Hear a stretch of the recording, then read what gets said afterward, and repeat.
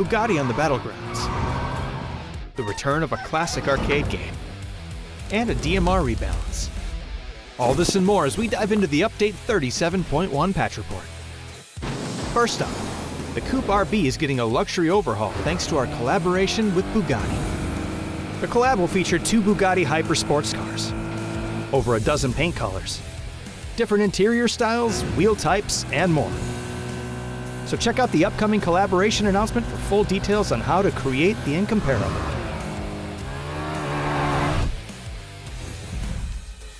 Next up, we've officially implemented the DMR changes we introduced via Gunplay Labs. DMRs have seen a 12% damage decrease overall, and many have had their overall RPM reduced by about 45%. By adjusting DMRs, our goal is to expand the viable weapon choices across the battlegrounds, while keeping your choice of weapons strategic to your style and situation.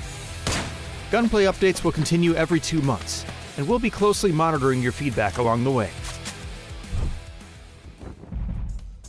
Next, grab your controller with those chicken-greased fingers because PUBG is coming back. For a limited time, you can drop back into the fan-favorite top-down 2D minigame we released back in 2021. Player Omnom's Battlegrounds is a hardcore, retro action arcade experience where you'll fight powerful chicken bosses. We've even added a brand new map, Paramo, for the re-release. So drop in and see how far you can get. Radical!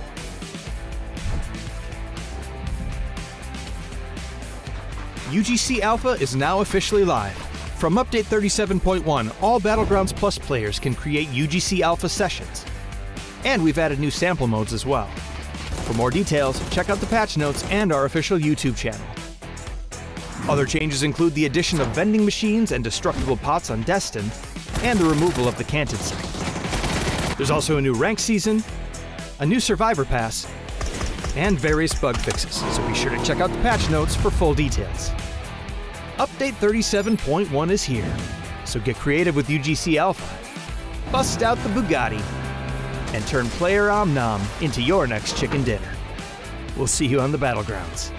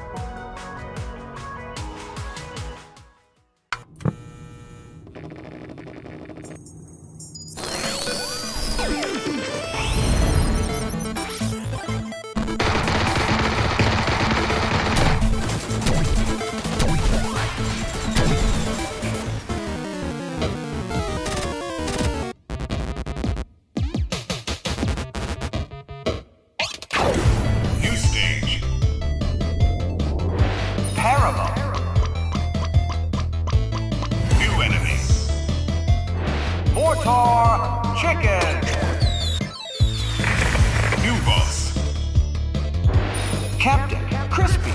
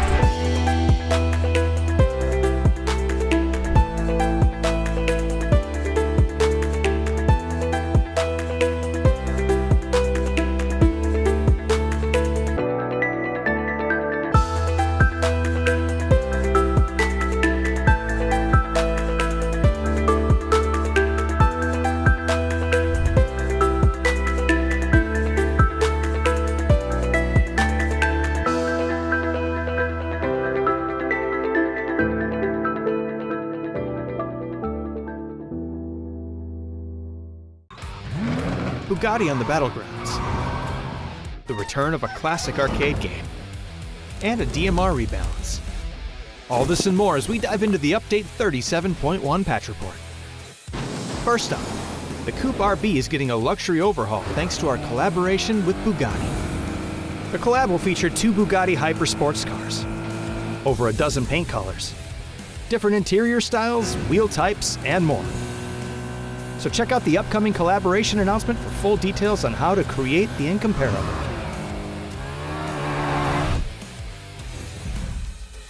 Next up, we've officially implemented the DMR changes we introduced via Gunplay Labs.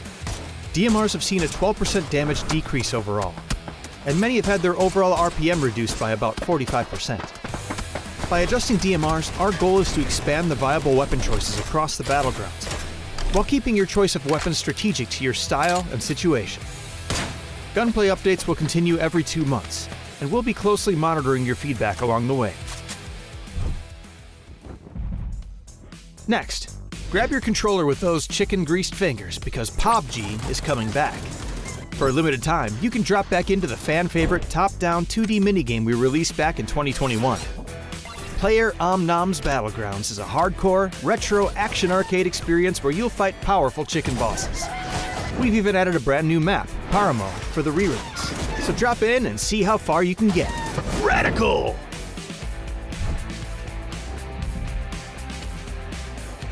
UGC Alpha is now officially live. From Update 37.1, all Battlegrounds Plus players can create UGC Alpha sessions. And we've added new sample modes as well. For more details, check out the patch notes and our official YouTube channel. Other changes include the addition of vending machines and destructible pots on Destin, and the removal of the canted site. There's also a new rank season, a new survivor pass, and various bug fixes, so be sure to check out the patch notes for full details. Update 37.1 is here, so get creative with UGC Alpha, bust out the Bugatti, and turn Player Omnom into your next chicken dinner. We'll see you on the battlegrounds.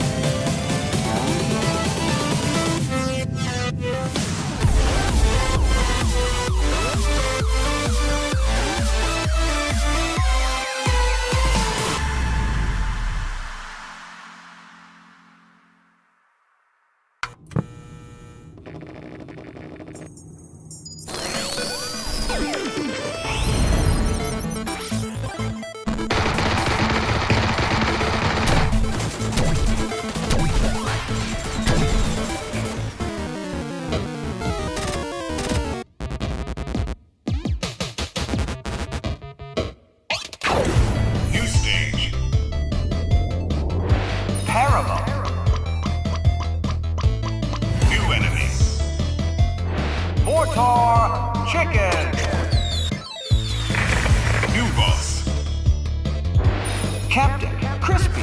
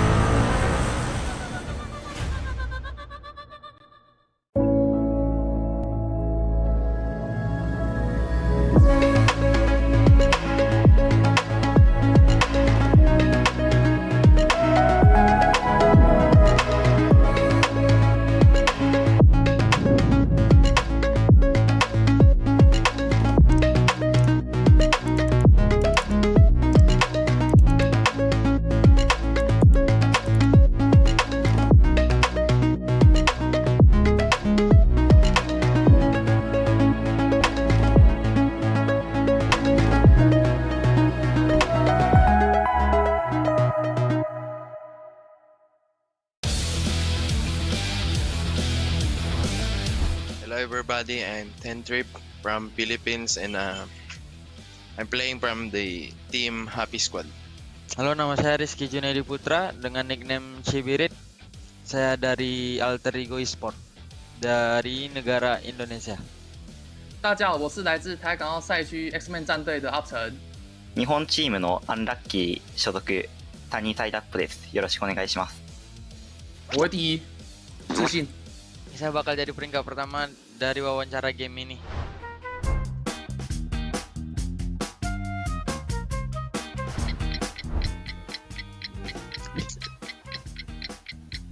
Apa ini? 手榴弹。Oh, grenade. Grenade. グレネード。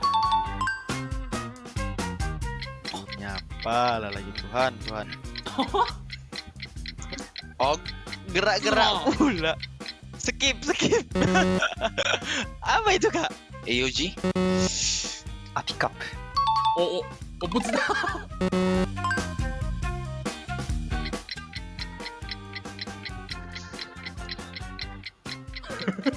Pala lagi. Mini 14。Kok jelek kali. Flashbang. 闪光弹。わかんない。なんだこれ。没有乱猜的。吉利服。Bandage. モーター。C4。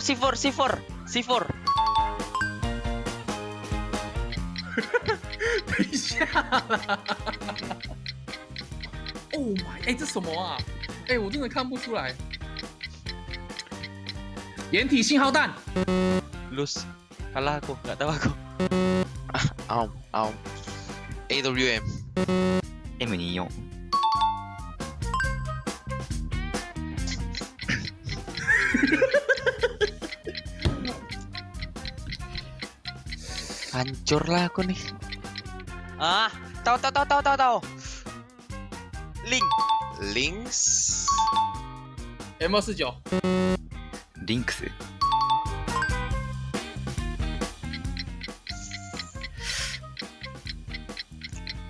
这一定是手枪。P92 P92。Is it Glock? Zipline. P1911。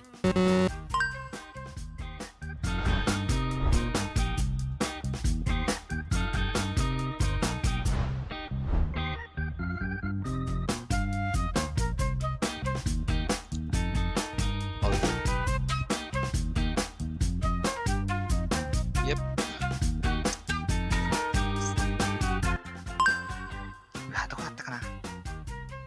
ZEN 斬新。不是，你知道为什么吗？我们是跳渔村的，我们会卡他，一知道那个是 ZEN。你问这个我就会了。Talking about getting cooked though, Q1. Their hopes and dreams against DCM too. Out of every team in the lobby, DCM is the one who wants to neutralize them. Just solidifies their spot as if it's not already concrete. DCM.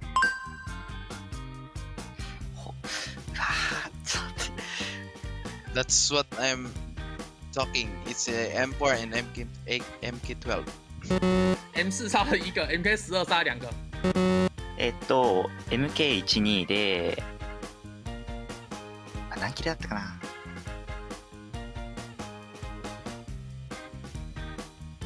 3キル。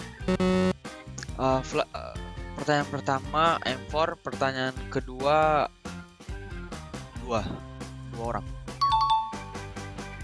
No. I'm just joking. Awas aja nggak ada hadiahnya. 后面那个不是他杀的。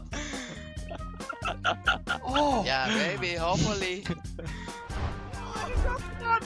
I see a dream of a run. Even if he goes down right now, it wouldn't be enough. He needs this one kill. He needs this chicken dinner. He gets the clip from behind a rock. A Molotov gets us up for he won.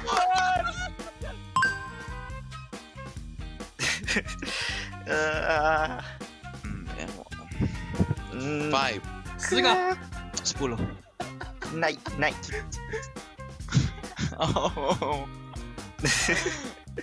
你知道什么吗？因为选手一般只会带5跟10嘛。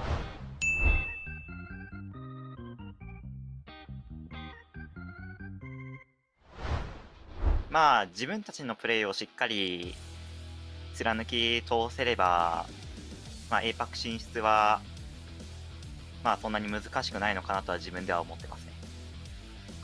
Saya udah siap banget. Dengan tim juga udah siap banget. Bakal juara 1 yang di PMS, yang APAC bakal top 3. I think I'm more more prepared to play this coming PNC than last PMS. I mean, than last PMS. It's because I've competed in the PNC and I've learned so much gameplay experiencing that, and I'm more confident this coming PMS. 下一个其实准备的没怎么样，就是一般，就是大家偶尔打打游戏之类的，没有特别训练。但是晋级下一阶段是一定会晋级的。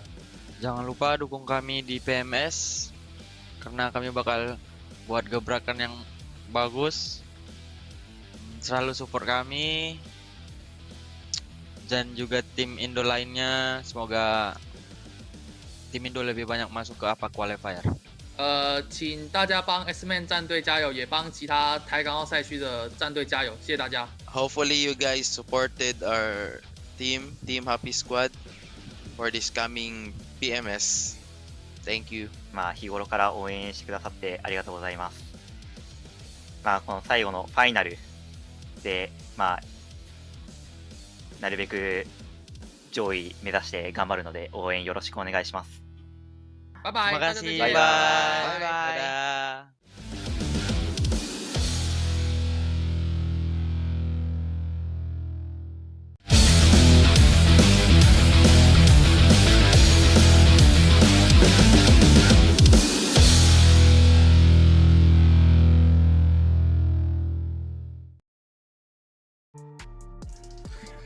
Hello everyone, welcome to the PUBG Master Series 2025 Phase 2, and also at the same time, it is Day 2 of the Master Series as well. I'm Leonard Lee, also known as Yoli. Joining me alongside me is Keith Alicio as we bring you guys all the PUBG action that's going to be happening throughout this weekend. We just pretty much settled Day 1 yesterday, now it's Day 2 as we slowly make our way towards Day 3, the final day, to see who's going to be our top 6 team to represent.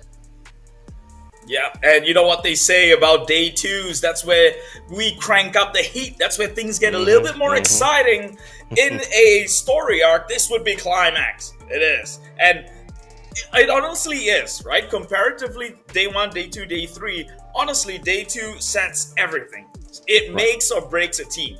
We've seen how within day 2 itself, it's predetermined that a team is mathematically impossible to even make it into the top 6 position. And therefore, day 3 might just be, you know, dead in the waters in a sense, right? So day 2 is everything, right? For these teams to set themselves up for success and for them to move on to the next round, and it is to compete for the top 6 positions. Remember, top 2 goes on to the PGS APAC Qualifier Finals.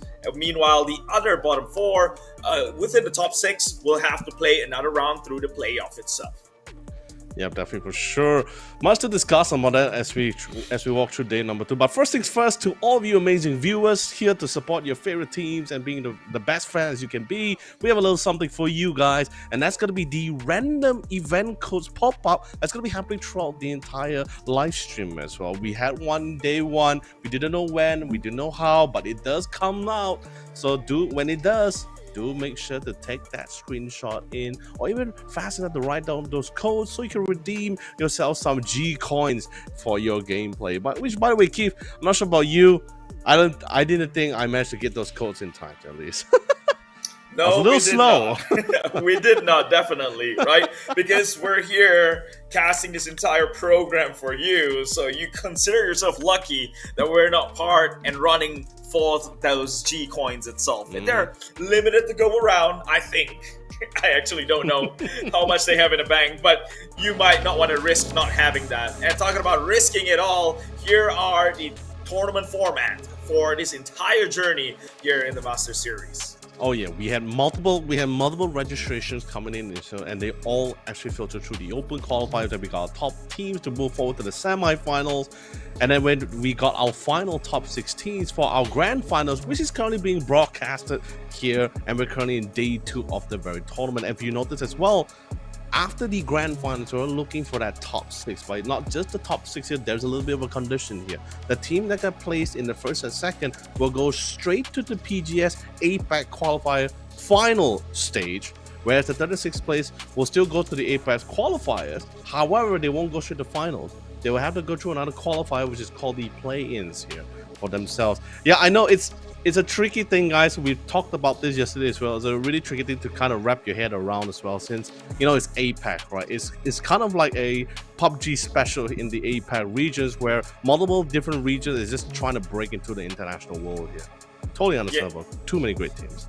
I mean, formats may be rocket science, but this isn't, right? The dineros, the dollars and cents, and this is what I advocate the teams to fight for. Be incentivized with the top 2 positions here at 7,500 and 4,000 respectively. A huge jump from what you would get in just one placement below that, right? 3rd place all the way to 6. Man, they're night and day different. It's nearly double the price from 3rd place to 2nd place itself. So every single point matters. Where you stand in the leaderboards is what you should be playing for. But of course, the long-term strategy, if you want more than just 25,000 US dollars, make it within the top 6 by the end of this entire weekend run. Yeah, that is a pretty good grocery money, naturally, but you know, at the same time, the more crucial thing, I know you say it's all about the finals. For me, is making the cut, right? Really making the cut here, because currently, this is the tournament that's currently we're currently beginning our long journey to the big one, to the big games here, the biggest event of the year in our PUBG history, and that's going to be the PUBG Global Championship here. So naturally, you really want to try to qualify. That's what the top 6 is all about here. Where is it going straight to the finals? Naturally, of course, all the teams, the top 16 teams that you're currently witnessing right now, they're the ones you love it. You recognize the name, you know the players, you know the orgs. They are the team that's most likely going to be making it all the way to the top here. But naturally, all these teams, all these top 16 want to get that 1st or 2nd spot, because it feels a lot more better than just skip over a qualifier and go straight to the finals, where you fight it out, duke it out for the main thing here. Yeah, the name of the game is to minimize your potential risk. This is an unpredictable game, much like the stock market. It's all about averaging things out and still stay afloat and be on a net positive here. And so making it into the top 2 position, which gets you direct invite to the PGS APAC Qualifier Finals, also means that you avoided a layer of elimination which could hinder your advancement towards the eventual Global Championship, or the PGC, that's happening at the end of the year. Yeah, but currently this is the total leaderboard after day number 6. We have a total of 18 matches. There's 6 matches already down and out for the count here, and these are the teams that's already made somewhat of a massive headway for themselves here. I know this is something we were talking about this before, even from yesterday's cast as well. So this is trying to maintain their spot in the ranking. It's entirely up to each of this team or each of their members. It's entirely on them, right? Because they have to really try to whether they can back it up on day number 2, keep the ball rolling. We've seen plenty of teams, I believe, in the past, teams or team members get out of the groups or get out of the group stage or get out of day number 1 absolutely perfectly, right? Absolutely strong right out of the gates, and then they start to crumble away as we make our way through day 2 and day number 3. True, good news though, on the other hand, if you have a reach strong start on day number 1, day number 2, you get at least try to make that consistency. At least that way you feel a lot more comfortable when we get to day number 3. Well, talking about that one, I will need to add in my remarks and my opinion, and that is, I really don't think any of the teams had a strong start in day number 1, right? Because what do you define that word? It means setting a buffer, a comfortable gap in terms of points from the next guy that you're solidifying a position. If you notice, just now on the overalls, all 4 teams in the I guess the left side of the entire table are all drawing within the 60th mark in points. 63, 63, 61, 60. So no one's really comfortably ahead in the number 1 spot. They perform well, but no one's really setting themselves up above the others here.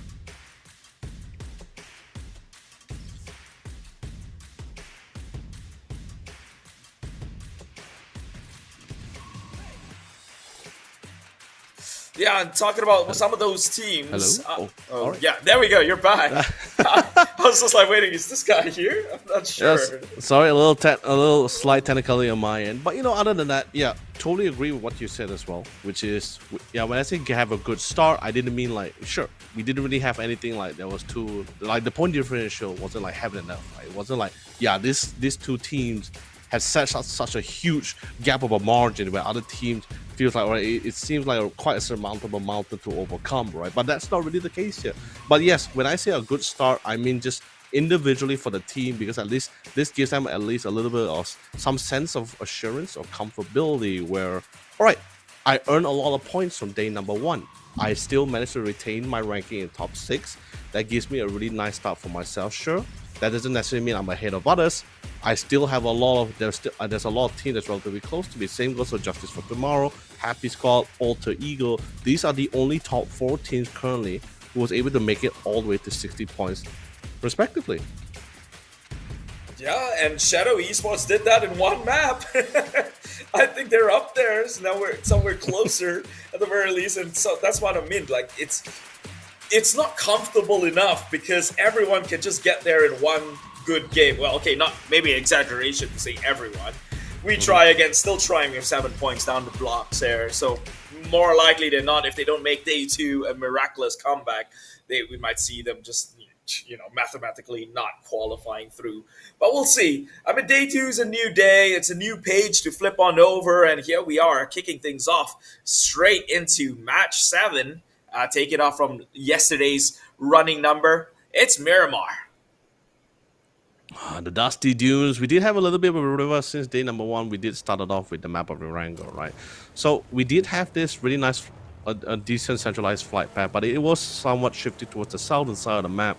So if any team did feel a little bit of a preference to drop in the map, drop in certain locations towards the north side, they might just have to go for long dives. Commonly, we see a lot of teams, some members will drop down relatively early just to secure the vehicles. This is a very large map. Vehicle is somewhat of a key, can be a very key play in terms of whether setting up for cover or just getting to certain positioning faster than most teams. Thankfully enough, the circle didn't really shift all the way to that heavily to that north side, still retaining somewhere towards that southern side, exactly paralleling with the flight path as well. So a lot of teams don't really have to worry about too much on relocating themselves.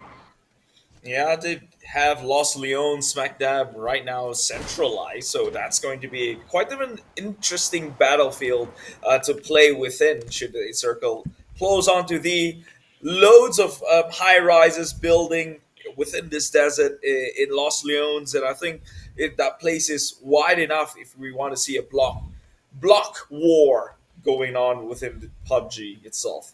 So as I mentioned that, let's take a look at this terrain itself. Skyscrapers, a lot of potential for sniping position up on top, but also the close quarter combat kinds of push you into more C2C close quarters itself to pick up a shotgun instead. So right. Los Leones is quite an interesting terrain to try and battle things out here should the circle actually focuses onto it towards the later end of the game.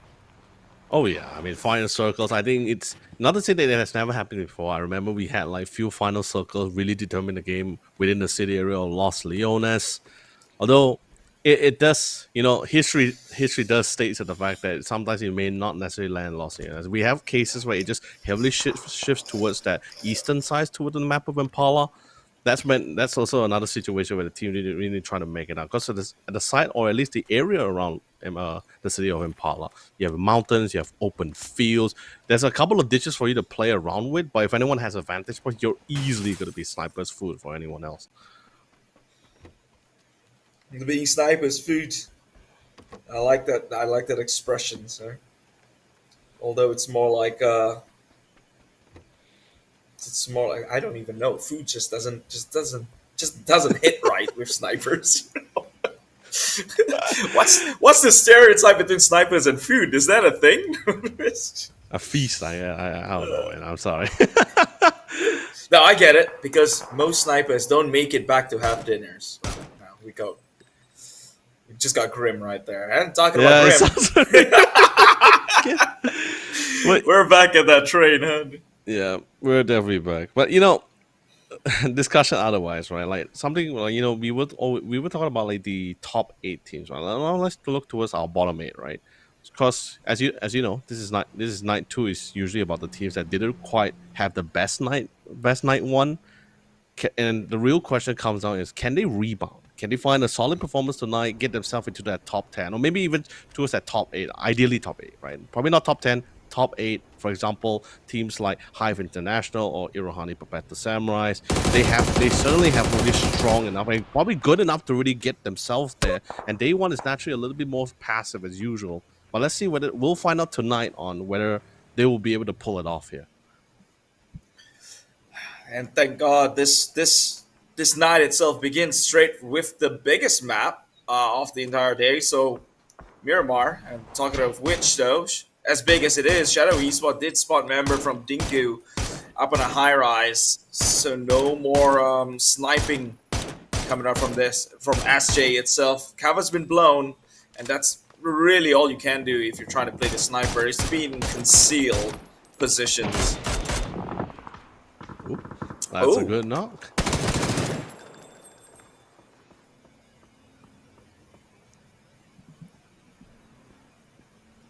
Yeah, looks like the Ninja Pandas got one.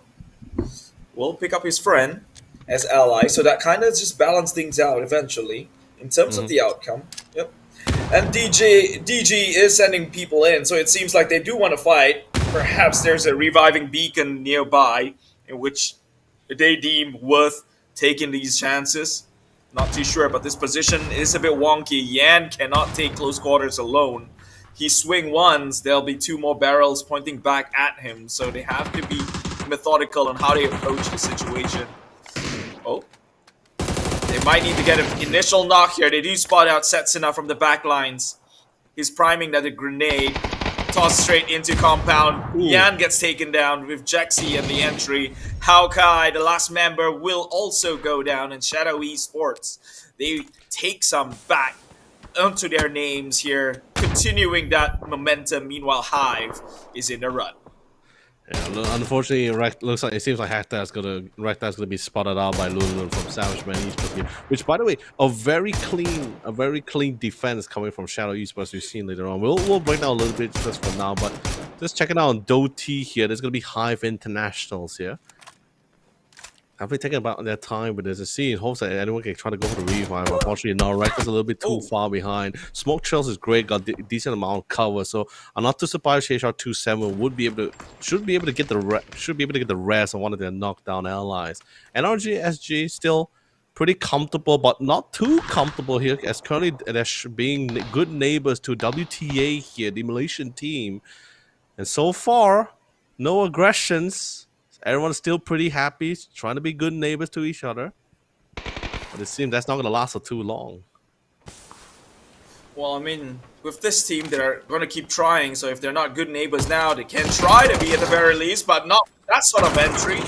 Breaking in and taking out the host, that is just not the way you're going to get good karma onto your side as Nirvana Rebirth forcing that respawns onto WTA from the get-go here.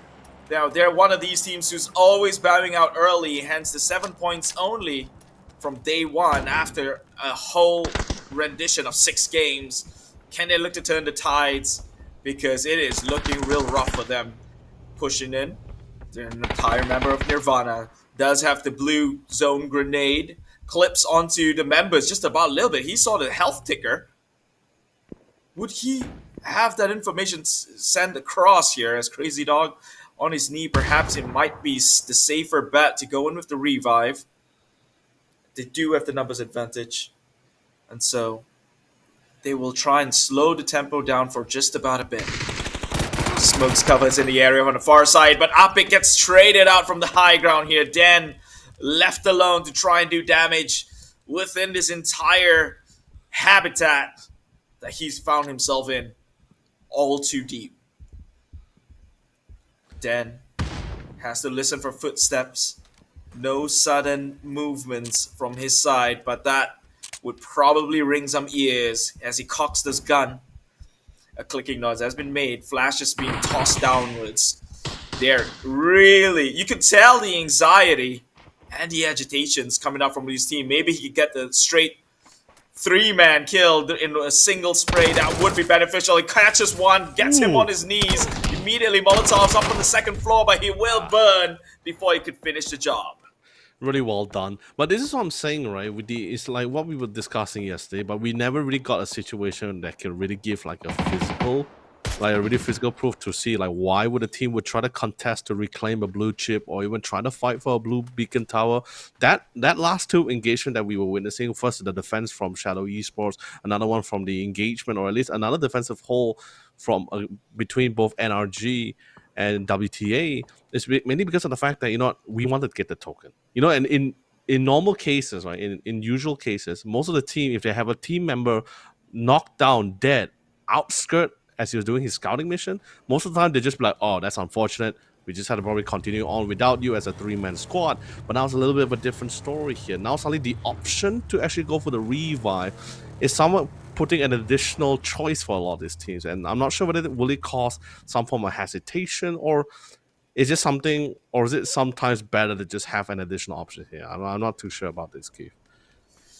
It's a judgment game again.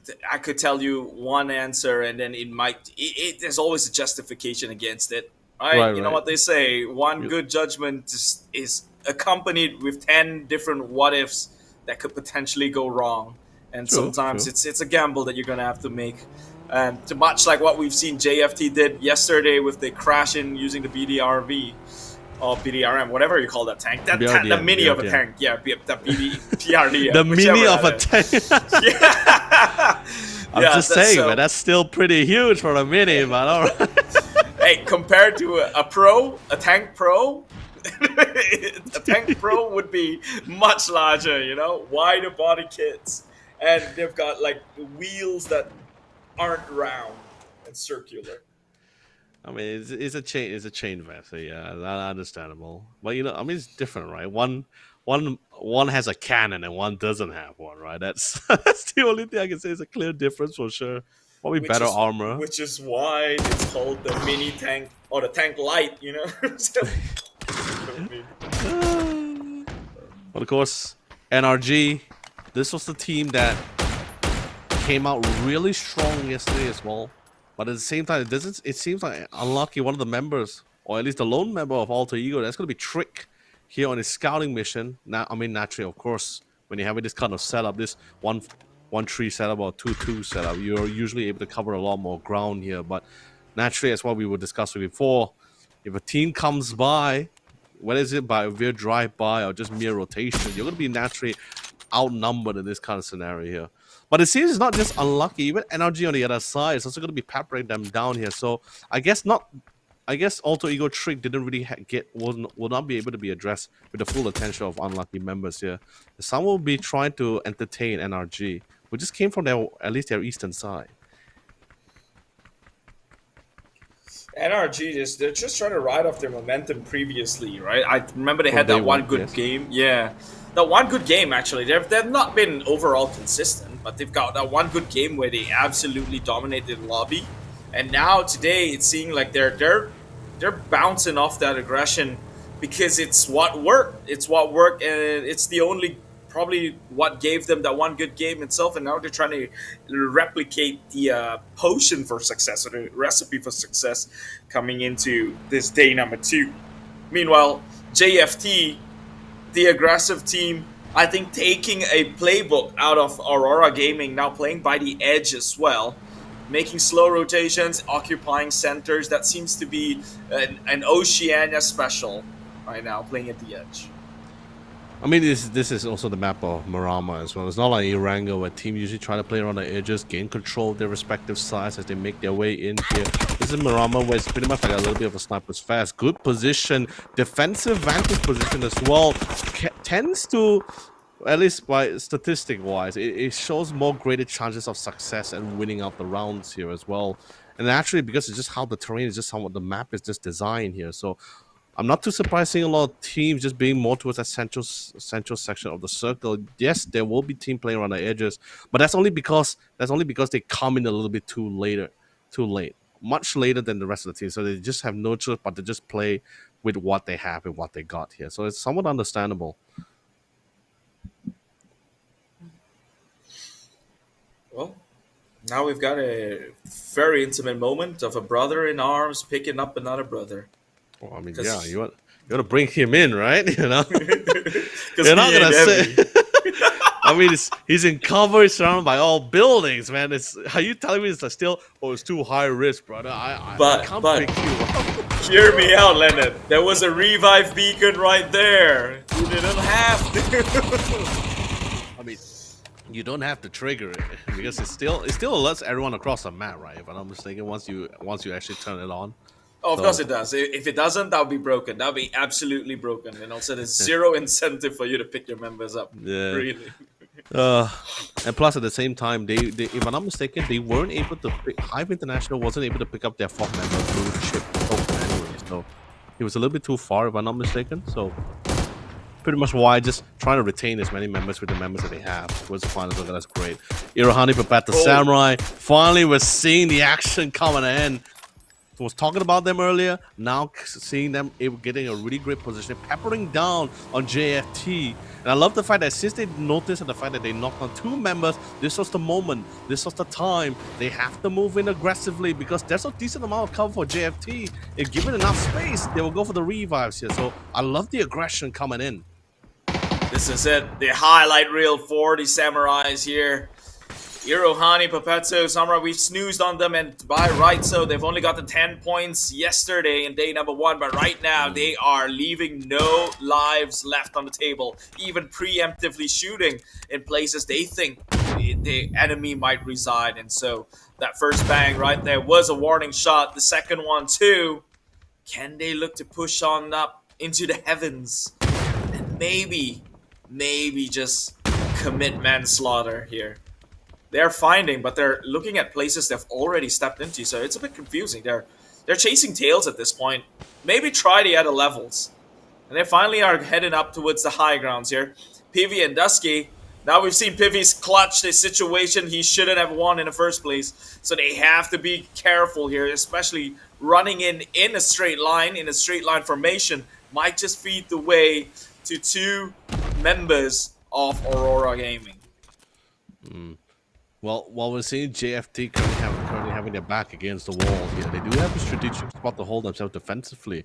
But what about Alter Ego? They have 2 members currently down at the side here, and they're trying to clear things out against Unlucky, as currently they're just trying to gain control of the edge of their end here. Taiwan Esports also pretty much trying to do the same on the eastern side as they go toe-to-toe with Shadow Esports. 2 members down. Shadow Esports trying to go for the swing for the left side, but Lucky J read it perfectly, gets the knock, falls up with the cleanup, and it seems we didn't manage to get the conclusion between JFT and Irohani Babetta Samurai. JFT will be one of the few additional teams that will be eliminated and removed from play alongside with Shadow Esports.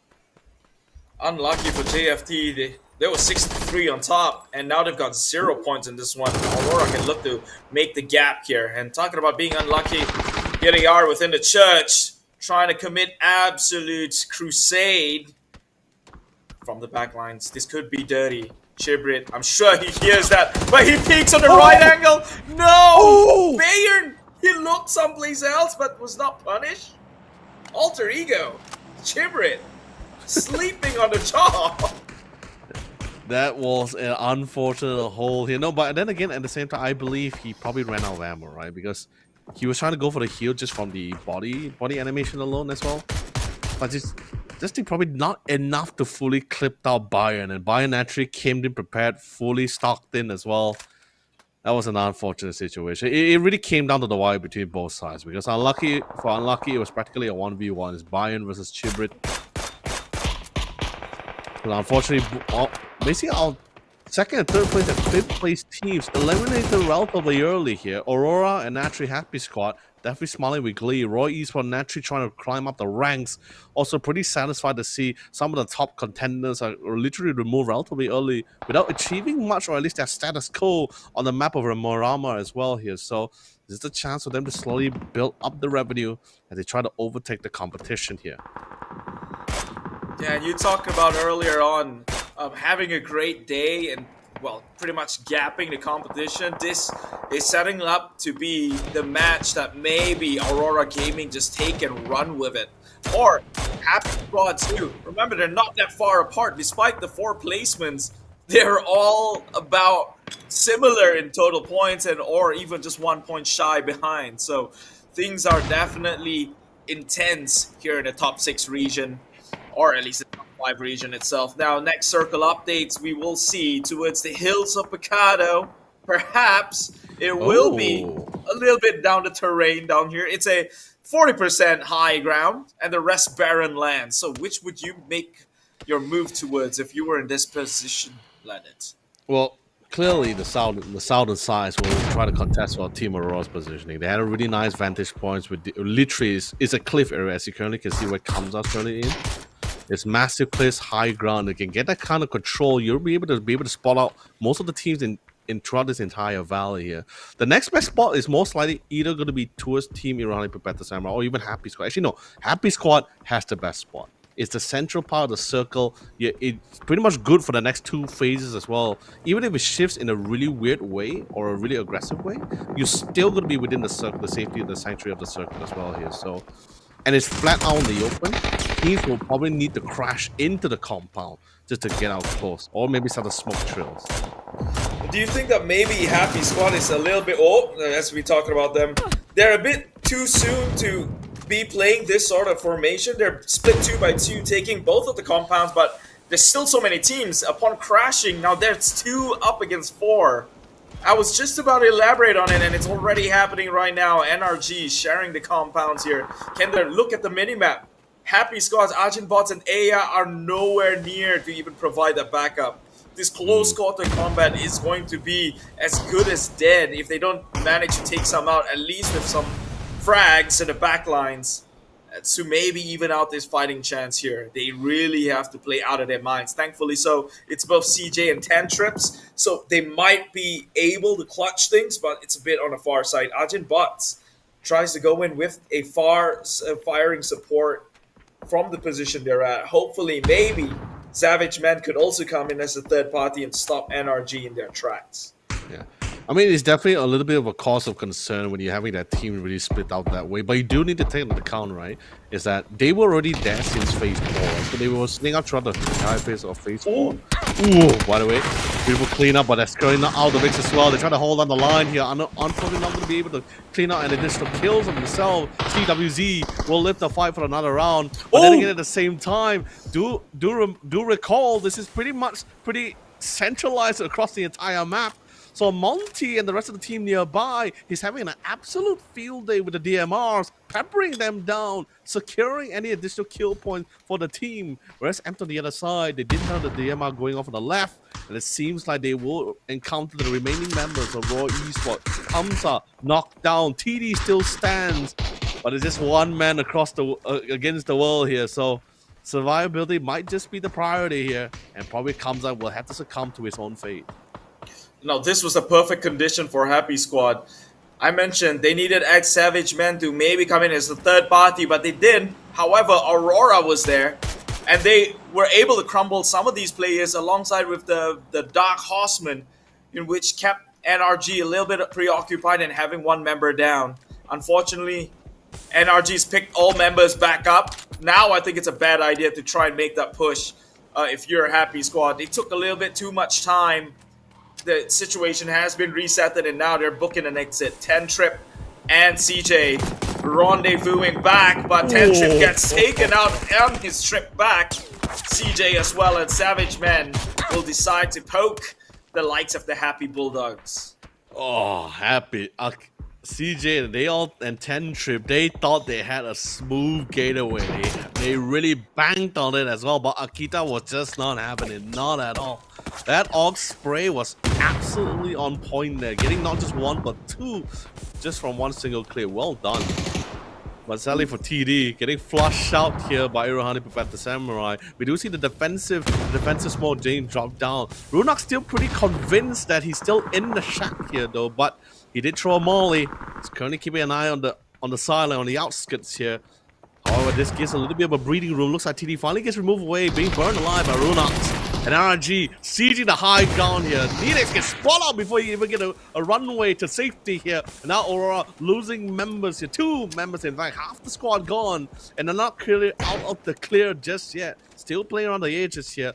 But naturally, doesn't really have a good Fortress of Solitude against NRG, who is 4 members strong. Oh, NRG, they seem to be getting away with a lot of things that they shouldn't have. Meanwhile, Happy, not so happy about that situation. They've split a little too thin, and now Aya is getting taken out. Upchen finds him. However, he did not immediately got sent into the lobby. They smell blood in the waters. Agent Boss finally shows himself, tosses a nade forward. But oh, Panzerfaust coming in from Upchen. Surely this ain't it. Which Aurora holding his own. I can't believe it in the 2v4. Aurora pulls it clutch for their team here, surviving, just limping through the final 4 with just 2 members retaining. Unbelievable. We saw a little bit last minute. I don't know what happened. All I know, Amped and the remaining members of Aurora went on an absolute tear to keep themselves here in the final 4. But here's the cool thing, right? Now we have Irohani Prabata Samurai. They couldn't even get to the final 4 in day number 1. Here they are. This is a team that usually plays for placement as the priority here, and I'm really happy to see them here right now in day number 2. Now they gotta scale down the hills. Aurora is the only one who's perched up and seeing the entire valley. They've got golden real estate right now. And so the rest of these 3 teams will have to play against each other and stand off, while Aurora can afford to just wait or even cripple some of the teams in the advancement. This could be good or bad for them because it is drawing away from the circle.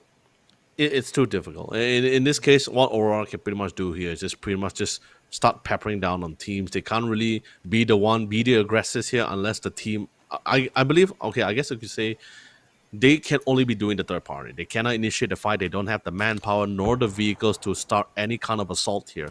So third party is probably the most safer call to make here. And if you notice from Savage Man Esports, like I told you before, that was previously Happy Squad's positioning here.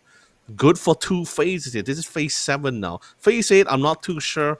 If it goes towards that northern side, then naturally Savage Man Esports is going to be flushed out. But on the off chance the circle still retains around their positioning, they're pretty much sitting on a golden egg here.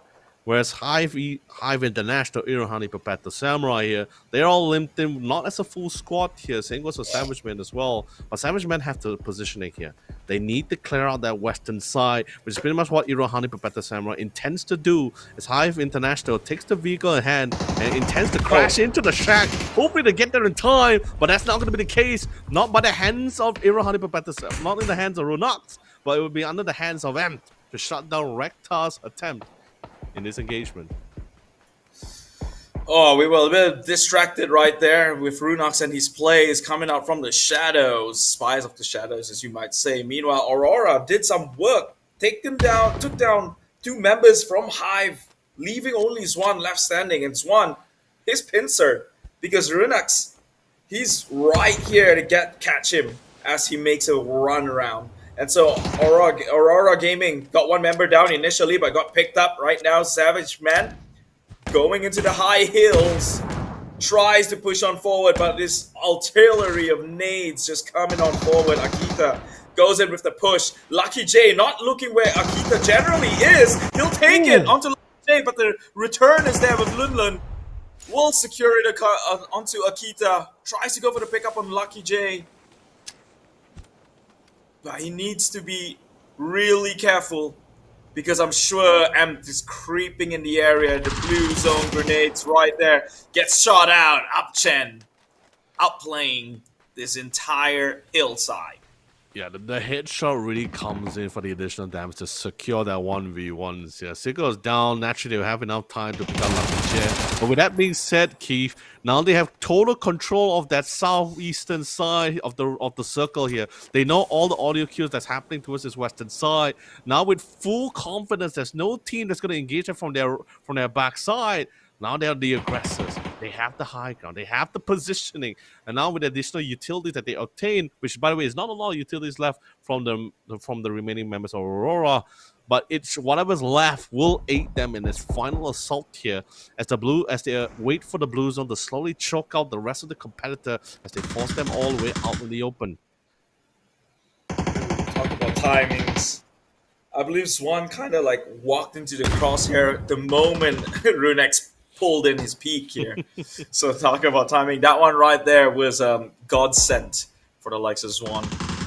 Stalemate for the time being. Oh, Swan gets knocked out. Not even necessary. And now I think they are pretty sure on the direction of the next opponent here. But Mook will try and face the impossible. Tries to push on upwards for honor and for glory. Runex has got his sight across these hills, but I think advantageous is the terrain that goes into the hill conditions. Oh, unless they get knocked by one of those, then that could be actually pretty bad. Yeah, but it's good. Great covers here. Naturally, 2v3 Savage Man with the man advantage. You won, or at least most people could dare say, like, it's been, they had a good spot. They got the man. They got the numbers.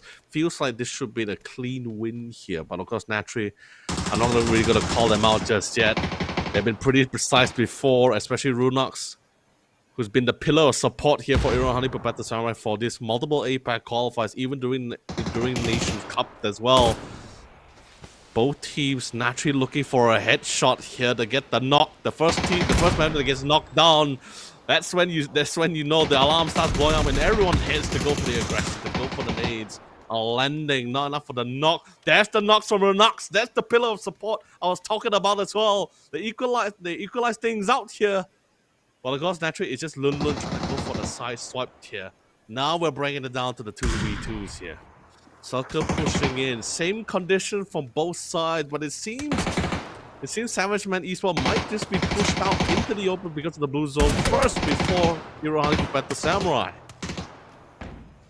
Ooh, they don't want to over-peak here. You need all the life you can get, especially if you're playing for the blue, but they've knocked one. Mook! Runex left alone to play, and they spotted out his whereabouts here. Can you kind of even the situation?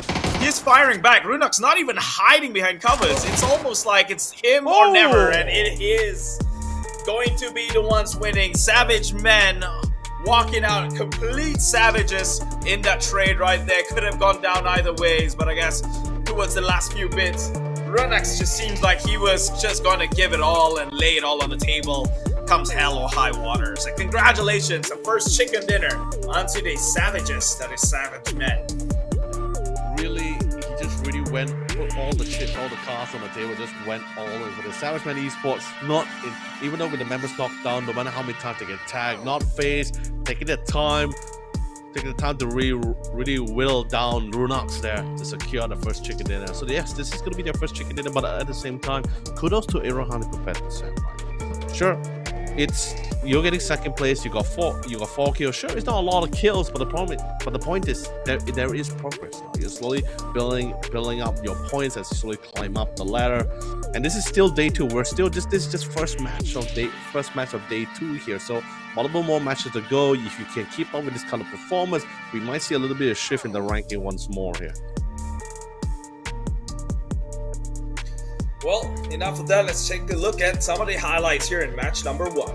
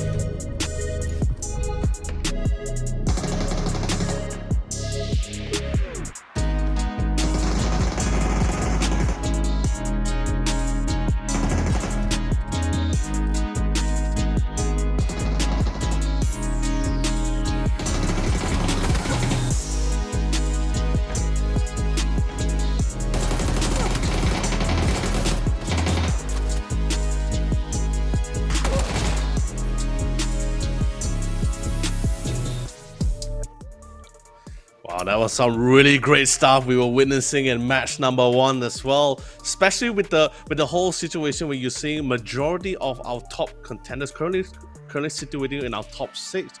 Literally about half of them, or at least 4 of them, bailed out relatively early from the matches here as well, which gives a lot of opportunity for other teams to really bring up to climb up the ladder here. But anyway, let's quickly check out the post-match situation here.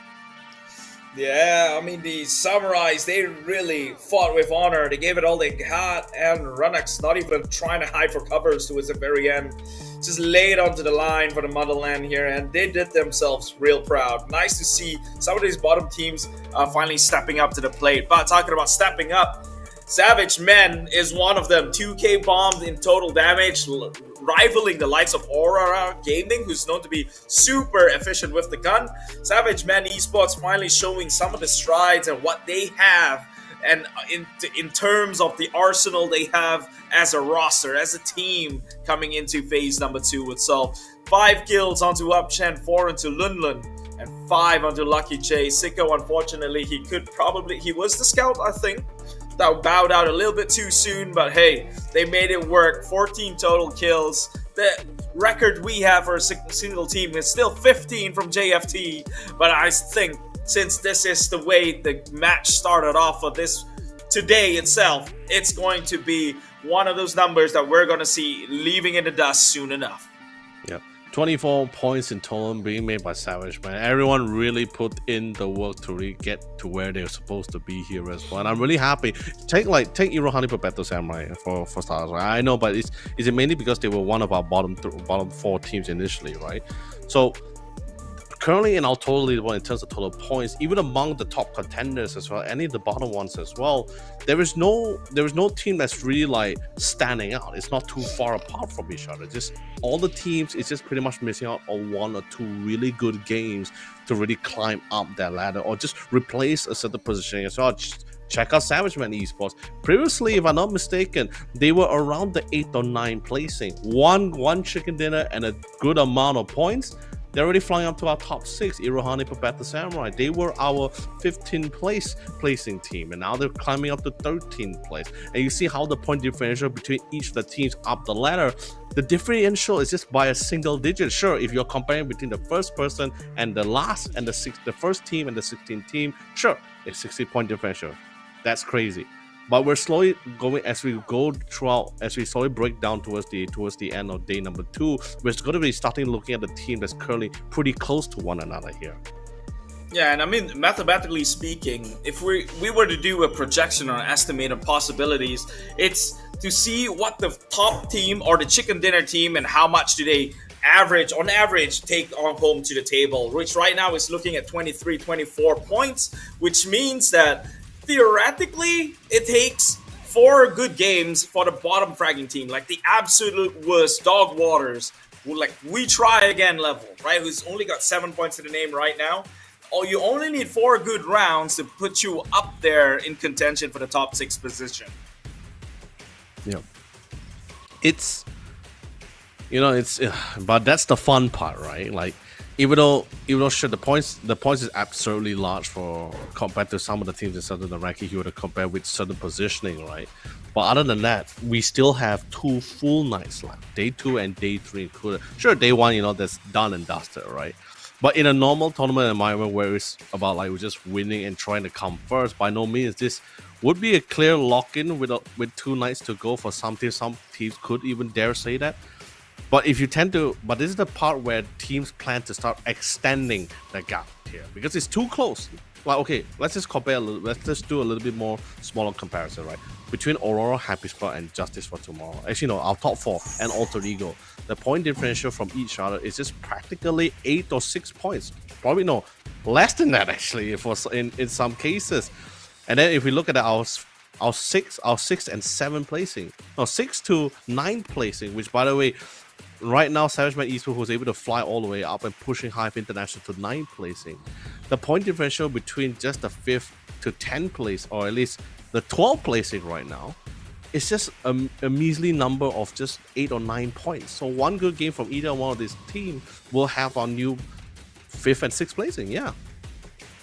which is very doable, which means these teams should honestly take away it as a motivation to try and make things happen for them, because hey, PGS or PGC only comes in once in a year, and you probably want to be on that roster right now. Remember, as an esports player, I don't think you get better as you age, so better now than never, as they say. And when the responsibility starts coming in, that's where you really gotta kiss it goodbye. And so now or never. Yep. But other than that, despite the ranking that we have right now, it's really good to see for day number 2 the teams are really stepping up their game here. Like even for WTA, ATO, Dark Horseman, they're crashing into compound. Naturally, it's not the outcome that they were hoping for, but it's that kind of situation where you know that it has to be required, because that was the current situation. If nothing is done and being passive play was the name to go, then probably that you're not going to be able to really step things up here. So really great to see how all the teams are really going all at it for day number 2. I guess you could say they're more, it's like what we talked about yesterday, right? Day 2 is usually the day where the teams are more accustomed with the teams that are competing in the lobby, right? Day 1, you see a lot of teams being a little bit more passive than usual, which is exactly what we were witnessing for some of the teams. But at the same time, it felt like teams also noticed this trend and they decide to really try to take advantage of the situation. Take GFT and NRG, for example. Being more aggressive than usual here for day number 1 here. Constantly picking out a lot of teams, seeking out towards the edges here, trying to get a really good catch on a lot of teams who intended to be a little bit more passive as they make their way through prioritizing placement over securing kill points for themselves here. So just comparing from our first match from day number 2 compared to day number 1, we're seeing all the teams being a lot more livelier than usual, which is good to see. It's good to see, and I think the previous match itself should be like opportunities for the rest of the bottom fragging team. It was the one instances where all your heavy hitters bowed out too early, not getting a single point across, if not 1 kills maybe. This was that was the game where everyone else step up. And if this were, as we're going into the next Miramar again of the day, hopefully with similar situations, I want to see some of those teams take advantage of that window. Understand that the top fraggers or the top teams right now within this league has already bowed out too soon. They need to start taking things onto their terms. Taking things on their terms, fighting on their terms. I mean, that's of course naturally the team's goal, right? Everyone feels comfortable fighting in. I think so far we've seen teams, maybe specific teams, who was able to really, once they put their feet on the ground and dig and really dug in, it's really hard to really expel them out. Even in match number 1 for day 2, we saw how Shadow Esports was able to expel out their aggressor that initially crashed into their compound, as well as Happy Squad was also doing pretty well until Akita for Aurora decides to gun the two, at least half of the entire team of Happy Squad, as they were trying to make their rotation to reconvene with the rest of the squad here as well. Whichever ways it's going to be this time round, it's the next Miramar. Will it be the same old chapter, or will it be a totally different game than what we saw previously? I'm excited for that one. And I'm excited for more games here in the PUBG Esports Master Series 2025. In case you guys didn't know, this is Phase 2. Grand Finals, top 6 makes it across for another chance at the ticket to go all the way into the PGC. That is the Global Championships itself. Everything's on the line. Today's the day to set things up for success. It's the climax point. Yep. Speaking of the climax, we're finally jumping in. The wait was long, but we're finally jumping into our match 2. It's going to be our last Miramar map of the night here as well. Teams who is very comfortable on the map Miramar, this is your final chance to rack up as much points as much as possible before we move on to new maps like Tego, Rondo, and lastly, of course, ending the night with 2 Erangles here. So let's see, my co-pilot Keith, will the flight path be favorable for the team? And of course, will the goddess of victory, or at least the goddess of the circle, favor the team throughout this final Miramar map? If it were up to me, I'd give them an unfair one, because I think that's as fun as the game gets. But right now, we've got a fairly split diagonally through the middle here. El Pozo is your destination, and Impala, your departure. All right. Great flight path, very central towards the map as well here. So teams should be able to go where exactly they want to be without, and wouldn't be too. I guess you could say there wouldn't be too many awkward encounters as well, like our match one, right? Because it was the flight path was towards the southern side of the map, so was the circle as well here. So there were a few teams that actually had a lot more earlier encounters. They're not necessarily leading to a lot of fights or regression here. They just decided to relocate themselves to another location, which then led up to another fight, right? Because Marama is that kind of map where even if you were to leave from a fight, the chance of you running straight into another fight is relatively high at the same time here. So that's just how it is usually most of the time. Actually, no, but then to meet each other just hardly ever happens, right? Like the one compound fits like 3 teams comfortably, and you probably never ever see each other, or don't need to even greet each other. Oh yeah, I mean if it's like Los Leones like we saw just now with 2 tiers, oh yeah, by all means, there's no reason to really encounter each other anytime soon. But remember that one time where we saw, I believe it was NRG with Shadow Esports, or was it one other team? I recall. I can't remember who was the other team. I remember they landed the same spot, and then they just decided, like, you know what, let's just leave. Yeah, I remember that moment. But then there's also the people who's going in just to find fault, and they're just absolutely drop onto your zone to take you out. Yeah, that happens too. Oh, that one I recall. It was NRG and WTA. They were both at the same place, but and it was also the Blue Beacon Tower that was also there at that compound. So, too many reasons not to leave, and a lot of reason to take those fights, right? Yeah, it's either you flip a coin and you win big, revive all your teammates, or get out into the lobby. So that's it's worth the reward, I guess. Talking about being rewarded, ISG finally showing signs of life. We've got some sort of a highlight reel from them already. I believe it's the first since like 2 days. So hopefully this have them featured upon the cam. Obviously, they don't decide that. Whoever's controlling the observer, they don't decide that. They decide purely on what's happening at a given point in time that could potentially be a point of interest. So ISG not being featured as much could also mean that they've been playing passively and not actually turning it into much. In fact, dropping members and being punished in the process. So ISG finally getting the highlight reel. Hopefully more to come here in another match of Miramar.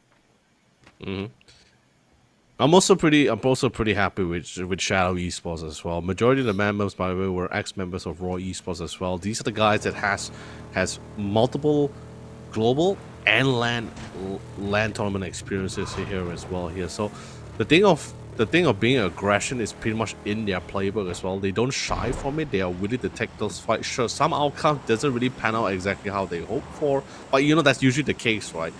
When you execute a plan, it's about whether you can come up with great success with that plan or not here. So, and I believe yesterday them securing a chicken dinner for themselves was also able to secure themselves to that 6th place, which was pretty phenomenal too. I mean, especially when you're playing from behind, or at least the middle team, I think the moment you're trying to make something happen, even if you get punished in the process, is very commendable. Right? Because I would argue there's more reason for you to try and risk it all as the middle bracket team comparatively when you're above and ahead, right? Because the name of the game is different. When you're Aurora Gaming right now, it's about making less mistakes. It's about securing decent amount of kills, and then for sure the surefire placement points to keep yourself afloat here. But if you're playing from the middle, let's say 9th, 10th, and onwards, really, what's the worst that could happen? You just don't qualify, right? Yeah, are you going to qualify just keeping to the same playbook? Probably not anyway. So it's more reason for you to try and, toss the dice in some of these situations. Which is why I think it's pretty cool to see like how the team really just interacts as how they really adapt to the surrounding scenarios. Like take for example yesterday's, right? I believe it was our second match of Erangel, right? The last Erangel of the night. Wait, hold on. We'll discuss that a little bit later on as ATO decides to crash into the compound here within the vicinity. It's going to be one of the members here of HR27. They did somewhat go for a split here to try to equalize the loot and cover a little bit more ground. But you know, this is the kind of risk where you have. When you're split out so far apart from each other, you're covering more territory for your team here. You're getting a lot of intel gathering. But if a team were to crash upon you just like that, you're just going to be completely outnumbered and then alone to defend for yourself. Naturally, if you clutch it out, that's going to be a fantastic highlight reel for you for sure. But the chances of that is so slim here, really. But if anyone's going to do it, Pivy would. That clutch. Playing with the car seats. Who does that? Actually, no, I believe it was, we had the highlight reel for that yesterday, right? Not for PV, but I believe it was 10 Trip who was clutching it out between a 1v3 against GFT. He was shooting against 1v3, but then that moment, Happy Squad would have won. And then one member came in and had a one-on-one standoff against Pivy, and Pivy just played around with the car seats. Oh, yeah. to victory. I thought that was highlight from me, man. That was peak. But that's what I'm saying, right? That's the beauty of PUBG, right? How the players really cater and answer the situation. It's not just a typical just run in guns blazing, right? There's beauty in this kind of finesse. Oh, hold on. The tags are good.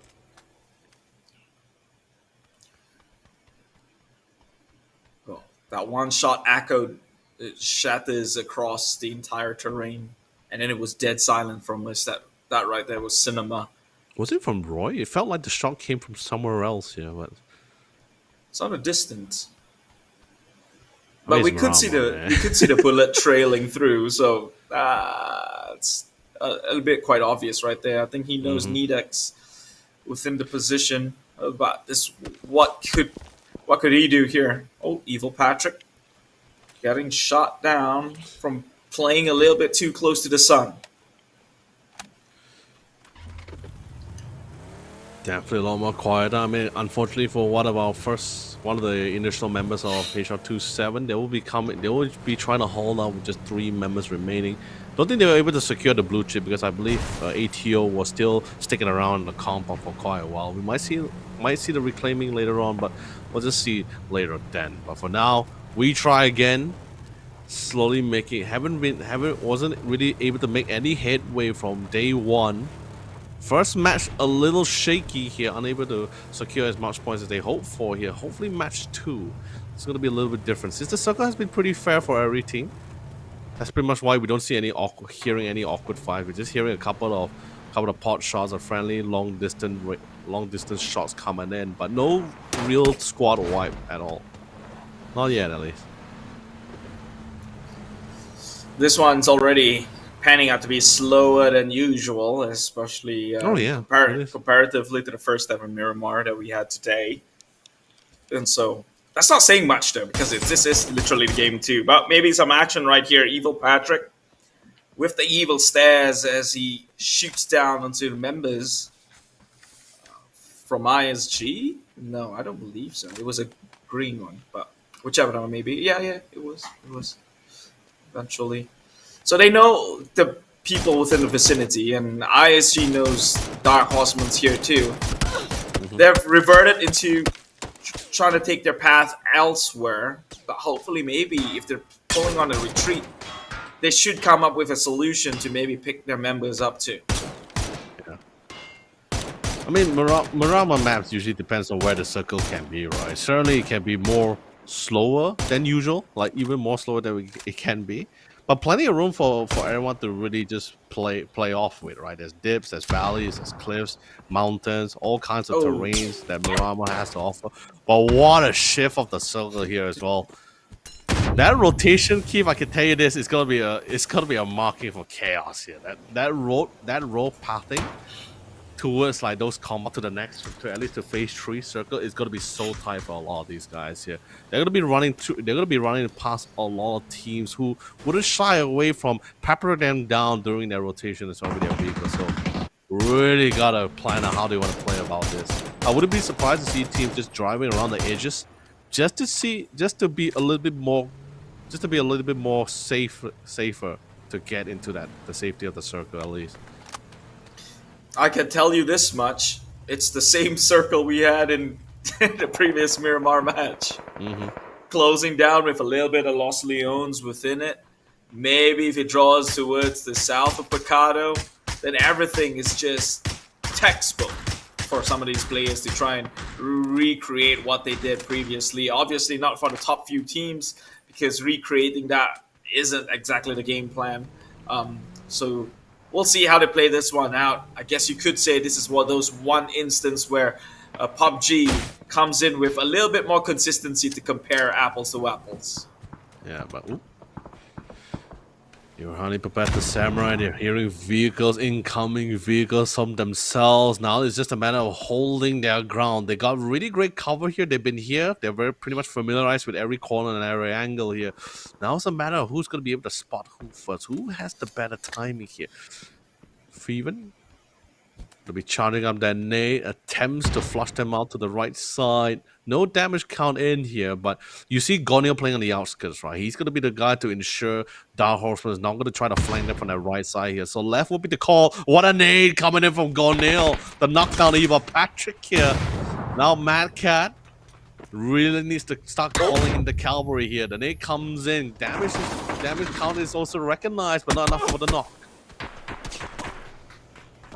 Taking a little bit much there, ISG. It seems like they've not warmed up for close quarter combat, seeing as though they've not encountered many throughout their day number one, but they will be trying. Secures one, immediately turns around just to see if anyone might come in to try and take advantage of them shooting down an ally. ISG will walk away with the one kill at the very least, not punished. Still have all members, but DH, they're still well within this area if they look to take a fight on the outside. Well done from ISG. Really just hold their own here for now. Dark Horsemen just trying to reposition themselves around the outskirts here. It's a little too late. I guess they feel like it's a little too late for them to make any additional migration or rotations. However, on the other hand, unfortunately for Monty, gonna be spotted out by members of ATO. Gets the knocks and the finisher here. Aurora, a member down for the count here. And look at that positioning as well. I'm not too, with this circle as well. I wasn't too surprised why Dark Horseman isn't planning to leave the compound anytime soon. There's just no other safer spots to be. And if they go further down south, it's an open fields, the plains.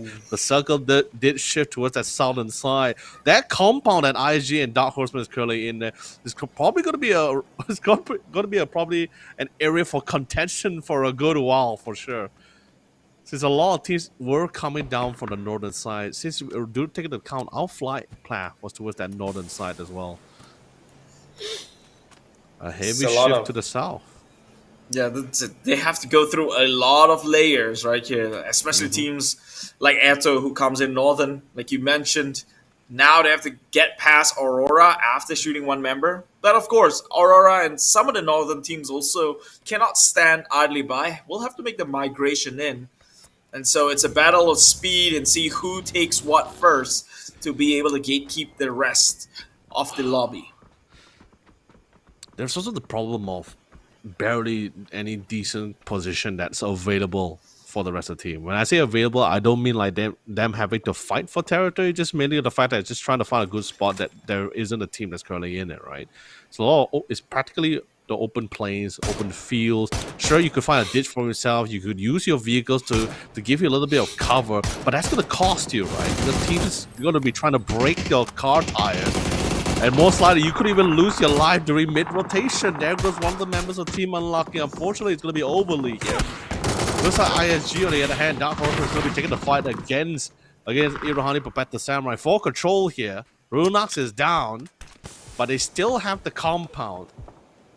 Whereas Dark Horseman is currently circling around the position here to see if they can try to block them out.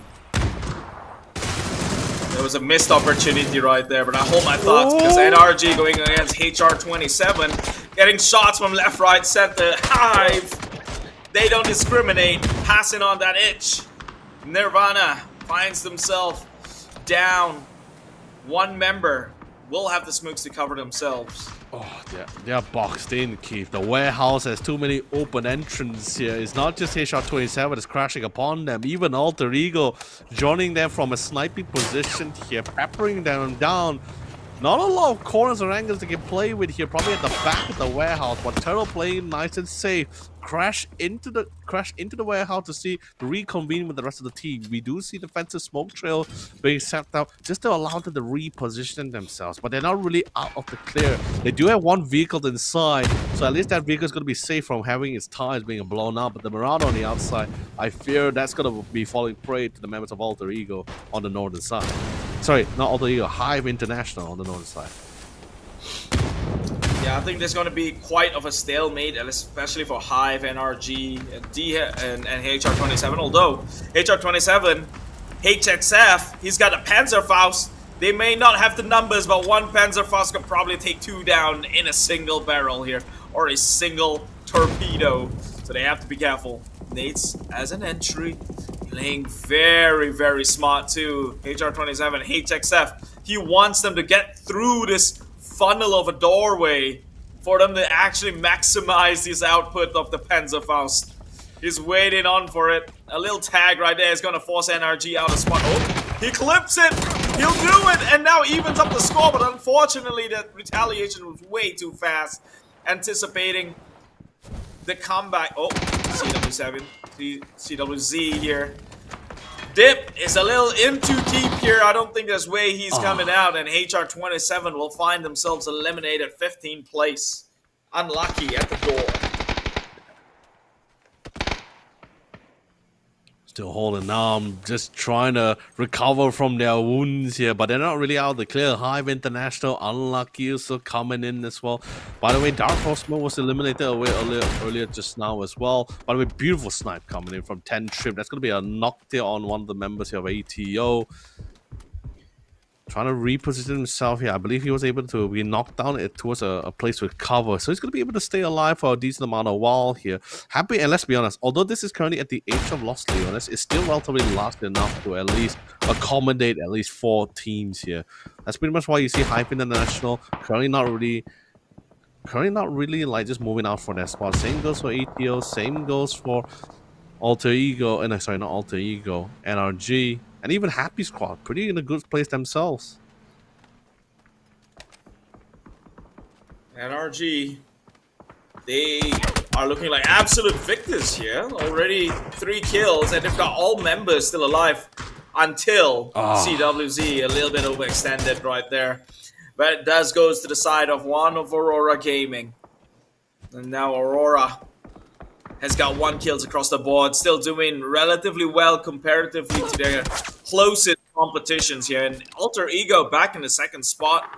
It is reminiscent on day 1's performance, where Alter Ego held that spot for at least 2 games before being taken over. And I remember talking about this yesterday too. We mentioned how JFT are day 1ers, but can they keep this up? It seems like they're slowly drifting out. They had 0 points previously, and now still 0 in the board, but too soon to say. Meanwhile, Turtle K tries to close in on it after a successful knock by his teammate against Aurora Gaming. I think they really need to play this really well. They do not have an idea on how many members there are within this single push, but with the delay that is shown in hand, they could almost already expect that those members have been picked up. And they have to play the next few seconds like clockwork. Aurora doesn't really have to worry too much. At least now they know the engagement towards this warehouse. They can only flank it from the southern side of the building. They can't go to the west or the eastern side because Hive International literally gave them a reason why they couldn't do it here. Saturn Esports on the other hand, Esports, they're slowly making their way through from the western side, from the open plains. But they do have a vantage position with a ditch that they can actually play off with here for sure. So they can really take their nice time with this high position that they have to slowly pick out most of those players. Roy East on the other hand, will be crashed upon by members of Hive International. The nade was good. It will wipe out quite a majority of the members of Roy Esports here. And TD will be the last one to stand. Barely alive, but he has to endure And sadly, it's just too much for him at just too many angles to point the hole and call. That right there was an absolute masterclass display of how you utilize nades. It was nearly carpet bombing at that point. Almost too good to avoid. And they wiped out the entire Roy with that move alone, leaving them 0 for the time being. Meanwhile, Happy Squad looking at Ato, who's boxed in. They do have CJ as an infiltrating member. Should they were to make it up onto the rooftop, I think it's a fair assumption that they would. That would give Ato a vantage point, and so with CJ already in place, he could look to spray them down, or at least one by one as they make this mistake. Lolba has got a Panzerfaust, but I bet he's not expecting this one member CJ on top. Has to be careful. Buying with the time, you got the nice hype. You really got a really great all these vantage points for themselves. A difficult building to flush out from long distance, so you really need to try to convert those fights into a close quarter. Or we'll just see how the phase 6 is going to be like, because if it keeps going to the south and western side, you're going to be flushing a lot of teams out of those buildings, those high-rise buildings, right out towards the open field. Still got a couple of compounds for them to play with naturally, but it's all grounded level. It's all base level here, so it's gonna be a really difficult time. Whereas on the other hand, Dingo Gaming still hasn't really found a decent spot for themselves. They're just playing between the whatever crevice of a walls that they have for themselves, and WTA still playing right out in the open here. Savage Man eventually had to prepare to make a move here soon, depending how this circle goes. We're about to find out shortly here as NRG is currently sieging against Hive International here. Someone needs to get the full dominance here. Wait, what? He saw them in the shadows. He saw them. It was in an observer perspective. He actually saw them, but decides not to shoot. But luckily, actually get to follow through. But now he paid too much of a price. That could have been him. The hesitation kills, and that's one of the fair example on how you see it. Meanwhile, on top of the roof line here, blue zone grenades already deployed in place. Oh no, that's not the grenade, that's the actual wall that's closing in. Rolled up with the Panzerfaust! He'll get the trade at a split second to trade his lives in the process. I mean, the circles are still shifted down. They probably might have to leave the building that they're currently in and move to the next one close by. I mean, it's neighboring side, so the transitioning shouldn't be that hard. On the other hand, for Savage Man Esports, they were right out of the open here. This was the concern. The vehicle was just not enough. There's too many teams. It's relatively within range of each other, mid-range to go for those sprays. Knocks are happening. Savage Man from the full four-man squad is now down to the final man. Shadow Esports, on the other hand, is not really out of the clear so far. Dingo comes. VG comes in crashing into their vicinity. They need to hold their ground here. But look at how many teams is within the vicinity. Keith here is an absolute cluster of teams as they try to get some form of control in the name of good position for the final fight here. And Lucky J, the last man standing, goes swinging. Beautiful hit firing, by the way. But unfortunately, he will be the one to go down here. But at least he takes 1% down in the ball. Entry, what a spray. Connects to the second one. Unfortunately, he gets shot. Sadly, that onslaught gets denied and shut down, courtesy of ATO Rule Tampan. And now we're slowly coming out to our last few teams here. Even though it's phase 6, there's still so many teams still standing alive. And such a small area to deal with too. Just not enough territory to house all these guys. Yeah, the sad part about that fact is that the teams that were eliminated are all middle fraggers, which means the top few teams can look to eat the bottom bunch and get more points onto their way, unless they can do something about it. So this sort of matchup or outcome is going to create the disparity even the more so within the competition. WTA, one of those bottom feeders right now, trying to survive for dear lives. The Malaysian squad will have to try their way behind those terrain for the time being. But I would imagine trying to push upwards is going to be too impossible of a feat comes later on into the game should circle disfavor their position. Yeah. Meanwhile, go on. Oh no, I was just saying, I just want to follow up with you saying that ATO has been such a resilient team so far. And when I mean resilient, I don't mean just keeping it alive all the way to this seventh phase. I mean just constantly duking it out. ATO had actually had few members knocked down before they even got to this stage. Of course, naturally, courtesy of Rule Tampan, their teammate here, really keeping the team alive as he was able to shut down most of the aggressor. 10 Trip being the clear example when he literally knocked down 2 members of ATO when they were just trying to cross the road here. So although yes, they're not really out of the clear just yet. They do have a really nice high ground, but sadly the circle is not towards the high ground positioning.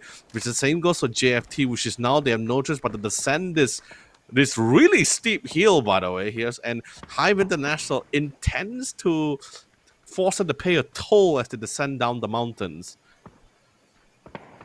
But Hive isn't in a good space as well. They will have to advance forward, and they'll be pincered between 2 sides here. Meanwhile, we were talking about WTA and how they will be in trouble once the circle disfavors them. Right now could be it. Oh no!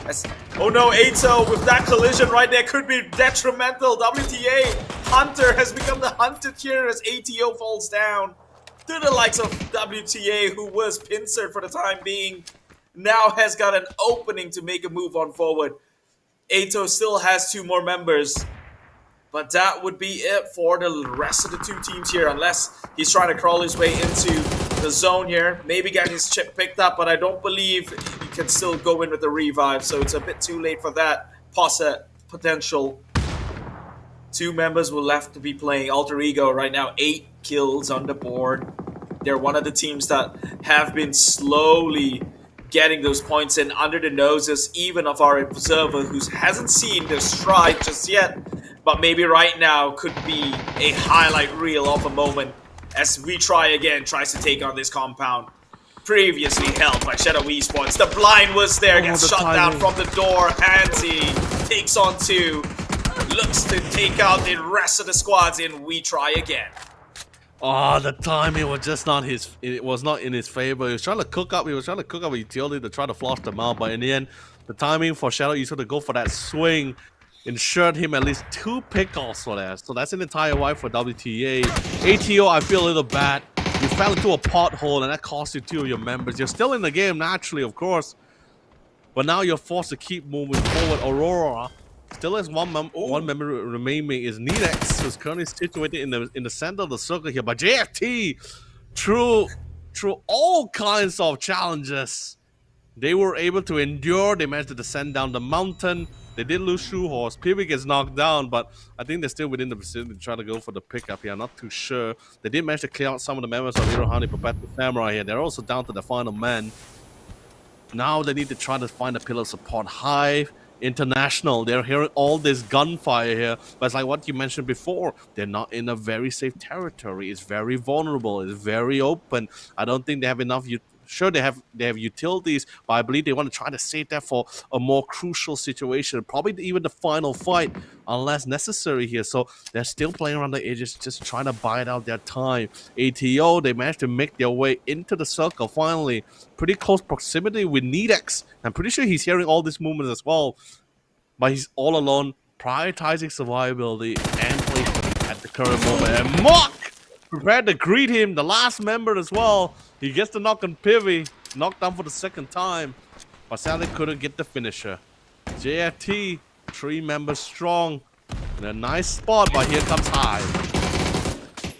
Oh, JFT just masterclass working those corners right there. They've always got a single member trying to back them up regardless of the situation.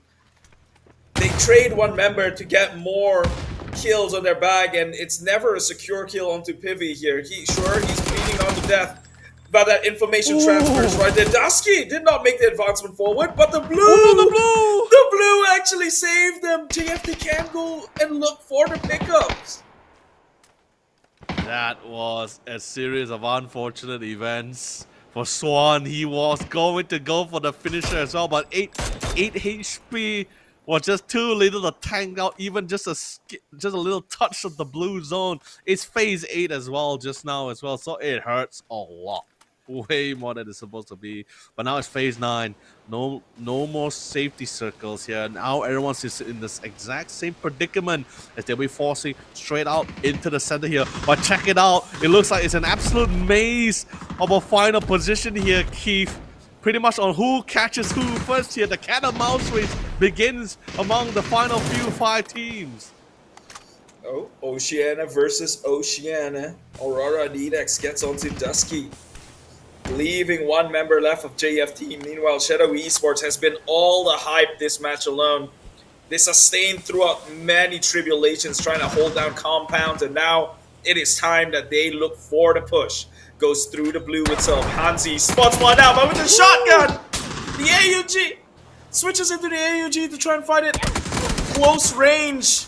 But oh, more members falling down, but they do have the members around to kind of give the info. Trade live for information here and go on with the pickup. They still have all 4 members down to the top 4. JFT eliminated, top 3 remaining. Aurora with only 1 member.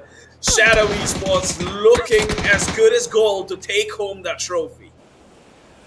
Yeah, Nedex well attempted as well. Make it all the way to the top 4, or at least the final 3, as he was the one who removed suspect from the round. But down to our final 2 teams here. But Shadow Esports, they already knew exactly where Alter Ego are. They're prepped to greet them in kind. They're not even within across the wall yet as well. They're right out in the open fields here. They're trying to flush them out here from sprays, from nades, and leading up to the second chicken dinner here in day 2 of the Master Series. Shadow Esports, we're looking at them having good games back to back to back.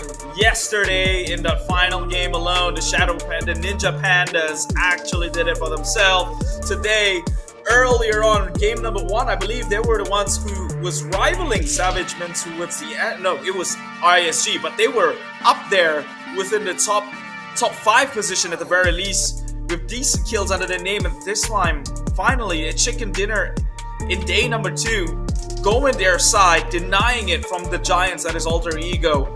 Previously, when we started the day, I believe Shadow Esports was down in 6th place or 5th. Right now, it's looking very, very much possible for them to rise up the rank and occupy within the top 3.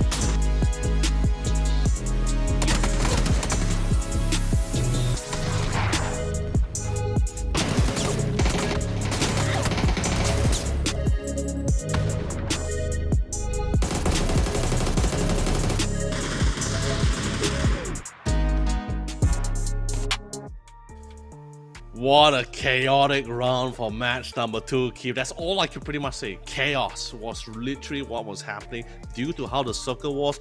I think it was even around phase 5 of the circle towards the edge of Lost Leon. It was already that hectic due to the amount of lack of good, decent territory for the team to really occupy for themselves here. But of course, naturally, there's going to be the post-game stats. Although the team was not here, but I can tell you this, Nidex was really thriving in that chaos. Being the last member of Aurora, that was some really great stuff he was doing in the last match. Yeah, but I mean, Shadow Esports, this entire match was a highlight reel for them. You had no idea how many teams they had to fend off just to maintain their foothold in a warehouse full of boxes. Come on, those boxes aren't holding anything valuable, so that we thought.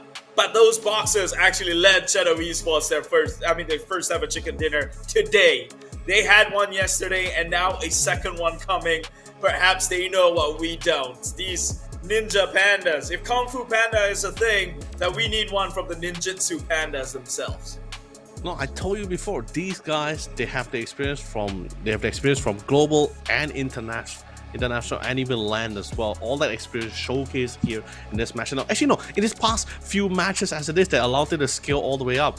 Them getting their second chicken dinner here in day number 2 really helped them escalate them further up into that ranking here. 24 points, and don't forget, it's not just placement here. They're also balancing out with the number of kills for themselves here. So they weren't really like being that passive team, just waiting things out, finding opportunities. Sure, they're still looking. They were still seizing for opportunities, but they weren't really shy from being aggressive when necessary as well. Because currently this is day 2. We're slowly going on towards the end of the night here, so a lot of this team intends to try to earn as much points as possible to prep themselves for that day 3. So 24 points is a significant amount, especially since, remember, this was the team that won their first chicken dinner on the map of Maram, the last match of day number 1 here. So earning their second chicken dinner in the final Marama map again shows waves. And they well-earned position as they were able to climb all the way up to that 3rd placing, 77 points. That's an insane amount. Yeah, and yesterday it seemed rough for the Shadow Esports teams, right? Like, I believe they were doing relatively mediocre until it came towards the last game. That's when they had a little life in them. And now today, riding on that momentum, they're already right there in between the games. I said they're definitely going to be in the top 3 post that game alone, and here sure they are. Top 3 position, looking like you can take over even the 2nd spot and contest for the 1st. If today goes the way of these Ninja Pandas, I think even Aurora has got to be worried because they haven't had a standoffish game so far. Now JFT, that's the ones we worried about. I told you, they're day 1ers. Consistency seems to be hard to lock on with them, and we're seeing them slowly drifting down towards the middle part of the groups here as they've not secured the points in game number 1 and only a mediocre one in the 2nd one. But more on that one later. Right now, a quick break from the both of us. I'm Keith Alicia, this is Leonard Lee. We'll see you in just about 5 minutes.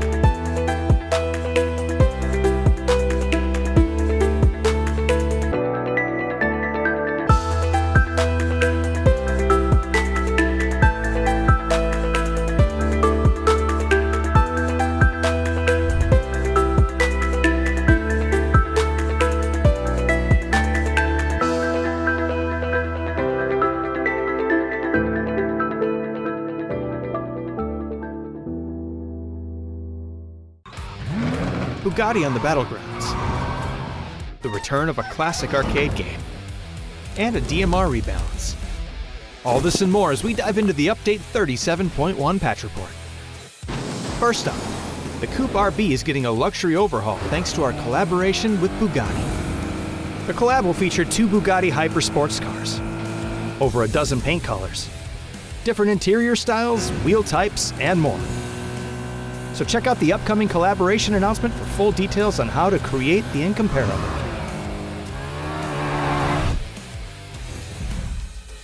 Next up, we've officially implemented the DMR changes we introduced via Gunplay Labs. DMRs have seen a 12% damage decrease overall, and many have had their overall RPM reduced by about 45%. By adjusting DMRs, our goal is to expand the viable weapon choices across the battlegrounds, while keeping your choice of weapons strategic to your style and situation. Gunplay updates will continue every 2 months, and we'll be closely monitoring your feedback along the way. Next, grab your controller with those chicken-greased fingers because PUBG is coming back. For a limited time, you can drop back into the fan-favorite top-down 2D minigame we released back in 2021.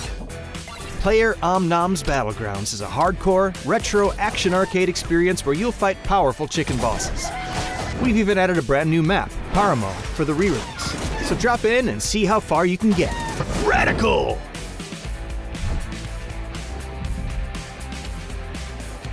UGC Alpha is now officially live. From Update 37.1, all Battlegrounds Plus players can create UGC Alpha sessions. And we've added new sample modes as well. For more details, check out the patch notes and our official YouTube channel. Other changes include the addition of vending machines and destructible pots on Destin, and the removal of the canted site. There's also a new rank season, a new survivor pass, and various bug fixes, so be sure to check out the patch notes for full details. Update 37.1 is here, so get creative with UGC Alpha, bust out the Bugatti, and turn player Omnom into your next chicken dinner. We'll see you on the battlegrounds.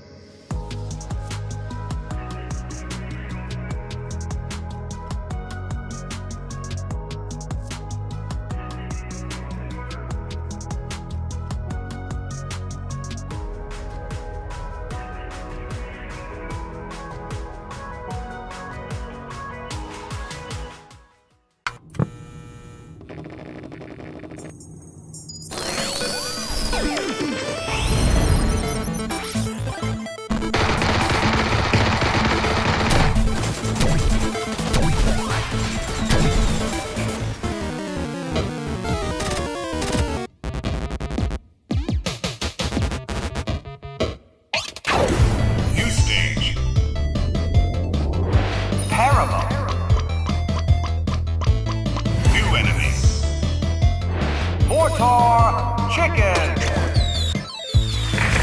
New boss. Captain Crispy.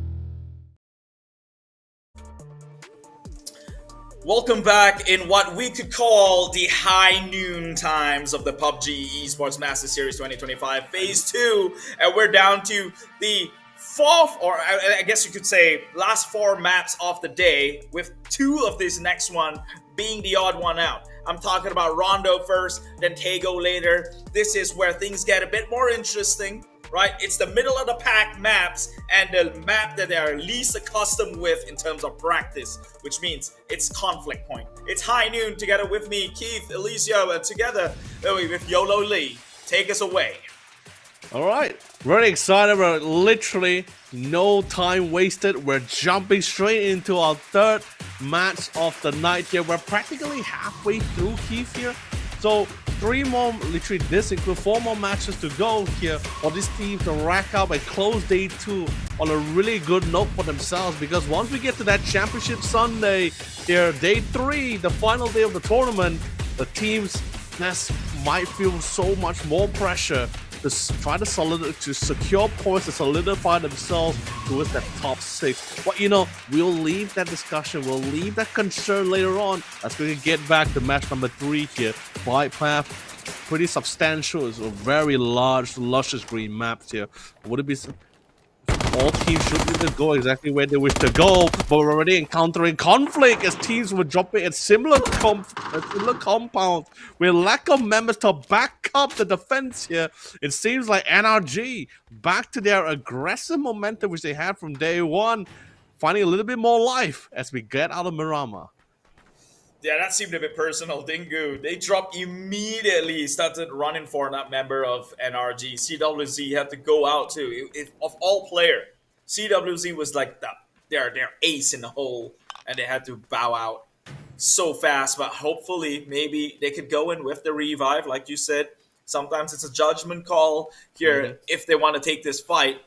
But if I was NRG, I'm feeling myself right now. I'd probably take this fight itself.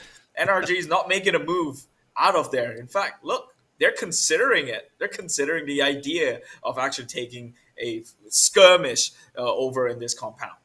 They could. It's still, they have a really decent place as well to really bide their time with this. Or actually, they could even make a judgment call to make headway towards the eastern side of the map currently. Because as I believe we also saw the circle together, right, Keith, where the initial started towards the far eastern side. And that's very far from a lot of teams which didn't really drop towards that side due to the flight path as well here. Sure, some teams are currently within the vicinity of the circuit, just like NRG and DG, but all these teams are currently around the edges here, which means that central part of the circle is free real estate for a lot of these guys here. So if they want to leave relatively early, they can. But I think NRG and Dingu Gaming are not planning to make that swift movement, is mainly because of the fact that first, they haven't really secured the vehicles, and just look at how close they are to each other. So in close proximity, they really need to ensure security before they move out. I think it's a battle of ego right now, right? And Okay. think about it. If you were Dingo, explain. what's the mentality that's running through your head? Yo, we got one member. They're in the same compound. We have the numbers advantage. Let's take this fight. NRG, they're feeling themselves. Yo, we've got one heck of a run so far. I think we did pretty aggressive in the past 2 games. Yeah, we could probably take this fight too, and then recover our teammates' blue chip banner because it's so early, and they could revive that teammate itself. It's Quite, a 3v4, but I think it's a battle of ego. I conundrum for both sides based on their ideals of what to go for here. But JFT, Pivy, getting a little down low. It'll be quite an unfortunate scenario if you were to go down here. But I mean, even if Pivy does go down, I think he's still, he's going to be on his knees, right? So it's going to be in a pretty nice spot. I don't think they're going to be able to really finish him off there. So his team should be able to go for the revives. But hey, magically flip back the vehicle. Great. As all the teams making the rotation now. I think JFT also started to notice as well from their flight path as they were flying down. They weren't the teams like NRG who really dived straight down during the first drops. They had a little bit of a slow dive down, so they didn't manage to notice at the fact that, all right, no one really went towards that left side. And with how the circles shift, I think not just JFT, I wouldn't be surprised if we see the map again. If we ever do, I wouldn't be surprised if I see like at least half of the lobbies really making their way towards that circle right now. Well, that moment we were talking about finally gets back from pause. DG versus NRG. The battle of egos took place after all. The shots were fired, and now no one's going away. That's for sure. He places up a barricade, but not from the open hall. He's got to be careful. There's also an entry from the rear end. Unless his friends could pretty much scope that rotation out, maybe provide him some of that cover fire. But right now, across these warehouses, and they will find their marks for the time being. Status quo once again. But that surely after the fire, no one's moving a muscle. So far, in terms of lines of size, it seems like NRG should be able to cover at least the left side at the south side of the warehouse, not the north. Haokai trying to find the right angles, just waiting for the call out from their IGO when they want to make the shot. I know you're tempting for it. It's great for the fans. It's great for the viewers naturally, of course. But not great for the players, but at least it feels like the call has been made. couple of pot shots came in. None will connect here. As they all will try to fend up off their road. The north side of the warehouse, there's no one has eagle eye view except for DG here. But it feels to the fact that since they noticed that members of NRG is not too far behind, they're playing around the outskirts. They made a little bit, just like you said, the judgment call, the safer call to try to fall back. But a little bit too late as Pangster playing on the outskirts with the sniper in hand will be able to nail those shots, not just one. Crazy down on the other on the right side. And now DG finding quite the predicament there to be the last member standing here. Trying not to be the team to bail out, to be the first team to bail out early, but they just don't have the vehicles. They're on foot. They're currently trying to run to find a decent spot before NRG get them back in their lines of sight. They can't run too on the rear end. I think another member Unlucky was trying to get in from the flank, and Unlucky's there in the area. They're gonna meet their demise. Gets picked up, but I told you, if NRG wanted to take this fight so bad, and Dingu just cannot pass it up knowing they had the number advantage. Immediately after one member get down, the motivation was gone. They was just trying to book an exit.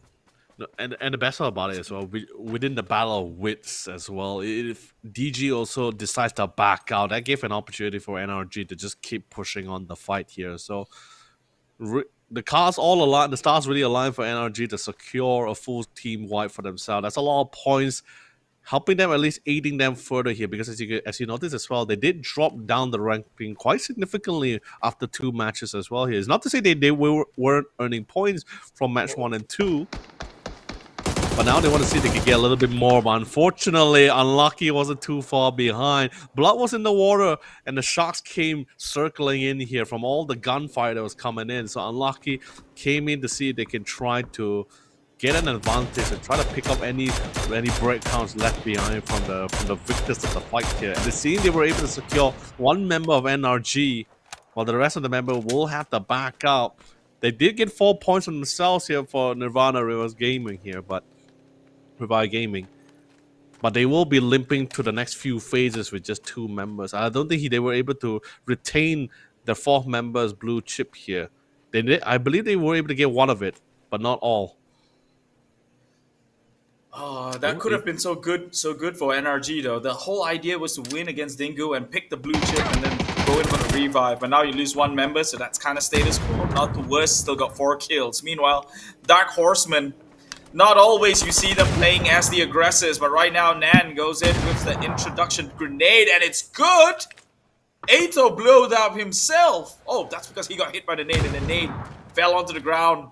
And it was a prime nade at that, and so Lolba will be taken out. Numbers advantage no longer goes to the side of Ato. But also Dark Horseman, as 1 member falls short, and more members to fall on for Dark Horseman. Ato holding their ground despite the fumble in the beginning. Right now, Dark Horseman Nan's trying to go in from the back end here. It's going to be a backstab if they don't have their 6th sense up. They do see some smokes being thrown that side, the right direction. Doors open. That's going to sound the alarm. Meanwhile, yeah, go on. No, I was just saying they have to take this fight. It's a blue there's a blue beacon here as well. Everyone's fighting for spots as they had respectively down members, and then all relatively close by. The nades are great. Now more reason to really just stick it out here. But it's slowly losing members from each side. Ato down to the last member here, and that's Art and that's ACO as he will try to hold on the line. Alec and None making headway into the site here. Down to the last member here, Ato. Can he hold it off in his 1v2? If he cuts this out, he's going to be able to revive his whole team. The same could be said for the Dark Horseman here. As Alec goes down, final 1v1. None gets tagged. Goes for the swing. Can he find success? Oh no! Astro finds the light at the end of the tunnel. Brings out the win here. The final duel of that 1v1. The duel of fates ends with ATO's victory here. What a fight. What a fight, but man, Dark Horse, they had everything within the books to go their way. A good nade, a mistake from Edo blowing himself up. You got a good entry, you got numbers advantage, and suddenly it's just everything just fumbled at the last second. Dark Horseman, That's not what the Four Horsemen of Apocalypse should be. And now Shadow Esports would come in with a free kill. You wanted to go in with the revive, but unfortunately that ring the bell and everyone else has been alarmed. It's just one of those. It was just one of those signs. Just due to the flight path, right? With how the circle was shifting, the flight path as well. Especially since they were duking it out towards the western side of the circle, which is relatively near to the flight path. A lot of teams was going to be coming from that western side. So naturally, with all that audio cues, all that gunfire, I wouldn't be surprised if the team just wasn't able to pick. Was able to just pick it out from quite the distance too here. So Shadow Esports will definitely take the. We'll be able to find the benefit from that fight. Oh, but Muck couldn't really catch him in time, unfortunately. Yeah, that one ringed in right deep into the ears right there. Oh, and I don't want to go with that, but they're tanking the blue. It's a fight within the blue, and not everyone is able to tank that. With only 72 HP after a bandage, I think he has to book an exit or at least let his friends go as collateral as he tries to maybe secure some points in this engagement. Plays from the inside of the house. Oh, topsy-turvy, he does it! 2 down, and that's the rest of Alter Ego eliminated. 13th place, that's a giant being stopped in their tracks. I told you yesterday, he was the pillar of support here, Ronax, for Irohani Papato Samurai. Absolutely standing tall. He really pulled through when the team needed him most here. Thankfully, they're all within the vicinity, so he's going to be able to pick up all those blue chips here. We're still pretty. It's not really like phase 5 or phase 4, so there's still enough time for him to really just tank out the blue, try to go for the pickup, try to find a blue beacon tower for the revives, and the team should be able to really just replenish back in terms of resources here. But he can't really delay for too long. We'll just have to see the situation for the Runax because we can't really see from his point of view where he is currently across the map here. Whereas for H-Shot 27, unfortunately, H-Shot is going to be spotted out by Pivy. Tried to challenge Pivy, but Pivy respawned in kind. That's going to be a knockdown. Sadly can't go for the finisher.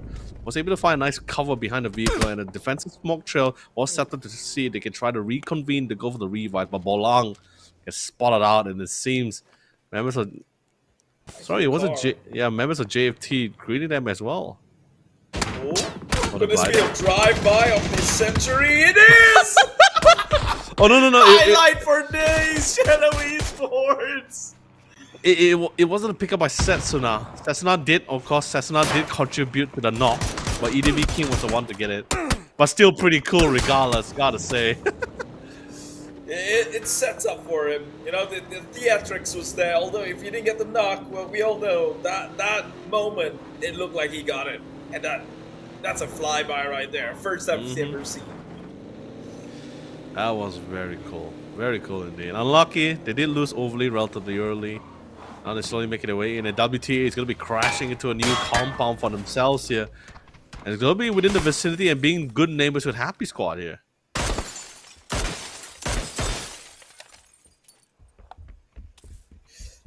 Shooting out the windows. It's as if they want to put up a fight, or try to, at the very least. You know, prepping for it, right?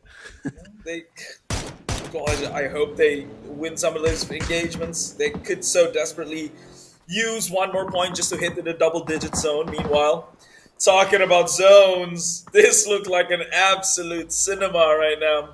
The Japanese team, ISG, all crash landing with one member that isn't theirs. There is an imposter in the midst. One was interesting enough, Keith. One was an emergency pickup, another one was a revive here. So, so here comes crazy dog. Back in action, reloaded, but he's too far from the rest of the team here. So, kind of waiting out. It's gonna be Turtle. Yeah, so I was right. So they were able to pick up one of the blue tokens earlier during phase 1 with their engagement against DG here, but I guess the remaining 2 was just a little bit too hard to grab here. Crazy Dog's all alone, still waiting for for Turtle to reconvene with him here. This current compound is currently housing at least 4 different squads here. With, of course, naturally, Hive International being the more outskirt neighbor here.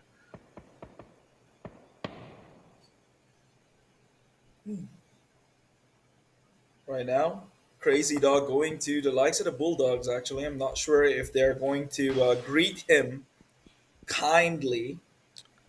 He's waiting for them at the door.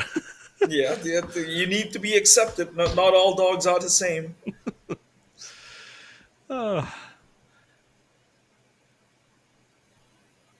One heck of a situation that's happening right now. Moving on to, we have electric vehicles going up the cliffs. Yeah, It's NRG. Yeah, Turtle K. He just need to go pick up his old friend, right? He's just so far he's calling him. He's like, I'm on the way, buddy. Just wait for me. Slowly making headway, but sadly he can't take the direct approach because anticipating other teams nearby. We do see Runax also making their way in. Just drive by Aurora. Both sides not intending to really greet each other anytime soon, but we do see Aurora going to be meeting up with Shadow Esports shortly here as well. We do see another drop off coming in, and that's going to be CWZ dropping in alongside the rest of the team as they finally make headway towards May Run. Which feels like that final circle might just be with either towards the outskirts of May Run or within the housing itself. It's a 50-50 split. Now, if you were to take that gamble, which would it be? Personally, I would go on the hills because I think there's too many close quarter combats if you were to play in housing areas, and having an open field with more info is always better than no info and figuring out what's behind the door, just like that. CWZ came in immediately on his knees, unable to continue his stride here. 10-Trip will go in with the finish. But Crazy Dog takes on the 10-Trip. Confirms the kill, maybe? He will.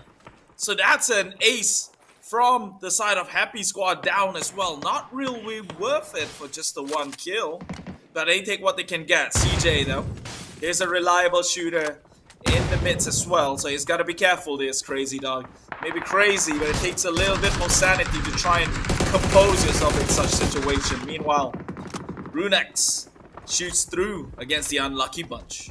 Yeah, revenge is best served cold here. Although yes, unfortunately for CWZ, he was just called back and instantly gunned down. Thank God, Crazy Dog came back with vengeance to secure and also get the resupply as well. So back to full equipment for himself here. Iron prepared to Samurai. Even Runax was able to reconvene back with them as well.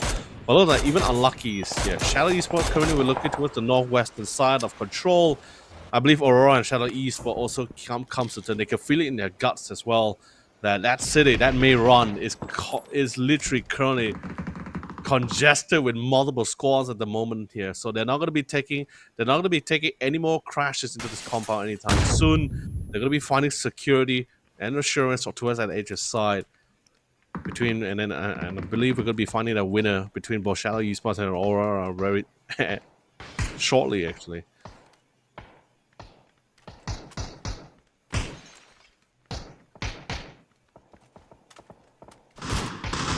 Finding their time. It seems finally the confrontation begins here. We do see a couple of trades here, both not in the most viable or the safest of position here, but Aurora is definitely being the aggressor this time here, trying to set up the smoke trail to try to connect them from their open terrain towards some forestry. At least they can use a tree for some decent covers.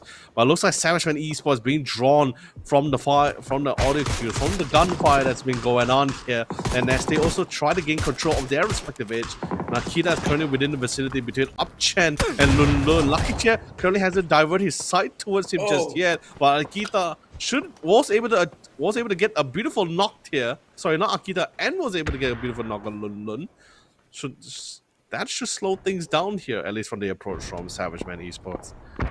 I think that member of Aura, the Aurora, that's way too far out, needs to come back because your friends cannot be able to support you very soon as they are busy. Shadow Esports right in their rear and Roy coming in the mix. That's going to be too much for them to handle. And with Aurora now split 2 for 2, this could look very detrimental to them if not executed right. They have to play their covers down to the teeth. Oh, they got no choice. They're currently in this position as well. It's not a position that they asked for, but it's just something that just came to came to fruition due to teams having similar ideals and with the amount of team that's still alive in this current phase 5 as well. May run congested. The rest of the team that came in too late will play around the edges here. Currently, the team that's duking out for the edges is currently 4 teams. Aurora, Raw Esports, Shadow Esports, Savage Man as well joining in the fray. Aurora decides to take a more bold attempt to push towards a more better territory here. One will be lost during the migration here, whereas Raw Esports will try to hold on the line, and Shadow Esports not making this easy against their previous X team. 3 different teams took out Aurora members, and now they're eliminated at 0 points in terms of the kill score. So they will be held in place for the time being, giving chance for the rest. But Shadow Esports, again, setting themselves up for success if they can come out on top in this trade, going up against Roy Esports. They have but a rock to play behind with. 2v2 is the situation, but it's more predictable to know where the Shadow Esports members are. But with the smoke in place, it may pose a little bit of a threat or difficulties. But they do get one onto Jexy. Ed King, does he go in with the pickup? He will trade it. Now it's 1-for-1. Bull 7 tries to run down towards the likes of Shadow Esports. Do he commit for it? Perch himself on top of the rock. Probably a smart play. He sees it, but he shoots the wrong target. The ones who's on his knees. And I mean, I can't blame him. He shoots whatever he could see out of that smoke. Unfortunately, it was a decapitated target instead.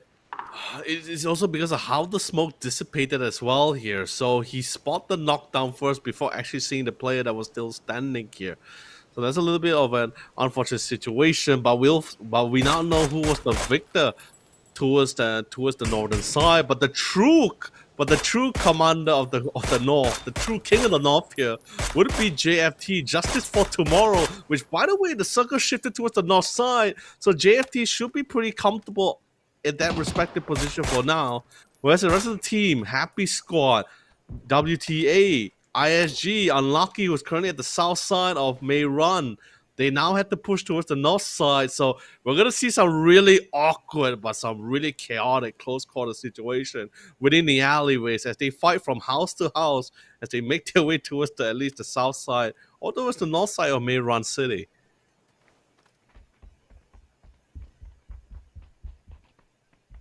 Right now, a stalemate.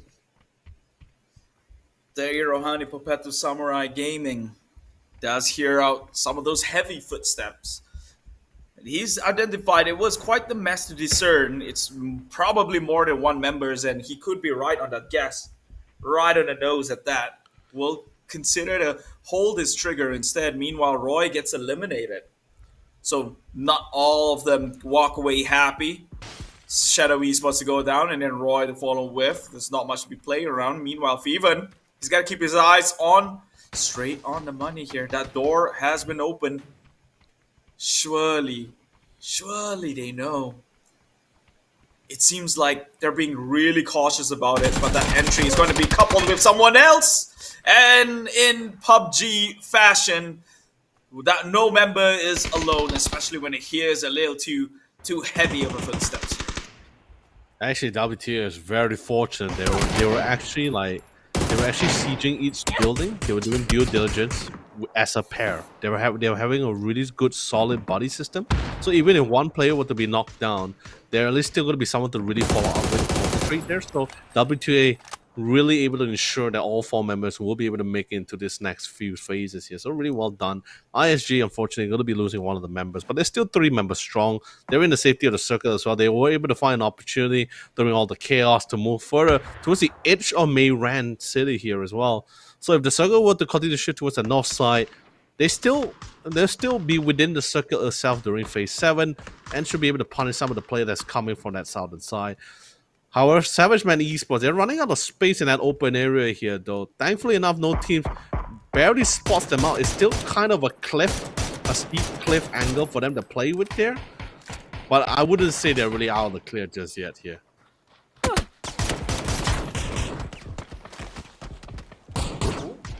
Luckily, he fell on water, not on land, because that would probably hurt.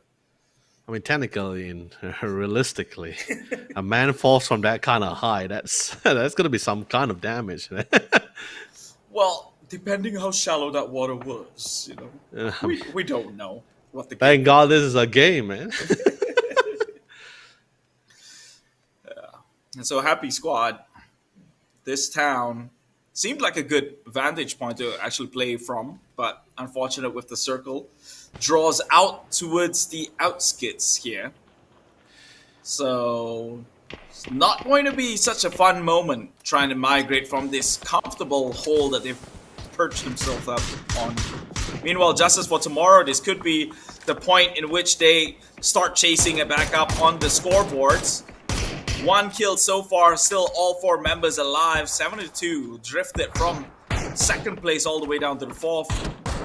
They can look to catch back up, or at least they should be looking to catch back up, because right now it's dead even across the top 6 position here. Anyone is interchangeable, and Justice for Tomorrow has to ensure that they have a tomorrow to play with for the teammates. Right now, scoping down onto the Savage Men, playing behind tree lines. They're split 1 to 1 to 1 to 1. Lucky J finds a shed.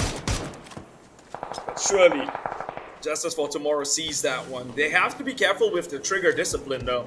As they shoot on and create commotions, teams will be alerted and might start paying attention towards them, especially coming from the far side. If the circle drifted south inside even the further, that's an open field for them to try and rotate from. I mean, that's pretty much why we see like them dropping down defensive smokes, right? So now they can just primarily focus on Savage Man.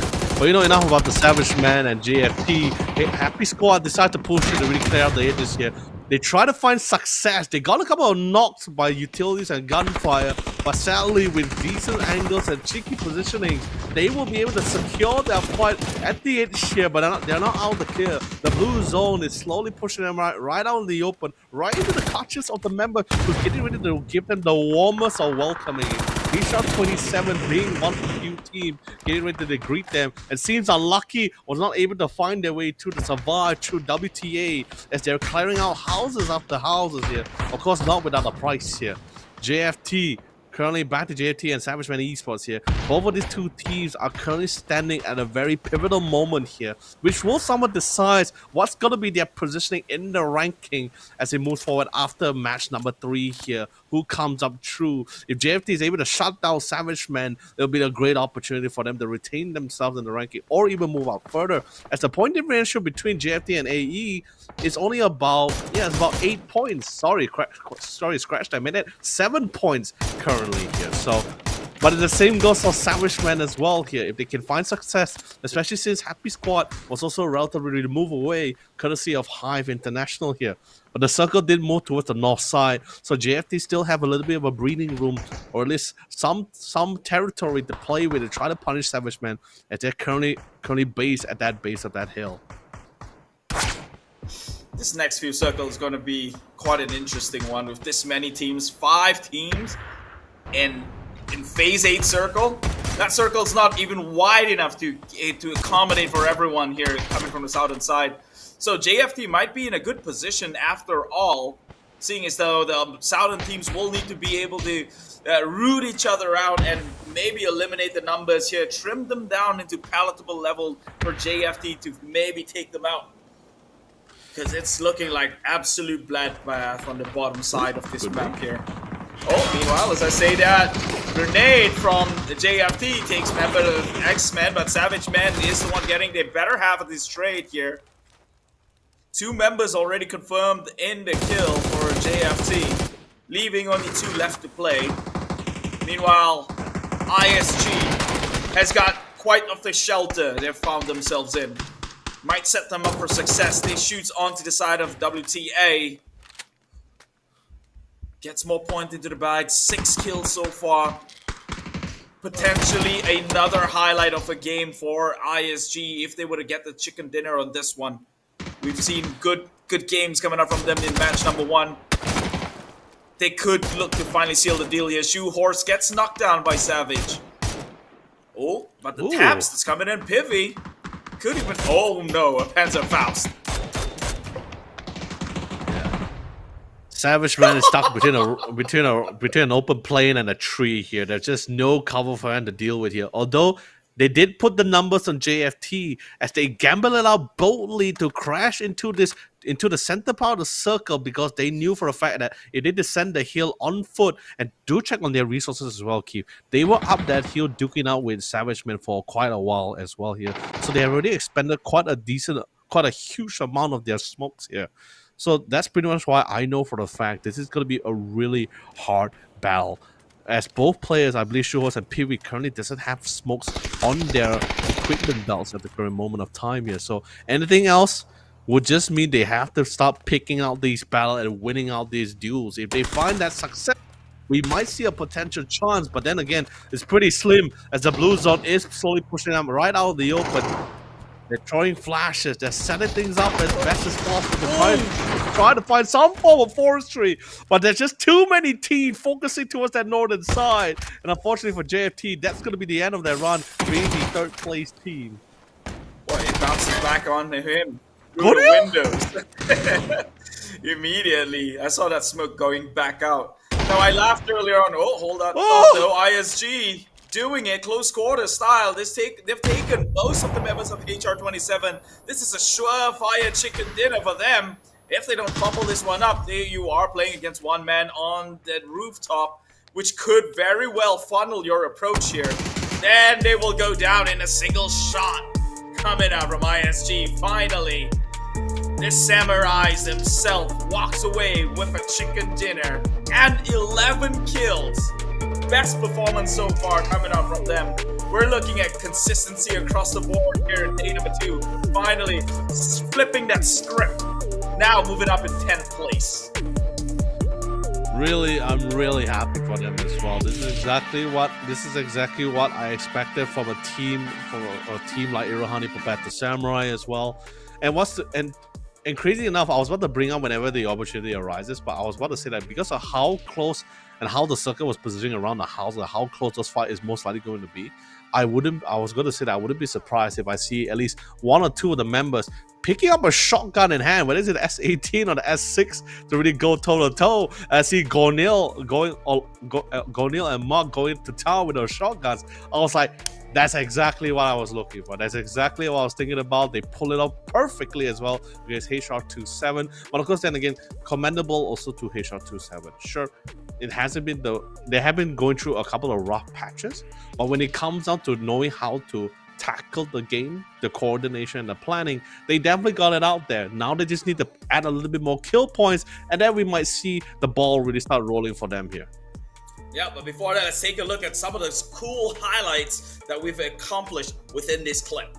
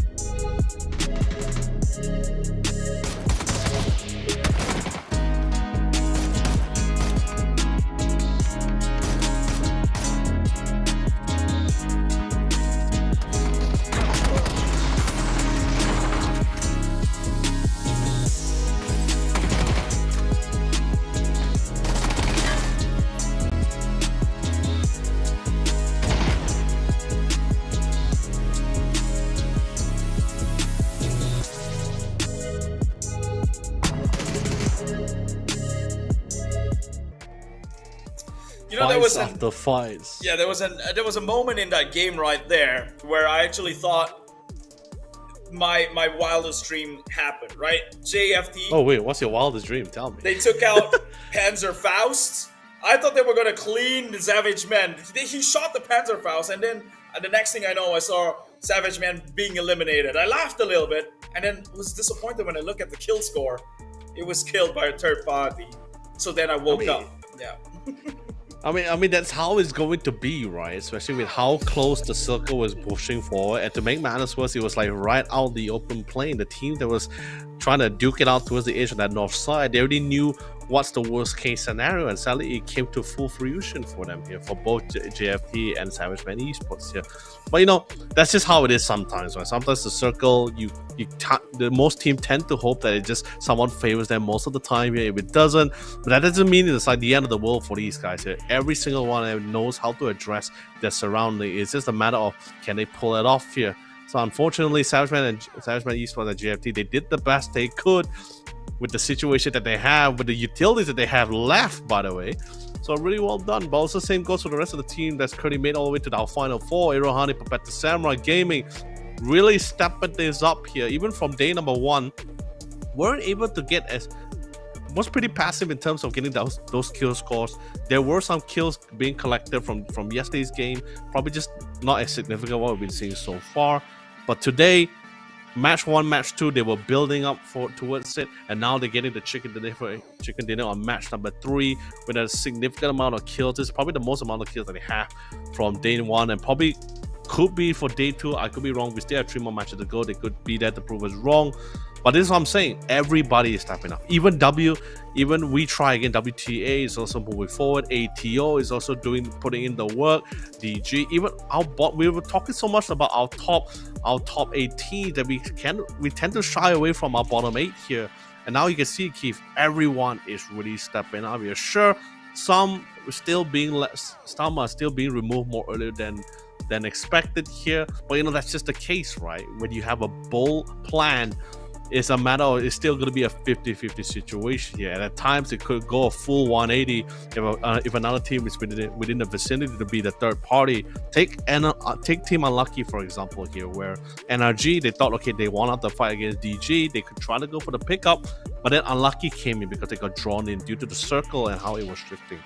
So situation, how the teams really address it, how they adapt, was one of the few beautiful things that we're currently witnessing here in the Master Series.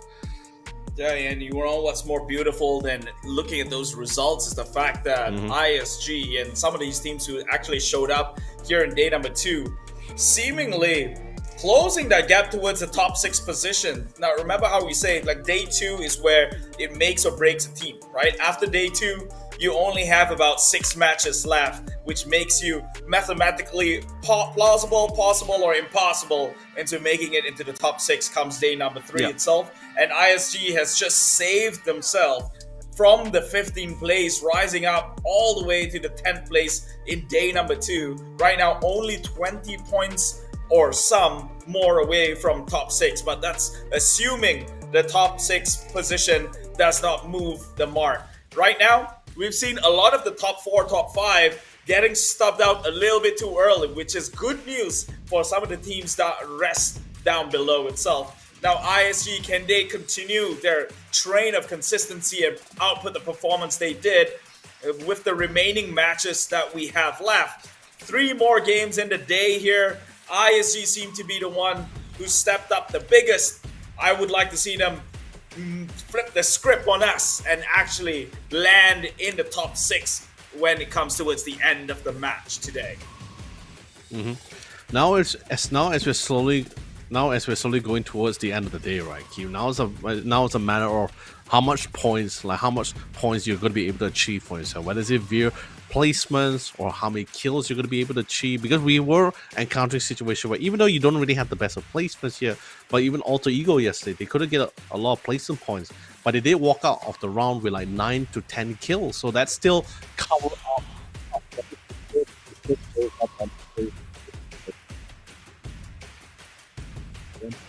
So day 2, last 3 matches, I'm going to be seeing the exact same thing for a lot of these guys.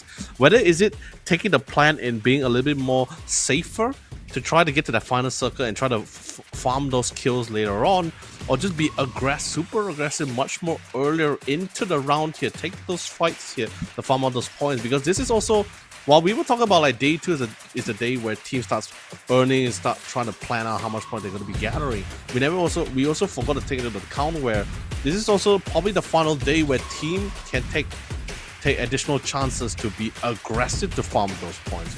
And when I'm talking about farming points, I'm talking about farming kill points here. Well, we'll have to see. Those kill points, they don't really come naturally to some of these teams, right?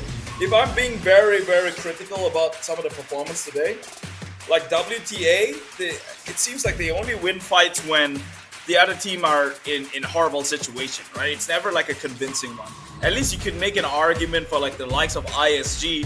Their strong suit is playing in close quarter combat, right? If they were to bridge a house that you're in or defend the position, they seem pretty well worth it. But WTA, the only times we've seen them pick up kills is when the likes of like Ato, who stuffed themselves into a ditch and pretty much misplayed his entire teammate, right? And that was free pickings for them. In the previous match, they got about 4 kills or 3 kills, I think. It's not remarkable numbers, but you have to wonder how those kills would have happened. But without further ado, we're going into, I believe, Tago this time round, going diagonally from the top right down to the southwestern side. That is the flight path evenly for all teams to play. Oh, this is such a crazy flight path. Especially a little bit concerned. Oh, there's the circle. Going to be heavily shifting towards that southern side here. A lot of free real estate for a lot of teams. I can tell you this, Roy Esports and Dark Horseman, they're definitely smiling with glee here. The fact that they're currently based at the centralized part of the circle here. So no reason to really leave their compound, or at least within their area for at least a good few phases here. But the teams that drop relatively early here for that northern side here, especially since the flight path started from that north to south end diagonal corner. Yeah, we're gonna be seeing a very heavy shift there, whether in terms of migration or emergency pick here. But I was a little concerned for NRG, right? Because I was about to talk about this. They drop relatively close by. There's practically 3 squads within the vicinity here. Well, at the same time, what a shot coming from Pangster! Like, what an insane headshot. Yeah, that was definitely the hit for sure. That was the only thing he could shoot from that angle. That split second, a fraction of a second of a peak, turned into a nightmare for Lun Lun. Could go night-night instead. Oh, here comes the cavalry from the minimap. As you can see, it looks like Upchen and Lun Lun comes in to save the day, but Pangster is just, pretty like, haha, I got the kill, I'm out of here. No reason to stick around any more longer here. But it seems like Crazy Dog is also coming in at the outskirts here. Let's see if he can try to get a couple of free hits in here. Or we try to go for the punish. They did manage to spot them now. Not the second vehicle though. They did spot a vehicle flipped out here, but that's not the vehicle that they used to come in here. So no other way for NRG to really pop the tires on their incoming vehicle. But they are somewhat trading things off here. Looks like the full squad of NRG is here in this 4v2 as they want to try to lock down and probably remove another core contender for that top 6 spot. I kind of like the fact that NRG is going to take this fight. Initially, when he left, I was a bit puzzled because if they do that, like they did right now, then technically Savage Man can just pick up the blue chip and reset, which is the opportunity given at them. And look at that, the revive beacon isn't too far out as well. So essentially, nothing was lost on the side of Savage Man Esports.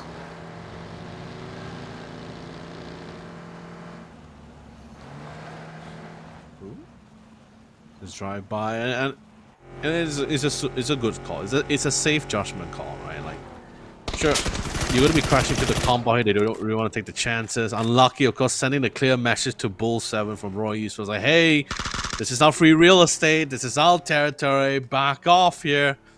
The car did skid slightly off terrain, but he still was able to find his bearing. To be able to drive up to safety. Did get tagged within the midst though, but we'll still live the fight for another round, so he'll still be fine. Happy Squad on the other hand, contesting for this territory is going to be against ISG here. Defensive smoke being set up here.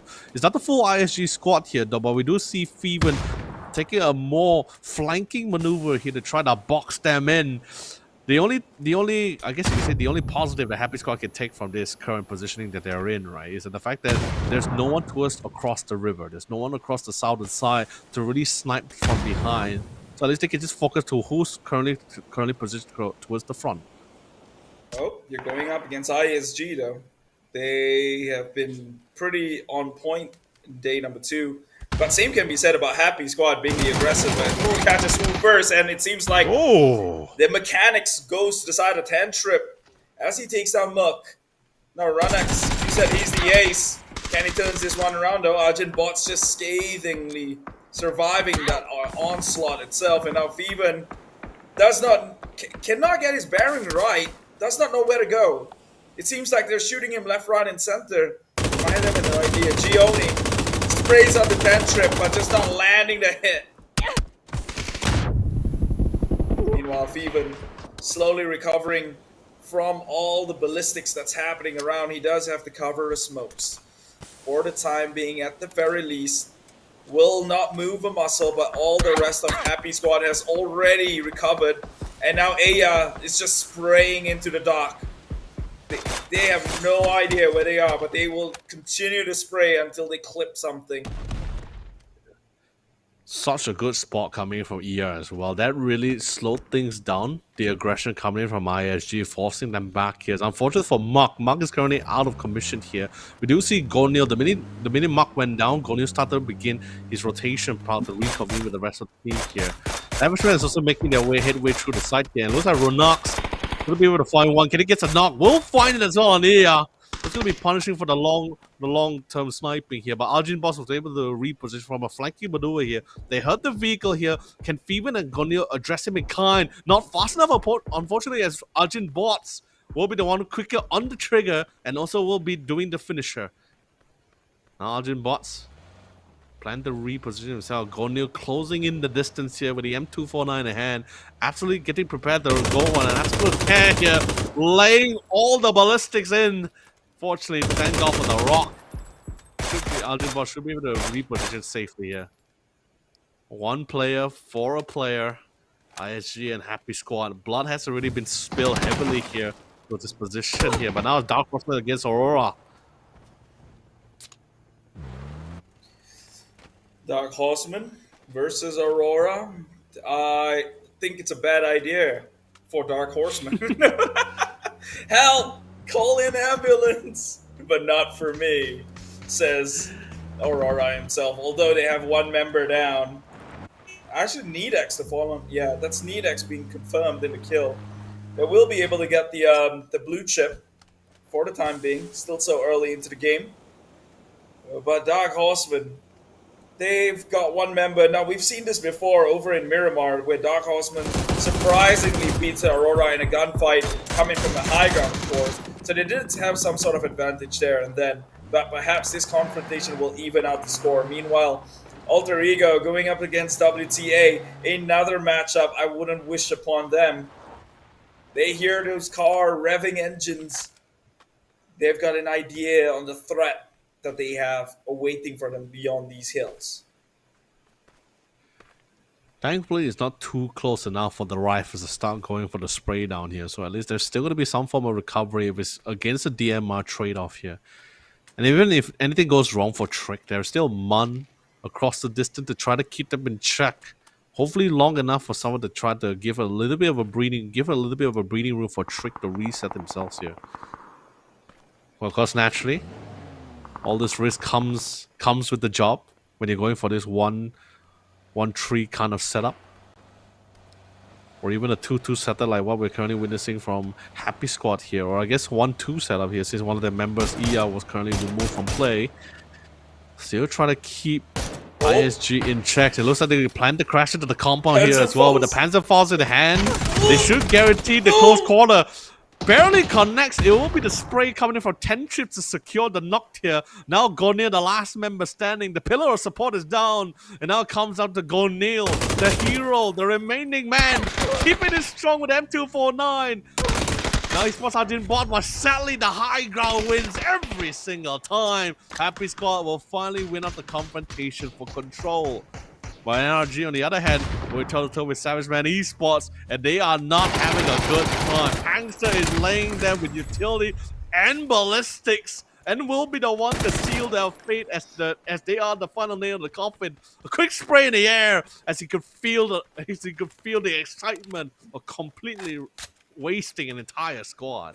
Man, that Panzerfaust as a tool for entry fragging is insane. It may not have killed him in a single shot, but that blast radius actually caught onto him, and he got that splash, which put him in a very low HP, and it was easily taken out with that AUG.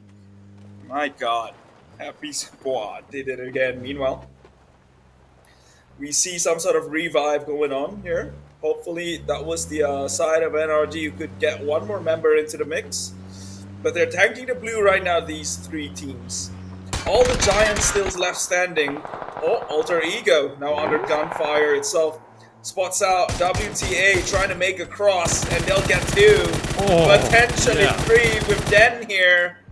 But none of the shots connect, so they will be happy with taking two from the four of the members of WTA. True, but unfortunately for WTA, losing two members within the migrations, Alter Ego just rather prepare. I mean, they were already somewhat keeping them in check from the initial positioning here as well here. So, but to their surprise, to lose three members during migration, that's quite a costly one for sure. I guess whatever plans of aggression that WTA have for this match number 4 is completely redundant currently. Now the point is just try to primarily focus on survival here.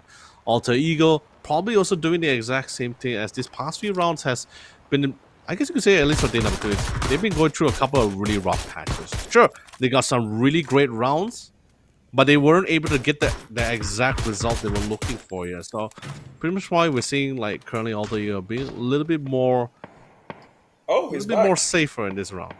Aya's back. Big revive.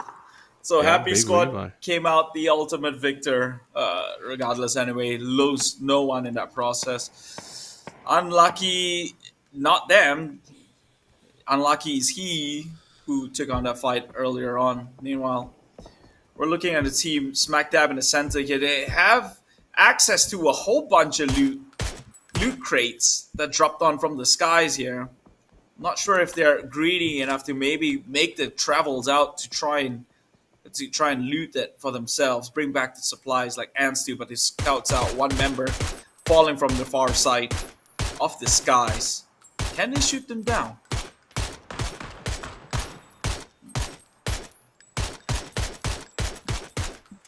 You could tell he's frustrated with the tempo of his shots. It got faster after a while. I mean, just might as well take this challenge. Well, I mean, it's also a topic of discussion, right? The kind of thing when we're noticing quite often from a lot of our teams here, right? Where even though it feels like a shot that they can take, but it's not necessarily they will take, mainly because of the fact that could they convert those knocks into those kills, right? Oh. Sure, if you knock those guys in the open fields, it's a guaranteed conversion for sure. But if you knock, let's just say, for example, the member Marama, right? You knock him down within the town of Los Leones behind a cover. Yeah, you're not going to be able to go for that kill. You're not going to be able to secure it either. Anyway, so I guess the team just, not to say really saving ammo. I mean, that's also one of the few factors, but that depends on the scenario, of course, the situational, of course. But what a circle! All the teams was hoping it went towards the center side. It did heavily shift towards that western side, so that's currently encircling at least 6 squads in it. Pretty happy about this, huh? Whereas the rest trying to make their way, trying to give some control, and it looks like Happy Squad is going to be encountering NRG very shortly. They're sending one members into the back lines here to try and look to maybe gatekeep, knowing that they are within circle and the circle just closed. They're expecting people to kind of make the rotation in, and that could be opportunities towards their end here. Happy Squads themselves. Ato, meanwhile, find their place inside the circle over the hilly terrains, just by the ledge or the edge. And they might have that chance to perhaps gatekeep the likes of Shadow Esports, but Shadow Esports is not one to trifle with. Not today, at the very least. We talking about how happy is going to be gatekeeping some of those teams. NRG is that team potentially here.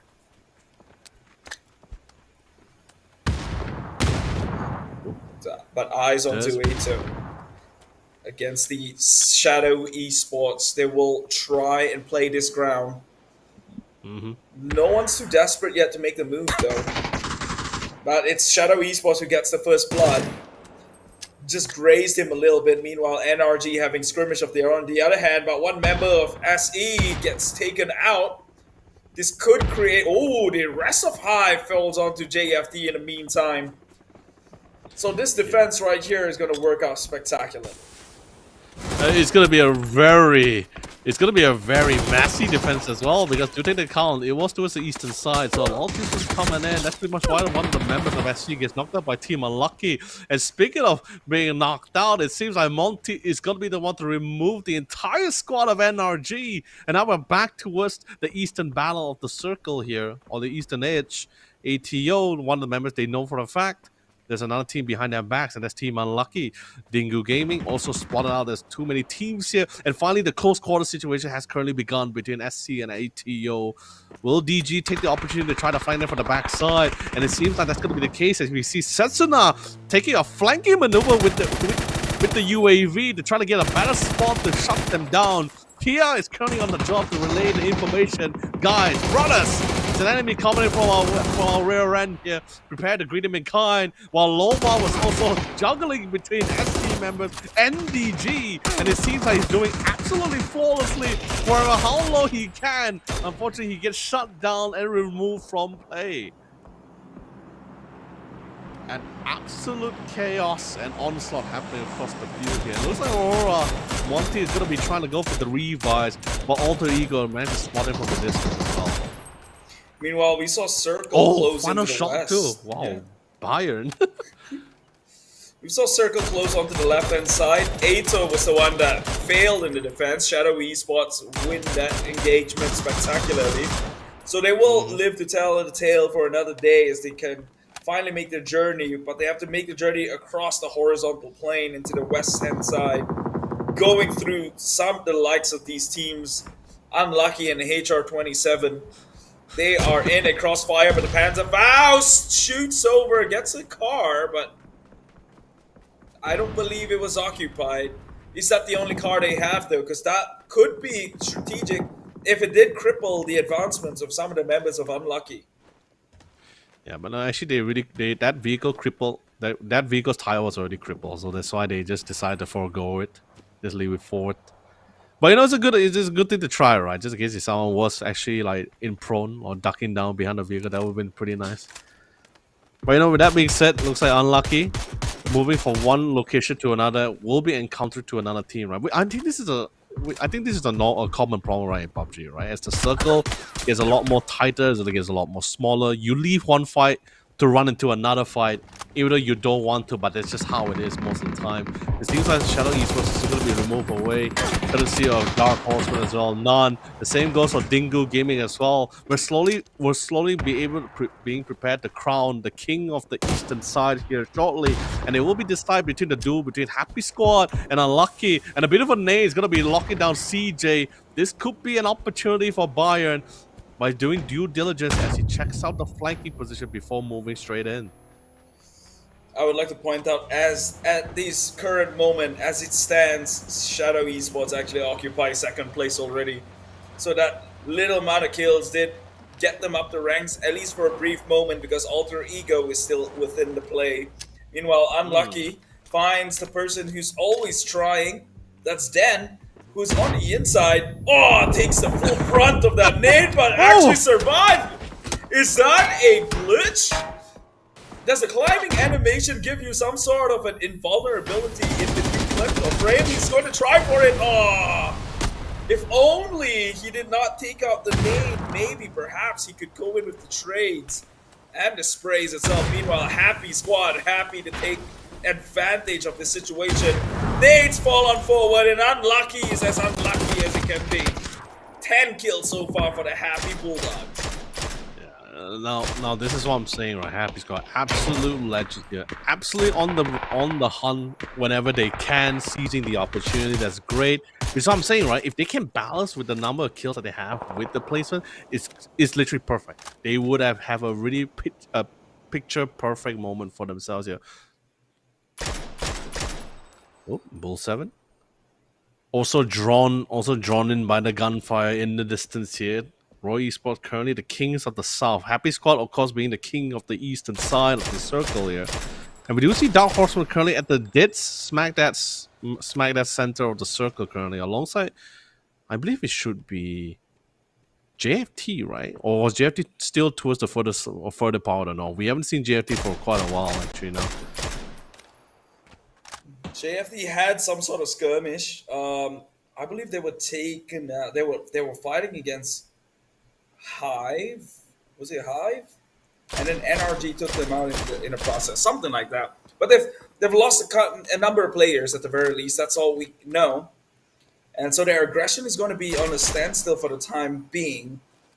Meanwhile, I think Roy is just giving warning shots because they found themselves quite of a nice cocoon to play the next circle from, or at least wait for the next circle. Meanwhile, Aurora Gaming, out exposed in the open, has a rock, but the Dark Horsemen are scoping them down from the window sides. JFT smack dab in the middle, playing the Thorn. He's the one-man, I guess you could say, infiltration unit on the inside of Dark Horse too. So Dark Horse, if they're not too careful, they might just make it down into the ground floor and get shredded out by the lurking JFT. But the problem is, Dark Horseman is currently within the compound and pretty much at the center of the circle as well here. And because of how the terrain was designed as well, a little bit of uphills, but mostly downhills as they make their way towards the center, right? That's pretty much why you see Aurora so easily spotted out by Dark Horsemen from their initial spray line from their DMRs. JFT, definitely now we know they're currently towards the northwestern side. Being the last man standing, as usual, there is a policy for this, Keith. Every team has a policy for certain scenarios. A scenario such as this one, you might as well just try to keep your head down here, go for placements. If you find an opportunity to be a nuisance, go ahead, go for an absolute tear here. But he can't afford to take out his marksman rifle and start going on an absolute tear. He can't even try to go for trades either way. The minute he tries to go for trades, he reveals his location, and there's no one else to revive him anyway. So might as well just try to wait this out. That's going to be the policy. Now I'm rather excited to see where this phase 6 circle goes, right? Because if it goes towards that northwestern side, I can tell you this, 4-5 teams is going to be rather happy for this, except for Roy Esports. But no, doesn't really go to either edges. Smack that in the center. So now the northern side, Aurora has to push down alongside with Happy Squad here. Both teams will be duking it out to gain some form of controls, and that's going to be an opportunity for Dark Horseman to try to pick off targets here at their leisure here. Roy Eastman's probably a little bit too much of a far-fetched here, but then again, Dark Horseman at a relatively good spot with the position that they have so far. They're very satisfied with where they're in. And they could use the points too. So far, only 2 on the kill feed right now. Sure, they're going to get some sort of a decent placement. But, seeing those names, you kind of understand that these players are somewhat veteran and they've got more in them to give. And you'd like to see it finally come off, especially in places like this where opportunities only strike once and you're getting that opportunity right now. But again, as I mentioned, if they leave PV unchecked, PV could just be the thorn in the bush within that position right now. Meanwhile, Aura Edex gets shot down. That's going to the side of the Happy Squad, who's already got 12 kills and rising up the ranks. 4th place so far. Another one for the Happy Squad itself. Trip gets onto M. So they're taking down the top teams on the leaderboard in hopes to close up their differences and maybe even take over. Rondo and Tego, although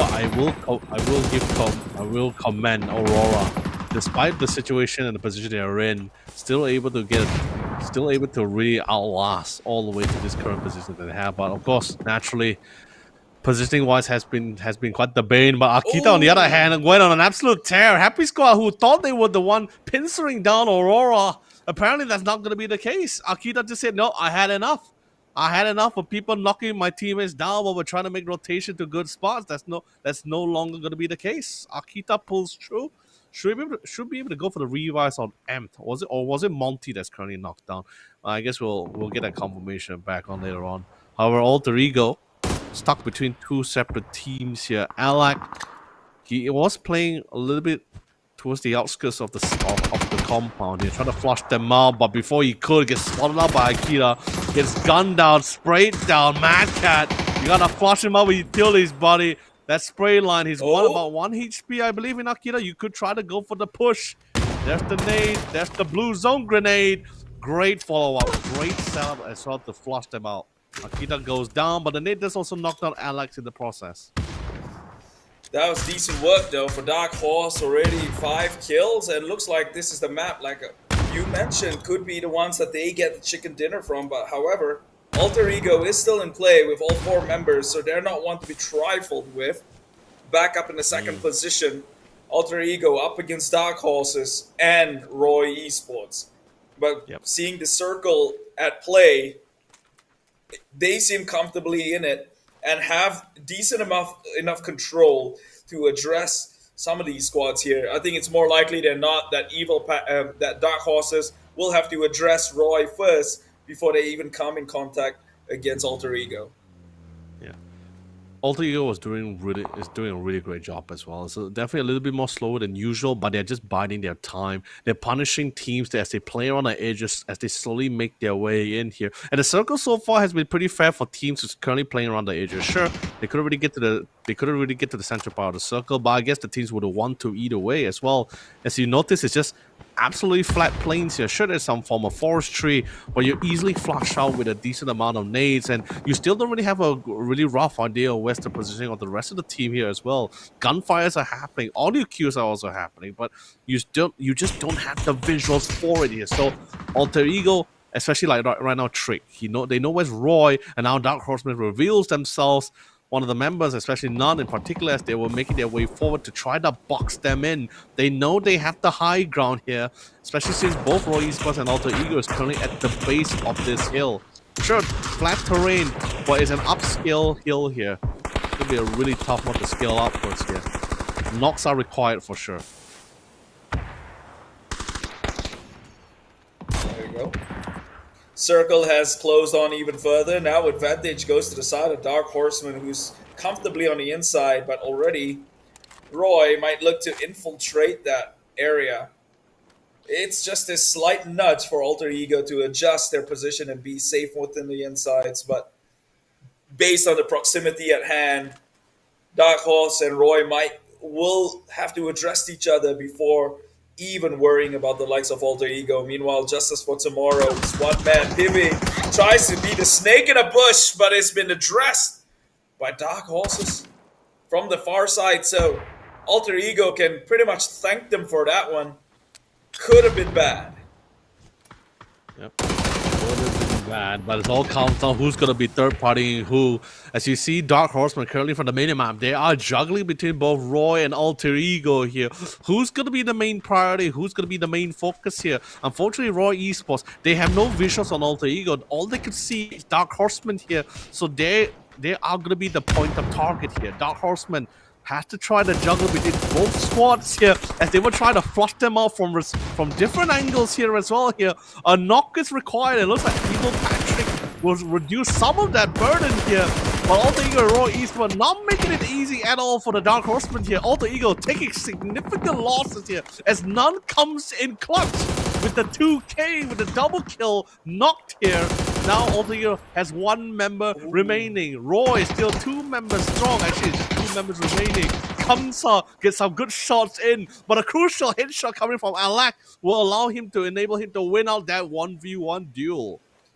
Dark Horseman, they're actually doing this. They've already evened the odds. Now it's 2 against 1 members of each from 2 separate teams. So it's a 2v2 or a 1.5. And now they've got the numbers advantage. leaving this alter ego who's going for the revive, which is going to be detrimental. They're quite in a significant distance. Maybe if they can go with the pickup on Evil Patrick. But if they were to do that, that's going to give Man the chance to maybe come in flank side. And if it spots them out and reposition, then Dark Horse might lose any sort of information they currently have. But they will hop onto vehicles, so that's going to distract them and draw somebody's attention itself. Evil Patrick will become, yet again, collateral just to provide information. Barricades down. Shibrit will go in with the heal. He is holding a Panzerfaust, so Man would have to be careful where he stands here. Shibrit taking left-hand side damage. Man coming from the backstab. They're just drawing out the fights here. Chibrit. Oh, nades going on forward. Tossed on towards Man. Chibrit will make it out. Sliver of HP holding the Panzerfaust. Maybe going with the second revive. That is Alec trying to get some sort of a lifeline towards this last few engagements. It is going down to the nitty-gritty details. It's one small mistake and it's all said and done. Dude, it's such a nerve-wracking situation. Even Man just now initially had to reconvene back with Chibri because they were trying to go for this divide and conquer situation. They know they're man with they need to try to find the targets. Good timing with the phone that keeps him alive, but the damage are in. A follow-up with a nade that would ensure one for the knock, none for the secure. Chibri, the last man standing with 75 HP. No utility, no other option. Dark Horseman will deconstruct Alter Ego's entire battle plan to secure their first chicken dinner of the night. This was the team in the bottom four. Look at them now and where they stand. Everyone is pulling in all the cards to try to climb up the ladder in the ranking for day 2 of the Master Series. Living up to the name, they are Dark Horses. Coming in to flip that script, and boy, they did it in style, taking out Alter Ego, a top-tier giant, and they were up against Goliath, being the small little David they are, and they came out on top. Now they're going to solidify themselves at least closer towards the 10th position, and maybe be in contention for the top 4.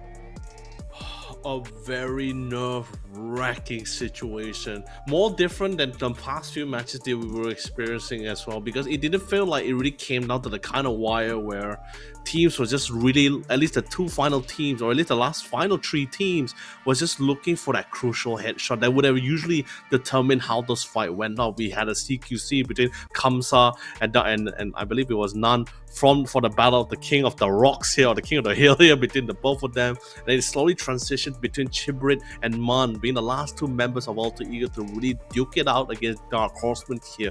But they really bide their time. Like I told you before, Keith, new team, new roster, new players, regardless, like each players earned their spot here in this Master Series Phase 2 Grand Finals here. Now it's just a matter of finding out who's going to be the one to represent us here in the PGS qualifier later on. But with that being said, that was match 4. That was pretty intense. Yeah, I mean, this is probably the one game you need, right? To inspire some of the bottom teams right now within the leaderboards and tell them, look, it's possible. Dark Horse has done it. And they were like 15th place as a team, right? I mean, let's take a look at the stats. Like, numbers don't lie. So if we take a look at that, you can't say that they've done nothing in this game, right? Dark Horseman coming in with nearly 2,000 total damage. That's rivaling the contributions of like Aurora Gaming, JFT, and so on and so forth. Likewise with Happy Squad, likewise with Alter Ego. Roy might be a little bit underwhelming, but they were playing the slow game, so it's understandable. So I'm pretty sure there were loads of utility that was tossed across, but we'll ignore that for now, because 12 kills for Dark Horsemen, for a team down in the bottom 2 position, now getting this much points across their numbers. This should put them up at least in contention to be in the running, come to the top 6 later on tomorrow, right? Their match is not done just yet. They still have another 2 more maps to play today, and they have to do absolutely well if they want to stand a solid chance for top 6. No, it really is, because currently with total 12 kills and placement, they will have 22 points in total, which we can see right here, right now. They were previously in the 15th placing, so in other words, they would have around 20 plus points. It was only WTA, it was the only team that hasn't really break the 20-point marker here. So with an additional 22, so they will have 40 plus points. That will literally make them fly across the ranking. Because the other teams that's currently in front of Dark Horsemen practically only are within the 30-pointer or the 40-point marker here. So this will somewhat heavily shift for our bottom, at least for our bottom 8 teams here in terms of the ranking.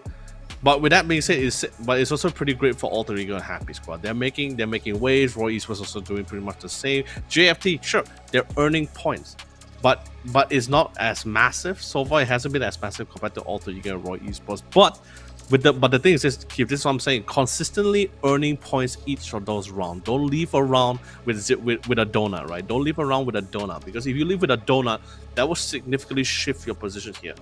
JFT walked out that round with 7 points, so they're able to retain within the top 6, and that's fine for them here.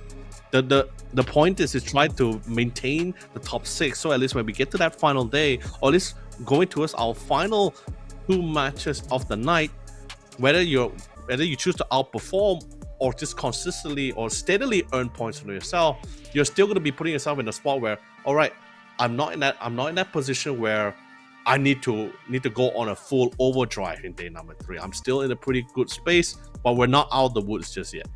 Yeah, but right now, as it stands, Dark Horseman 46 points. Who would have thought this team is literally one chicken dinner game away, right? Like another 20 more points. You're up there. You're already fighting for top 6, maybe even top 4 position. So just one good game. So for all these teams down in a lower tier or a lower portion of the leaderboards, all you need is one good game from tonight to set you up for that potential itself. Like I said, thankfully, that points is evenly distributed across. No one's walking away with 100 pointers just yet here in day number 2, with only 2 more match left to play today itself, which means this is as even as it gets in the overall. But first, before we get into more action, we're going to take a quick break, and after that, we're going to come back into a double Erangel. My name's Keith, this is Leonard. We'll see you in about 5 minutes.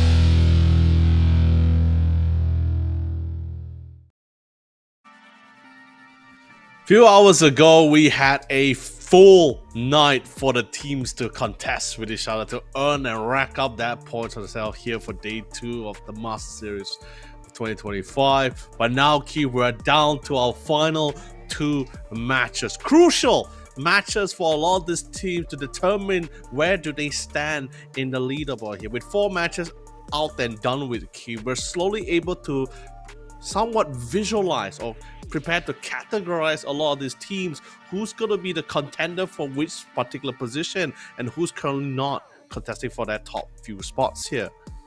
But with that being said, ladies and gentlemen, this is the PUBG Master Series Phase 2 2025. Atlanta, also known as Yolo Lee, and gracing us at the castle desk is Keith Felicio, as he has been phenomenal throughout this entire night.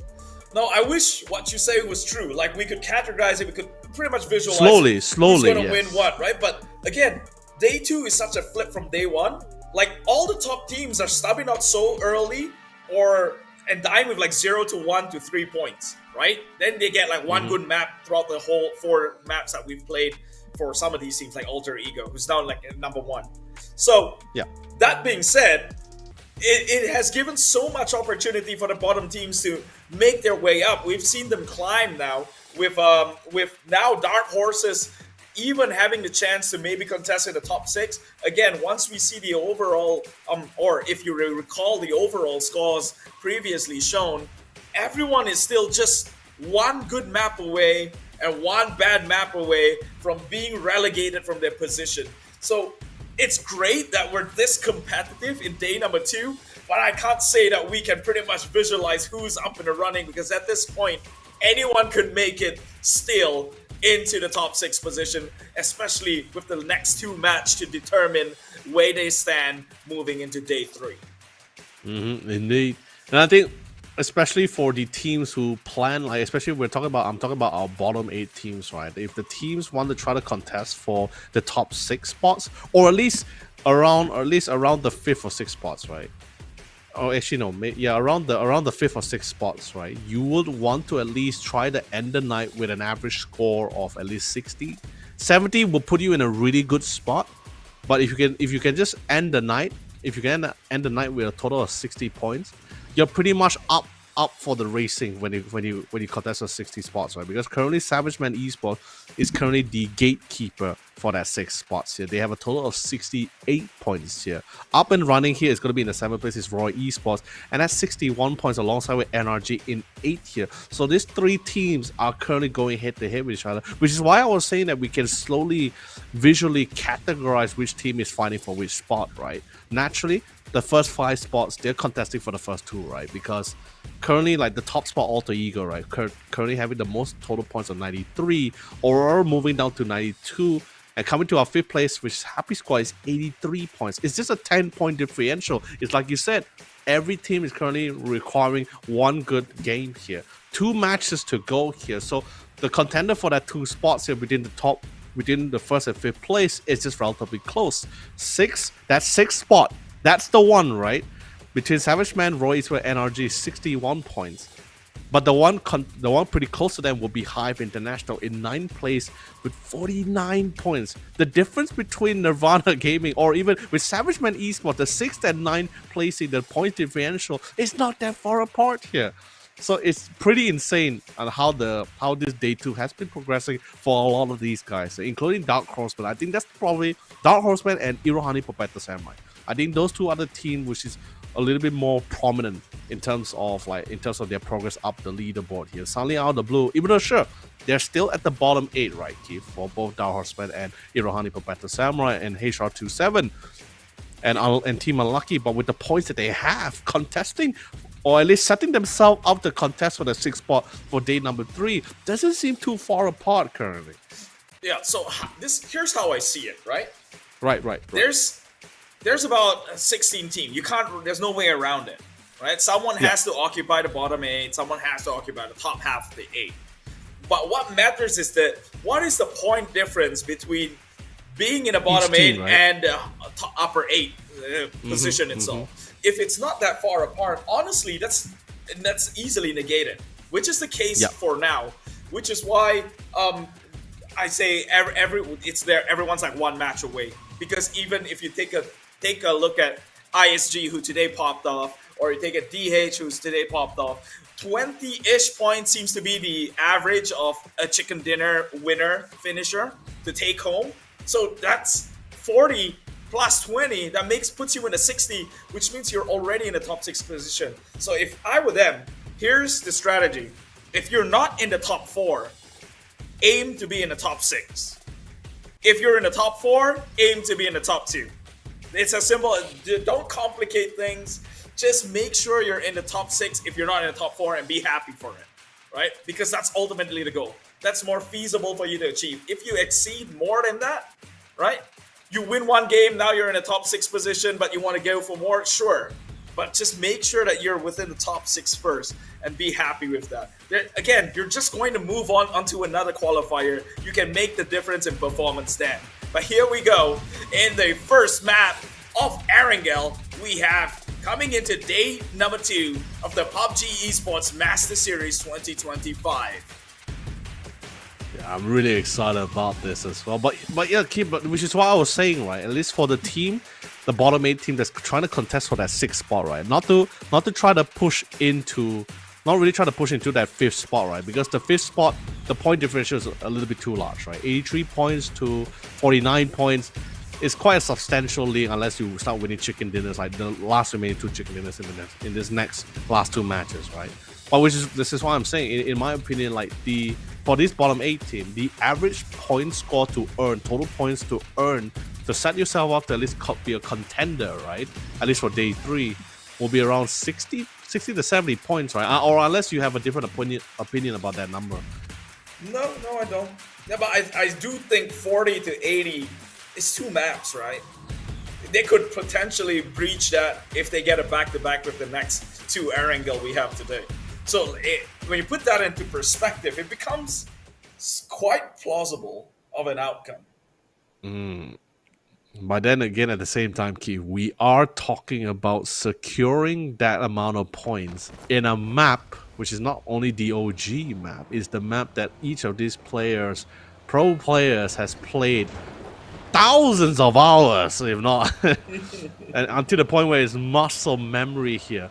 This is probably the one map is going to be the most challenging for each and every one of these players here, because they know for a fact that if I can play well on this map, it's most likely the same for my opposing rival team. And unfortunately, EDV King will be the king of the vehicles here, as he was able to secure it out of the hands here. And now we're down to the fist fights. The man has a tree that's only his saving grace here. But it looks like Dip from HR27 will be able to be the one to find Setsunan first to get the first knock here.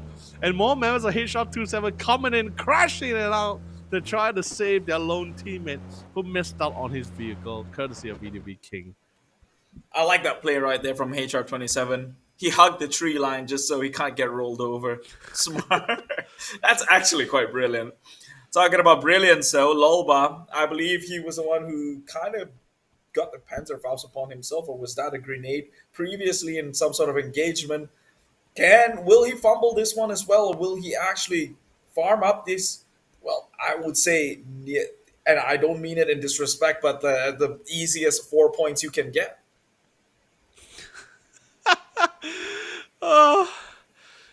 Easiest, I'm not too sure. Potentially 4 kills, I will allow that. But then again, there's not a lot of ammo left in ATO for Lolba's current barrel weapon currently. 60 rounds in total here. Every shot really needs to count here. Hopefully he was able to pick out additional ammo as he makes his next rotation here.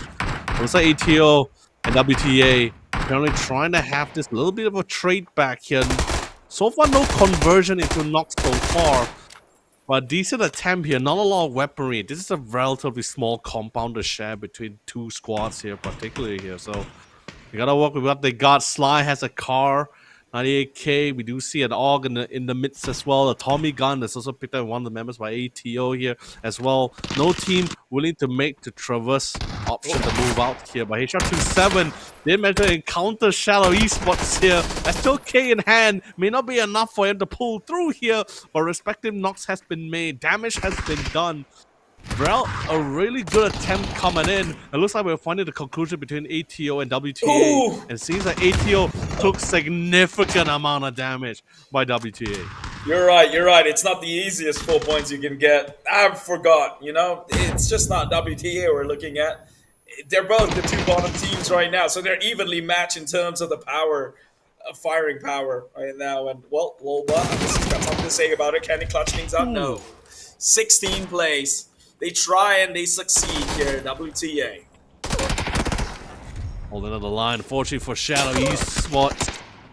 They had a good run in Marama, but Erangel, this will be one of their earliest ending. There's still one more to go here, so maybe they can find some redemption in that second round, in that last match here. But for now, they're going to be sitting tight, waiting for the next impending round. Happy Squad not really out of the clear. Arjun Bots did get removed from play.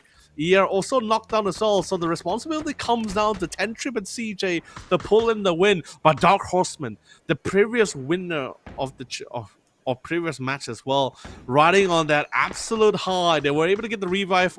They were able to get their additional revive here. Sorry, not revive. They managed to heal up here. CJ was able to rest up here. Now Dark Horseman currently closing in on their position. They got them surrounded here, chalked up and locked down here. Just need to find the respective angle. Sadly, they don't. Sadly, at least none in this case here. He doesn't have the nades on the mollies to really flush them out. But he did manage to find the hit necessary on CJ to get the knot. He finds another Tentrip, but Tentrip was the one quicker on the trigger. He translated to Mad Cat to get the knock instead. But unfortunately, that's the name we were looking for from Eva Patrick. And that will be the end for Happy Squad as well. Yo, Two of the top contender removed here, Keith. What is happening with Dark Horse? They're coming out off a victory, and immediately it seems like we flipped a switch. Now they're crazy. Now they're lunatics, right? They're going up against Happy Squad of all team, the team who's gonna shred you to pieces and win.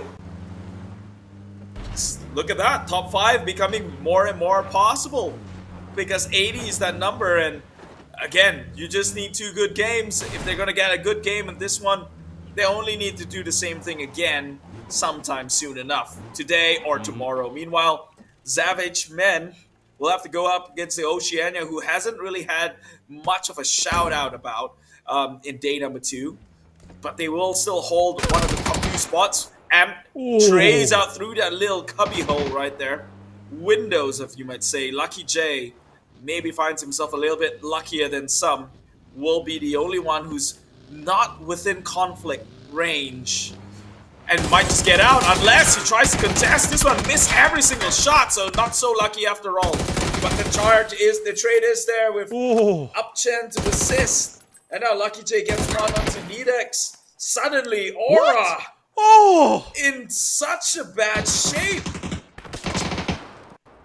I tell you this, Keith, it's those headshots, man. You get those headshots in, suddenly those 1v1s can have a really surprise turnaround real quick here. But anyway, Akita is within the sanctuary of his within his teammate as well, so he should be able to be picked up shortly. The same can't be said for the 2 members of Aurora. Knocked down, of course, a fantastic play by Lucky Jet to ensure that knocked and confirmation here. But looks like Savage Man Esports on an absolute tear. They're not satisfied with how the past run has been like here, but they will shut down the top 1 team currently in the ranking here. And slowly, bit by bit, Keith, we already lost 3 of the top contenders here. So an opportunity has been presented itself for JFT, Savage Man Esports, and even, I believe it was Sharper Esports? So Shadow Esports? Shadow Esports out already, yes. Oh, sorry, not Shadow Esports, Alter Ego, still sticking around. Yes. Yeah, Alter Ego, still sticking it out. Wow. You know, this match is super crucial for Savage Men. I think they're within the spotlight for this entire narrative, right? Why? Because they're the ones gatekeeping the rest. If they raise the standards, it becomes ultimately way harder for 7th place all the way down through. Yep. you also do need to take into account they were able to maintain their position just on number of kills alone. Sure, there was a couple of placements, but majority is just kills, which is still pretty absolutely insane to be here too. So well done, Savage Man, removing one of your core contender here. NRG did get spotted up by another team from across the side here. Feven, you're all alone in this position. The nade looks great, but sadly a quick reaction coming in for it to get out to safety. A quick crash into the side. Feven trying to hold it out with the shotgun in hand, just fortunately not connecting those shots. That's going to be a free pickup, a simple pickup. Even ISG, who was currently on their way, put the pedal, no longer putting the pedal to the metal, went straight to re-rotating to another direction here because it's all too late for Feven. Oh man, I'm really loving NRG Day 2. They've been absolutely menacing with the gun. They're charging right in. It doesn't matter with the placements. Sure, they're not winning. They're not taking home those top 1 finishes, but hey, they're doing it in style that people can respect. They're literally knocking on doors, breaking them down. They're the big bad wolf in a Robin Hood story, in a Little Red Riding Hood story. Still, as usual, back after all that action in that phase 1, which is, by the way, I'm relatively surprised at how they actually transpired, but I guess it's also due to how the circle is as well. It's so centralized to a lot of this team due to the flight path. So encountering another team is not too surprising here. But also seeing teams repositioning themselves as well is just looking at the terrain. There's a lot of mountainous areas. Sure, there's a couple of compounds like the ruins, Pochinki, Rozok as well. But teams just trying to duke it out for more better position, just to solidify themselves towards the final circle here. That center part is going to be an absolute terror. I'm really excited to see if we see some kind of conflict towards school area here as well, since that's also within the vicinity of the circle too. But NRG spawning out a decent amount of teams is currently unlucky. Taking step by step closer towards the center part. I mean, it is a Erangel, right? It's the kind of map you really want to try to play around the edges. You want to try to roam around, hunt players. Is also possible as well. Something that has been somewhat of a favorite for Aurora, or Team Aurora, to do as well in past tournaments in previous Master Series Phase 1. But for now, looks like Ben is going to be able to find a nice picking on the other side. Raw Esports, finally we're getting a nice glimpse of Raw Esports. We haven't seen them try this run. It's going to be the first time. And unfortunately, their POV is going to be down to lead to Bull 7. Being knocked down by Alter Ego Chibrit, who intends to try to solidify their spot here. Which, by the way, since they're at Rozok, they're smack that center of that circle as well. So that's going to be a lot of teams battling for those compounds. Phase 2 and already so many deaths across the board. Now this is what we'd like to expect coming out from the side of Erangel. Meanwhile, NRG could nearly lose CW7 there, but we'll go in with the pickup and the trade against Overly, who's real far out actually. Bayern too fall on whiff as well. So surely they've got the numbers advantage. Scopes one out through the windows itself, trying to make sure some of those cover fires does not connect or be a hindrance to some of his allies. Maybe he's creating a diversion for the rest of NRG to come and push into compound. Crazy Dogs got them scoped out into the cubby hole. But we'll deploy the smokes instead. This could be the point of entry. One-way road or one-way ticket in. Oh, they've got the knock onto Hunt, Turtle K. The golden opportunities right now. You hear those engine revving, they're going to crash right in. Yeah. Let's go, someone by the window, immediately eliminated. It's not so much of a climactic ending, much like a underwhelming one. But hey, the points don't discriminate. Yeah. But of course, as usual, Crazy Dog feeling absolutely great on wiping out another squad. There's another points on the belt here. Sure, they're currently in 7th place here, but this is points that's currently being. This is all interest, right? They're building up that interest later on. This will help them later on in the long run here. Sure, it's not this kind of position they would like to be in. They would definitely love to be in that top 6. But the fact that you're in 7th place with 60+ points, with 2 more matches to go, at least you guarantee that you won't feel so pressure when you get into that day 3 here. And with the performance that the NRG has been showing us so far, completely contrasting from their performances back in Master Series Phase 1. So I'm really happy with the growth that they have. Same goes for JFT and the rest of the team that's slowly building up here. But naturally, with every team stepping up, this is still the competition here, Keith. So the nature of the competition, there's always gonna be someone winning it out. That means there's winners, there's losers, but hey, you always want to be on the winning side of things, especially if you can help it.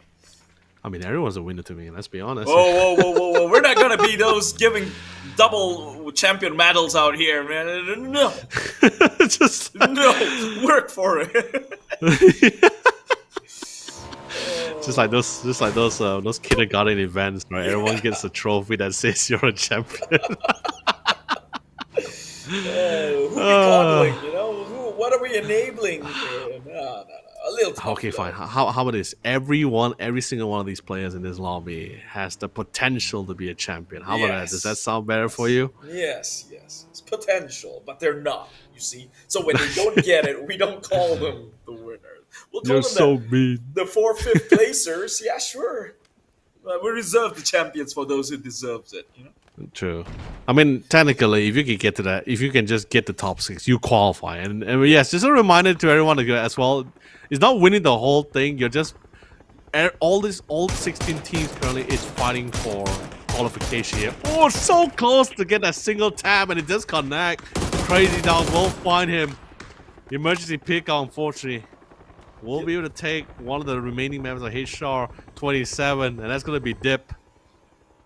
He went Currently, where's alone, too. Bolang? Wait, did Bolang? Oh, Bolang got left behind. Does he have a? Okay, I believe Bolang should have a vehicle here. So I think I should get be the able play. to- I understand it now.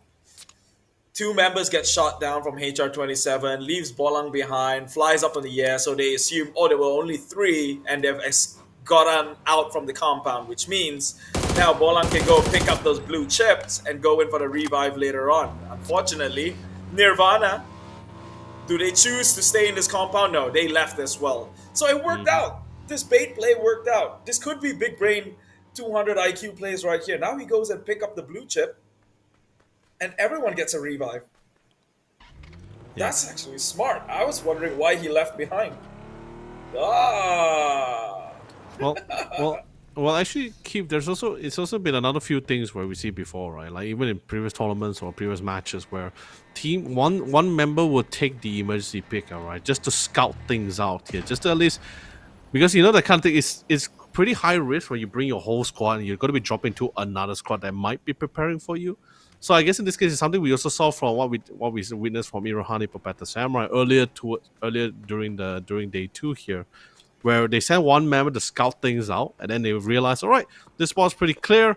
I'm not gonna die. You guys can actually come in now. Of course, naturally, there is risk as you're driving into the circle, right? You're gonna be running past a few teams who's playing around the edges. That's also a risk of its own, but at least you have somewhat of a fighting chance when. At least you have someone to find a chance compared to having a full 4-man squad dropping in defensively, floating down, parachuting on top of an impending team, right? Yeah, so I think that's going to be the case here for HR27. You'll find a nice spot, and then after that, the remaining member will come driving in. But in this case, they'll be flying in because they died. But and he'll be coming in. Bolang will be coming in from the northern west side, so that means he will pass the beacon. And currently, no one's at the beacon. I love how dense reaction, right? Just straight up the minute gunfire, like it wasn't even a DMR, it was just straight up a rifle spray. He instantly just hit that right shit. It's just like, yep, not this way. That ain't safe. But Shoehorse, so precise in that first. Could he connect on the second? The shots are in. TD just barely skipping away with 1 HP of his life here. It looks like Suspect would he be putting the final nail in the coffin. The one tag went in, but not on TD, on someone else. But unfortunately, couldn't yet. That kill is going to be secured by another squad.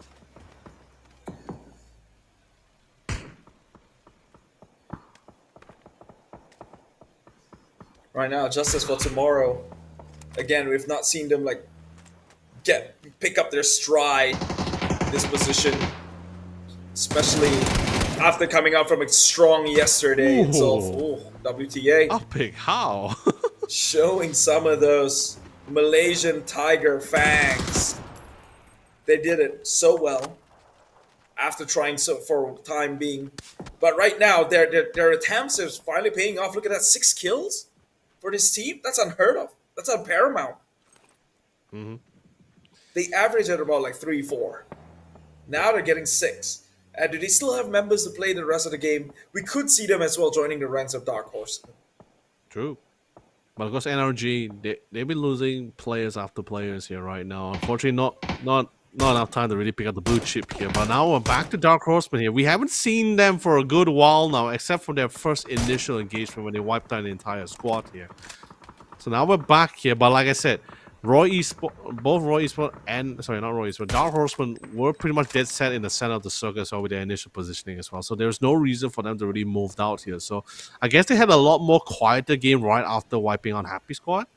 But now as the circle slowly encroach towards their position, that's also going to be forcing teams that potentially be crashing into their compound. Sure, they do send out some earlier messages to let the people know, like, hey, this is my area, don't come too close. But it looks like Alter Ego is currently sieging for that compound. It's around the edges here, but same goes for Savage Man Esports. Eventually, both teams will have to make the move here. NRG decides to take the safer approach, but Alter Ego, they're not willing to leave that spot just yet. They really want to besiege that location that Dark Horsemen are in. Things are about to get busy here. We try again. Actually taking points across the board. This is what we'd like to see them pull in since day number 1, but finally they may have revved their engines up a little bit slower than some, but now it's heated. It's optimal conditions, but oh, that flash prevents it from any sort of approach and advancement. They're playing within the ditch. Gunfire left, right, and center. They do not have the intel, but at this point, defensive is all they can. As if you take a look at the minimap, HR27 and Savage Man, they're having crossfires of their own with We Try against smack dab in the center. Now with the smokes being deployed, would pretty much prompt some sort of aversion their side, their attention their way. Seeing in the skies, there are mortars being shot across, and it hits. NRG died to a live mortar right there and then. Really good mortar as well coming from Savage Man as well. They have the distance, they have the range. Fortunately for their suspect, he tried to reposition himself to try to get a flanking maneuvers from the school positioning here as well. Fortunately, will be being caught in the crossfire by Roy Esports, who initially he was actually tagging them initially. So I guess a good clear vengeance has been secured, but it seems like JFT, this is gonna be the end of the run here. They walk out with 1 kill point, probably not the amount of points that they wish to leave here for, but it's just flat. It's just a lot of hills, right? This current position here around Graveyard. It's hills, it's ditches, it's open land. Teams are currently trying to pursue for a good spot as they try to gain control for around the edges here. It's a matter who makes the first move here first. Roy Esports, they were the first to make their way in here. It cost them, but they're still able to get a decent spot for themselves. Their JFT was the one that was pinning them down. Now it was their attempt to retaliate, and the remaining member of JFT will pay the price as more teams converge around those edges here. Now even Roy Esports stuck between a rock and a hard place here, between Dark Horseman and even Alter Ego here. 3 squad fighting for dominance here, and the one who's reaping all the benefits is going to be Irohani Perpetual Samurai, but not for too long, as a Savage Man Esports was able to spot them all the way from the southern side. Oh, Alter Ego? They were the ones expected to exacerbate their lead, but they too got taken out, and look at that, the remaining teams. All the top 5 teams removed. Again, the tail of the underdog, day 2. All the bottom teams stepping up, and we try again. 6 kills already. This is down for them to close in the gap. No one else is increasing their lead, at least not for this match. They do have 1 more game today to pretty much seal that fate, but man, it's painting like a golden opportunity for some of these bottom teams to step on up onto the plate. Yeah, but the circle has also been pretty favorable for both Roy and even Dark Horseman as well. Sure, it does pull forces the Dark Horseman out of their compound slightly, but the circle is still within their close proximity. So migration rotating wise isn't too hard for them here, or too harsh compared to some of these teams who's currently going to be forced out right off the opening here, as they're currently at the top of this hill. They will have to scale down. So before that, someone had to prep a smoke trail before they make their way down here. But before they can even do that, Dingo Gaming is currently keeping them in check. But Gonia is so precise with the spray, will retaliate to get the knockdown here. But unfortunately, the zone is coming in. It's a phase 6. It's gonna hurt him for quite a bit. Unfortunately, not enough time. Too much damage. And Irohani, compared to Samurai, will be our 8th team to be removed from play. Even Hive International joining in suit will be aiding in the elimination of HR27. It's so unfortunate. All the top teams removed. Now, only Savage Men. And they were the teams that the rest of the bottom fraggers has to beat. Right now, they're still alive, 8 kills strong, and 4 members. If it turns out the way I think it is, they might just exacerbate that lead, and 78 might not be the number to beat. We're looking at potentially a big 90 here, and 83 becoming the next closest number.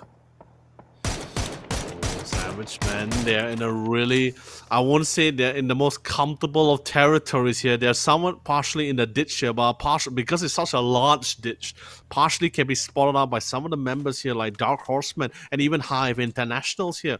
Roy Esports, they're within the vicinity but not within range here. They're practically banking behind the back of a hill as well. And it looks like Sly, the last member of WTA, will be removed as well and spotted too by Shren. Now it comes up to our final 4 here. Savage Man Esports. He's intending to break the current position that he has. It's pretty much 2-point differential from Happy Squad and 4 and 6 from Shadow Esports and JFT. He plans to go back to that top 3 here, and it seems like they have the capability to do it. But Dark Horseman, this was the team that won the chicken dinner in the last round as well. To a potential contender for that top 6 spot.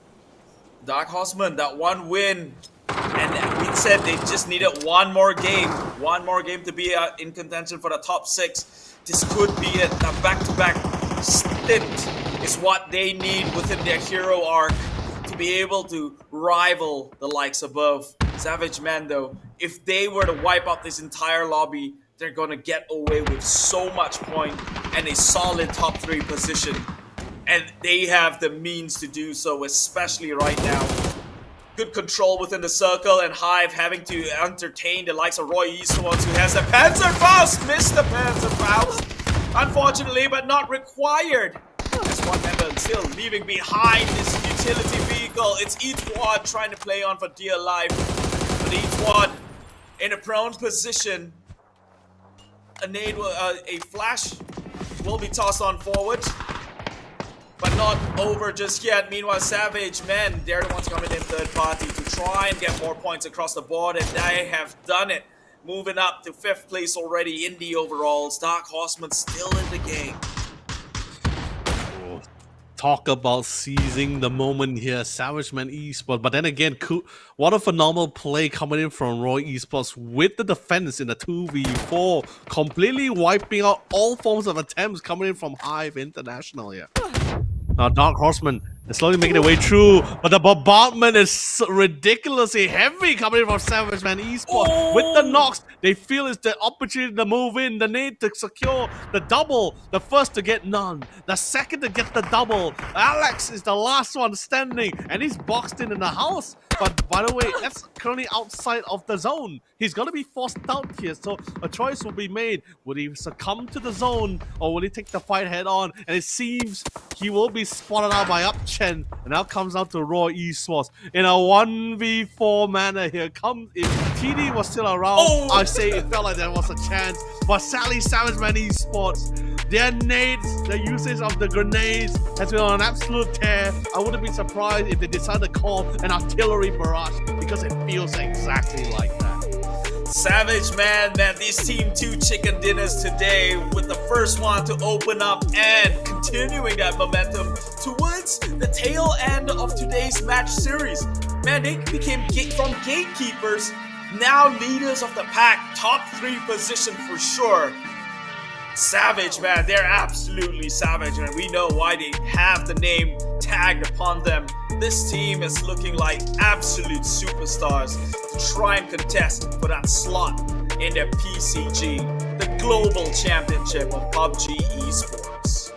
But then at the same time, Raw Esports has been doing pretty phenomenally as well. Despite the disparity on only having two remaining members, both being TD and Kamsa, they really knew how to set the pace for themselves in that final fight. But anyway, with that being said, let's quickly check out the highlights here for our match 5.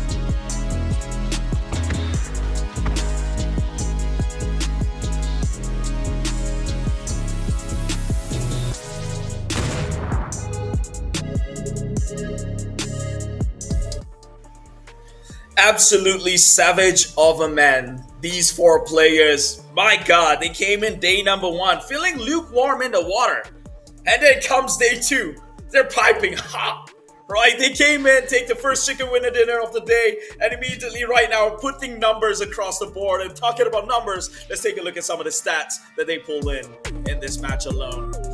1.6 bomber in the total damages, multiple of frags being used, and that's what we saw immediately take out the members of Dark Horseman. We thought it was going to be a neck-to-neck of a trade here, but that carpet bombing in the finals was just too much to bear, and I don't think they can get away with murder for this for too long.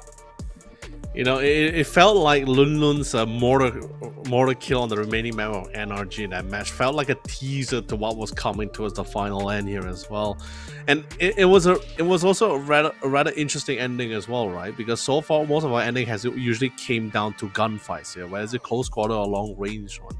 This one in particular was just clearly just having great sense of the situation of the surrounding, knew exactly the angle and the timings here too. So really, the Savage Man Esports fundamentals absolutely solid. I mean, the same could be said for all these guys. I know you talk about them coming strong in day number 2 here. And I believe that to be true. But the same can be said for a lot of our other teams. Even some of our bottom teams, our bottom 8, also slowly becoming a potential contender. Previously, after seeing day one, sure, it's just day one, not much could be said. But from the gameplay we saw, we somewhat have this thing where we're like, okay, this team might have a little bit of a rough patch if the performance is still going to be the same. But that's not the case. Everyone started flying off the shelves here. Hirohani Puppet the Samurai. We had WTA also stepping up in this round. Sure, not a lot of placement here, but decent amount of kill. Dark Horseman, probably the one a little bit more obvious here, alongside with Headshot 27 here. Getting kills, getting placements, getting chicken dinners back to back. That's pretty great. We're seeing it from a lot of these guys here. So it's been a pretty great game so far. But of course, naturally, this was also because due to an opportunity that someone presented itself when you have at least 5 or at least majority of your top 6 teams or at least top 5 teams bailing out relatively early into the round of Erangel. That gave, of course, naturally an opportunity for some of these to really climb up to solidify themselves here. So, of course, naturally, AE still take the top spot with 95. 2-point division with Aurora. Savage Man.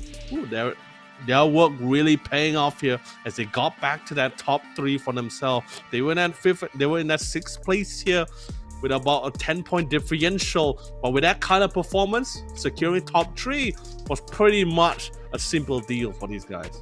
So really well done. Unfortunately, I want to say one thing. That should have been the game for all the bottom teams to move on out. However, to have Savage Men, the gatekeepers, the gold standard, the minimum requirement to break in the top 6, perform so well, that standard has gone much higher. Now they have to beat 83. It was formerly 76, now it's 83, and now Dark Horse just maintained a position at 10th place despite coming in with, again, a decent performance itself. Sure, it wasn't a chicken dinner, but it was decent. But did it shift their placement? No, because Savage Man is come here and set a new standard. But anyways, we have one more match left in the day. We're going to go into a short break. Stay tuned for that one. My name is Keith, together with Leonard Yolo Lee. We'll see you in just about a bit.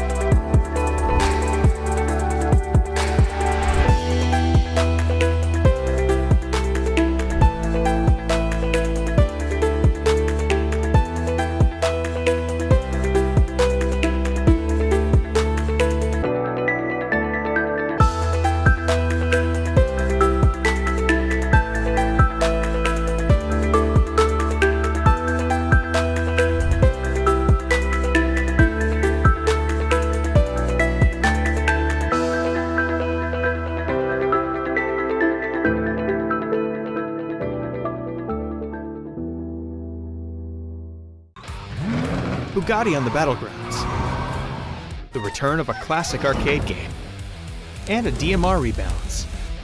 All this and more as we dive into the Update 37.1 patch report. First up, the Coupe RB is getting a luxury overhaul thanks to our collaboration with Bugatti. The collab will feature 2 Bugatti Hyper sports cars, over a dozen paint colors, different interior styles, wheel types, and more. So check out the upcoming collaboration announcement for full details on how to create the incomparable.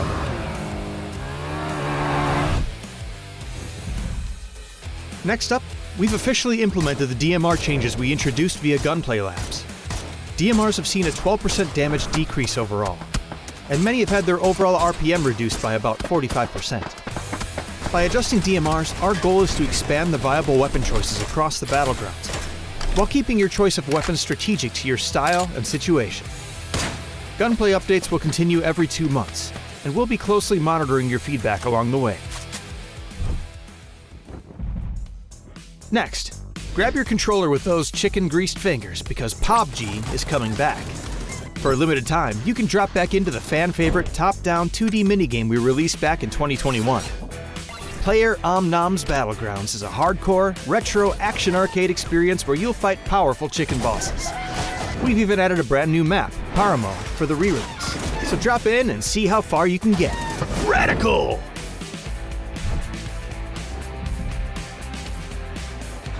UGC Alpha is now officially live. From Update 37.1, all Battlegrounds Plus players can create UGC Alpha sessions. And we've added new sample modes as well. For more details, check out the patch notes and our official YouTube channel. Other changes include the addition of vending machines and destructible pots on Destin, and the removal of the canted site. There's also a new rank season, a new survivor pass, and various bug fixes, so be sure to check out the patch notes for full details. Update 37.1 is here, so get creative with UGC Alpha, bust out the Bugatti, and turn Player Omnom into your next chicken dinner. We'll see you on the Battlegrounds.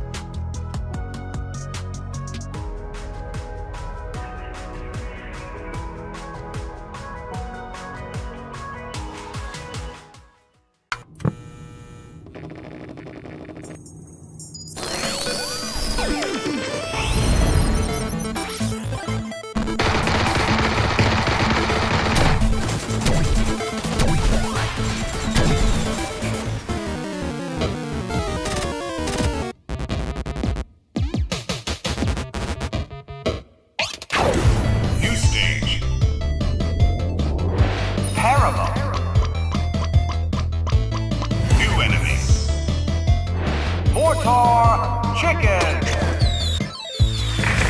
New boss. Captain Crispy.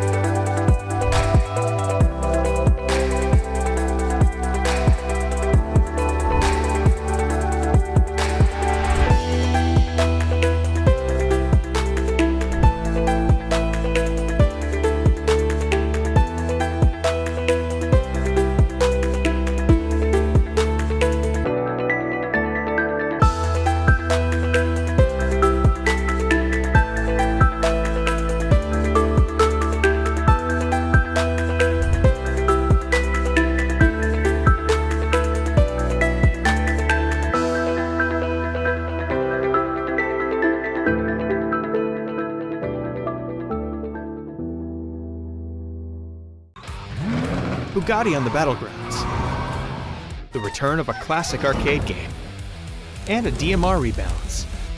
All this and more as we dive into the Update 37.1 patch report. First up, the Coupe RB is getting a luxury overhaul thanks to our collaboration with Bugatti. The collab will feature 2 Bugatti Hyper sports cars, over a dozen paint colors, different interior styles, wheel types, and more. So check out the upcoming collaboration announcement for full details on how to create the incomparable.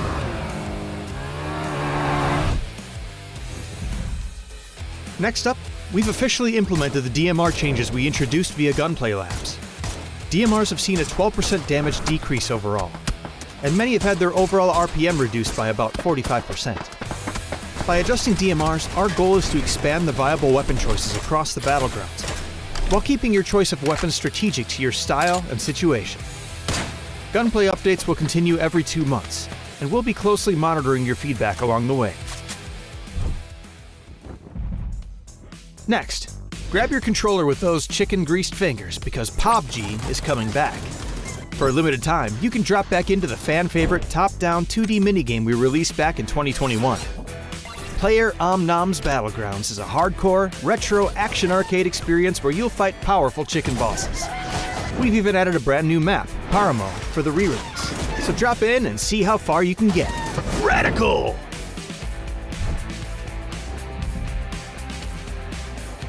UGC Alpha is now officially live. From Update 37.1, all Battlegrounds Plus players can create UGC Alpha sessions. And we've added new sample modes as well.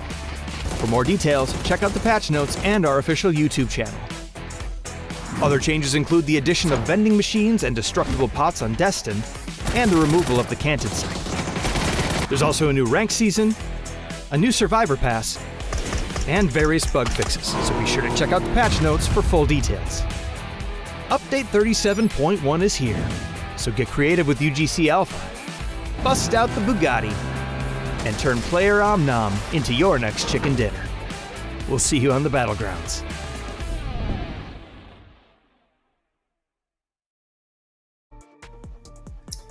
We're down to the final match of day number 2 here. It is the PUBG Esports Master Series 2025 phase number 2. Joining us again, your same combo duo from phase 1. It's myself, Keith Alicio, and together with me, the spectacular Korean man himself. It's Leonard Yolo Lee. You don't think of it, but he is. Annyeonghaseyo, brother. Annyeonghaseyo to you too, Keith. But of course, Keith. Well, of course, Keith, and to all of our amazing viewers as well, thank you all for sticking it out to support your favorite teams as they are making their way through towards the final day tomorrow to see which team is going to be qualifying for the PGS APAC Qualifier here. That's right. So this is not, yeah, like I said before, those who were here before us, you guys know the trend. Those who weren't here for the first time, this is an APAC special where here in APAC, teams will be fighting for qualification into another grand finals, and that grand finals will lead to another qualifier into another grand final to represent. But it's a PUBG APAC special here because we have just too many amazing teams here in APAC. Just look at our top 16 teams here for this grand finals for the Master Series Phase 2 here. Every single team currently battling out here, and there's no team that really sticked out from the rest here. Everyone is a contender for a potential spot here. Whether is it more visibly shown here in day number 2 or later on when we go towards the final day tomorrow. I'm not gonna lie, Ato Astrod kind of freaked me out a little bit. Man, what is that setup? Dude is looking like he's barely even there. Like it's a shadow of his former self. But let's take a look at Savage Man Esports himself. They're the team who's coming really, really big in day number 2 themselves. Already 18% winner chicken dinner. That's because on average they don't really perform that well, especially in day number 1. But day 2, boy, they stepped up big time. I'm talking about a chicken dinner start and it could be a chicken dinner finish. They just got another chicken dinner and 2 in day 2 alone. 2 chicken dinners to these people. They are getting fat on eating that up. Yeah, I might even need to change the expected average total points that for some of our teams to actually have to be in a good spot to contend for at least for that 5th and 6th spot now. Because if you look at the current score, initially, the 6th place, which was by the way Savage Man Esports, they had a total points of 62 or 63 if I'm not mistaken, right? So that's why I made the assumption, okay, for a lot of these teams at the bottom, Dark Horseman, HR27, Battle Samurai, Hive International, NRG, they will need to battle it out because before they had their current points right now, they had a total points of 45, 41, 49. So that's why I gave the rough estimate on average. They should have at least a total points of 60 to 70 points to be in a really good spot to contest for 6th place.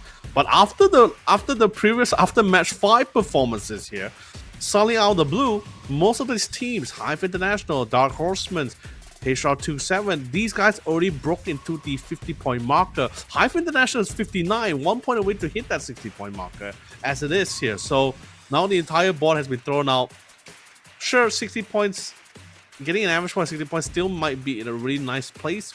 But with how the game has been progressing, even with Savage Man performances getting from 60 points to 93 points, Yeah, I think we might need to redo the average total point that the team should have. Maybe 70 to 80. Okay, maybe 80 points is a little bit too far-fetched. 70 points. I think an average total points of 60 to 70 points will give a lot of these guys a good, will put them in a good spot to contest for that 6th spot.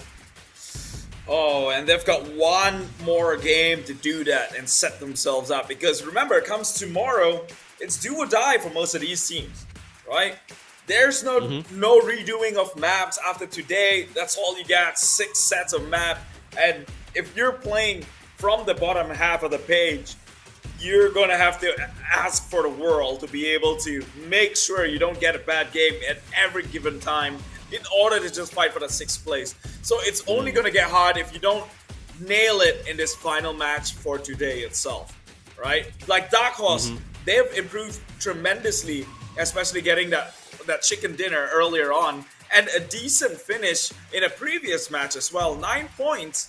But because Savage Man raised the standards, now everyone below them from 7th place onwards will need to bring their standards up as well. Yep.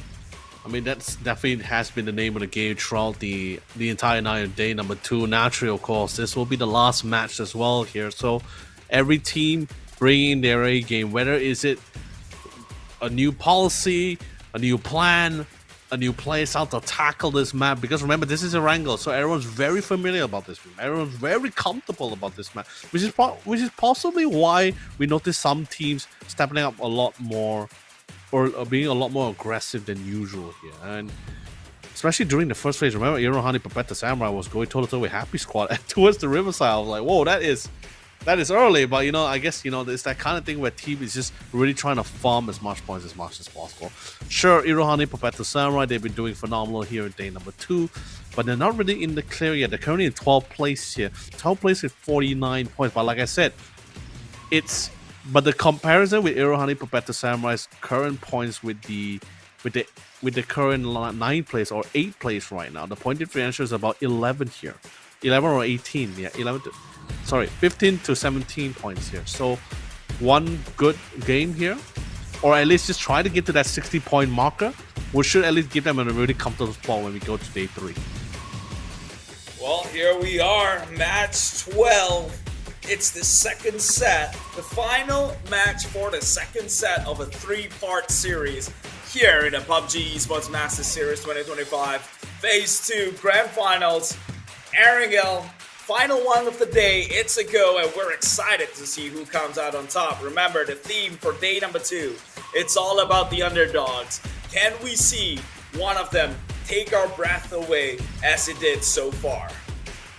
Yeah. But at the same time, comparing to day 1's both Erangels here, it seems like Alter Ego and Aurora was not able to replicate the same success that they had from day 1 for both Erangel matches. Sure, they're still, but then again, at the same time, keep just looking from the total leaderboard, Aurora and Alter Ego still retaining that first 2 spot. They were able to get it back, exactly, pretty much replicating from day 1 first 2 matches results here. But of course, naturally, with the point differential, absolutely so competitive with the rest of the teams now. Savage Man Esports suddenly from 6th to 3rd place with a 1 to 2 point differential. That's absolutely insane. Savage Man Esports feeling absolutely livid with the performances that they have for these past 2 matches. And the same applies for the rest of the team. JFT as well, it's been pretty when I say consistent, I don't mean in terms of like just like racking up a lot of points, but just steadily increasing their points to keep themselves where they are. The only difference between from day 1 and day 2 right now in terms of ranking is they just practically just dropped by 1 ranking from the 4th to 5th place in here.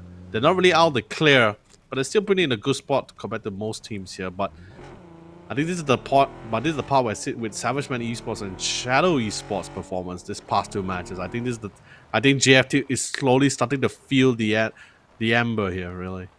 I beg to differ. JFT was top 2 alongside Aurora. I told you, man. If it's ending tonight, yeah. Correct. I told you, they have a thing in trying to be consistent. Like, they're day 1ers.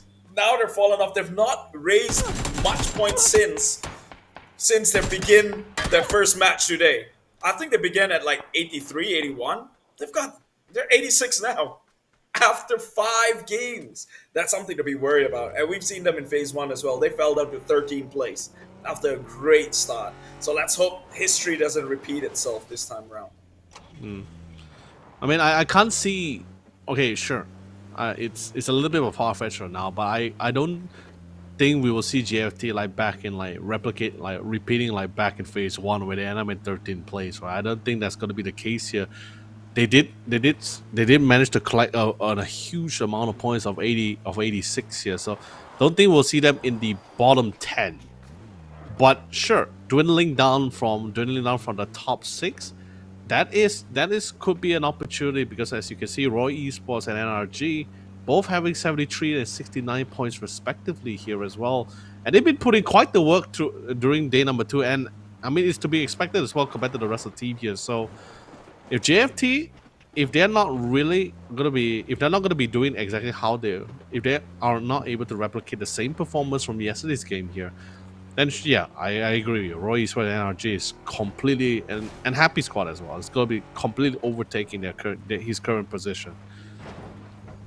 And I think they can do so. Yeah, I think it's almost just based on today itself. Like Happy, Roy, and NRG especially, they're on freaking fire right now. Much like the logos that they don upon themselves, they're on fire.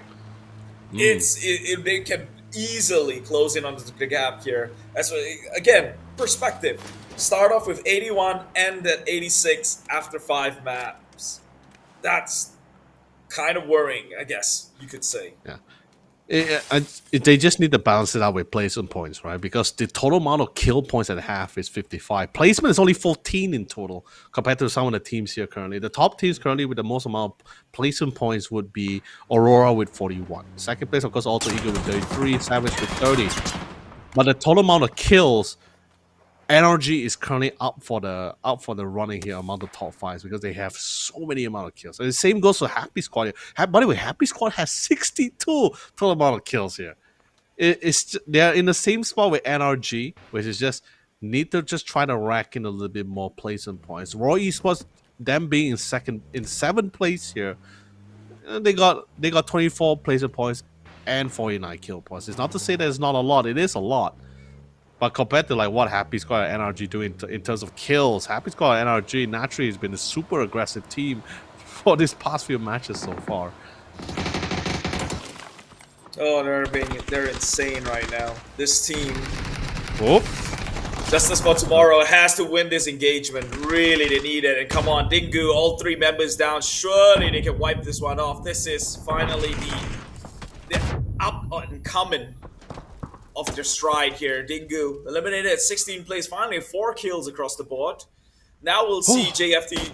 Oh, G-Coins! Getting them G-Coins for themselves too. So make sure to type out that code wherever this is and claim yourself some G-Coins, because it's limited to only this code today, I think.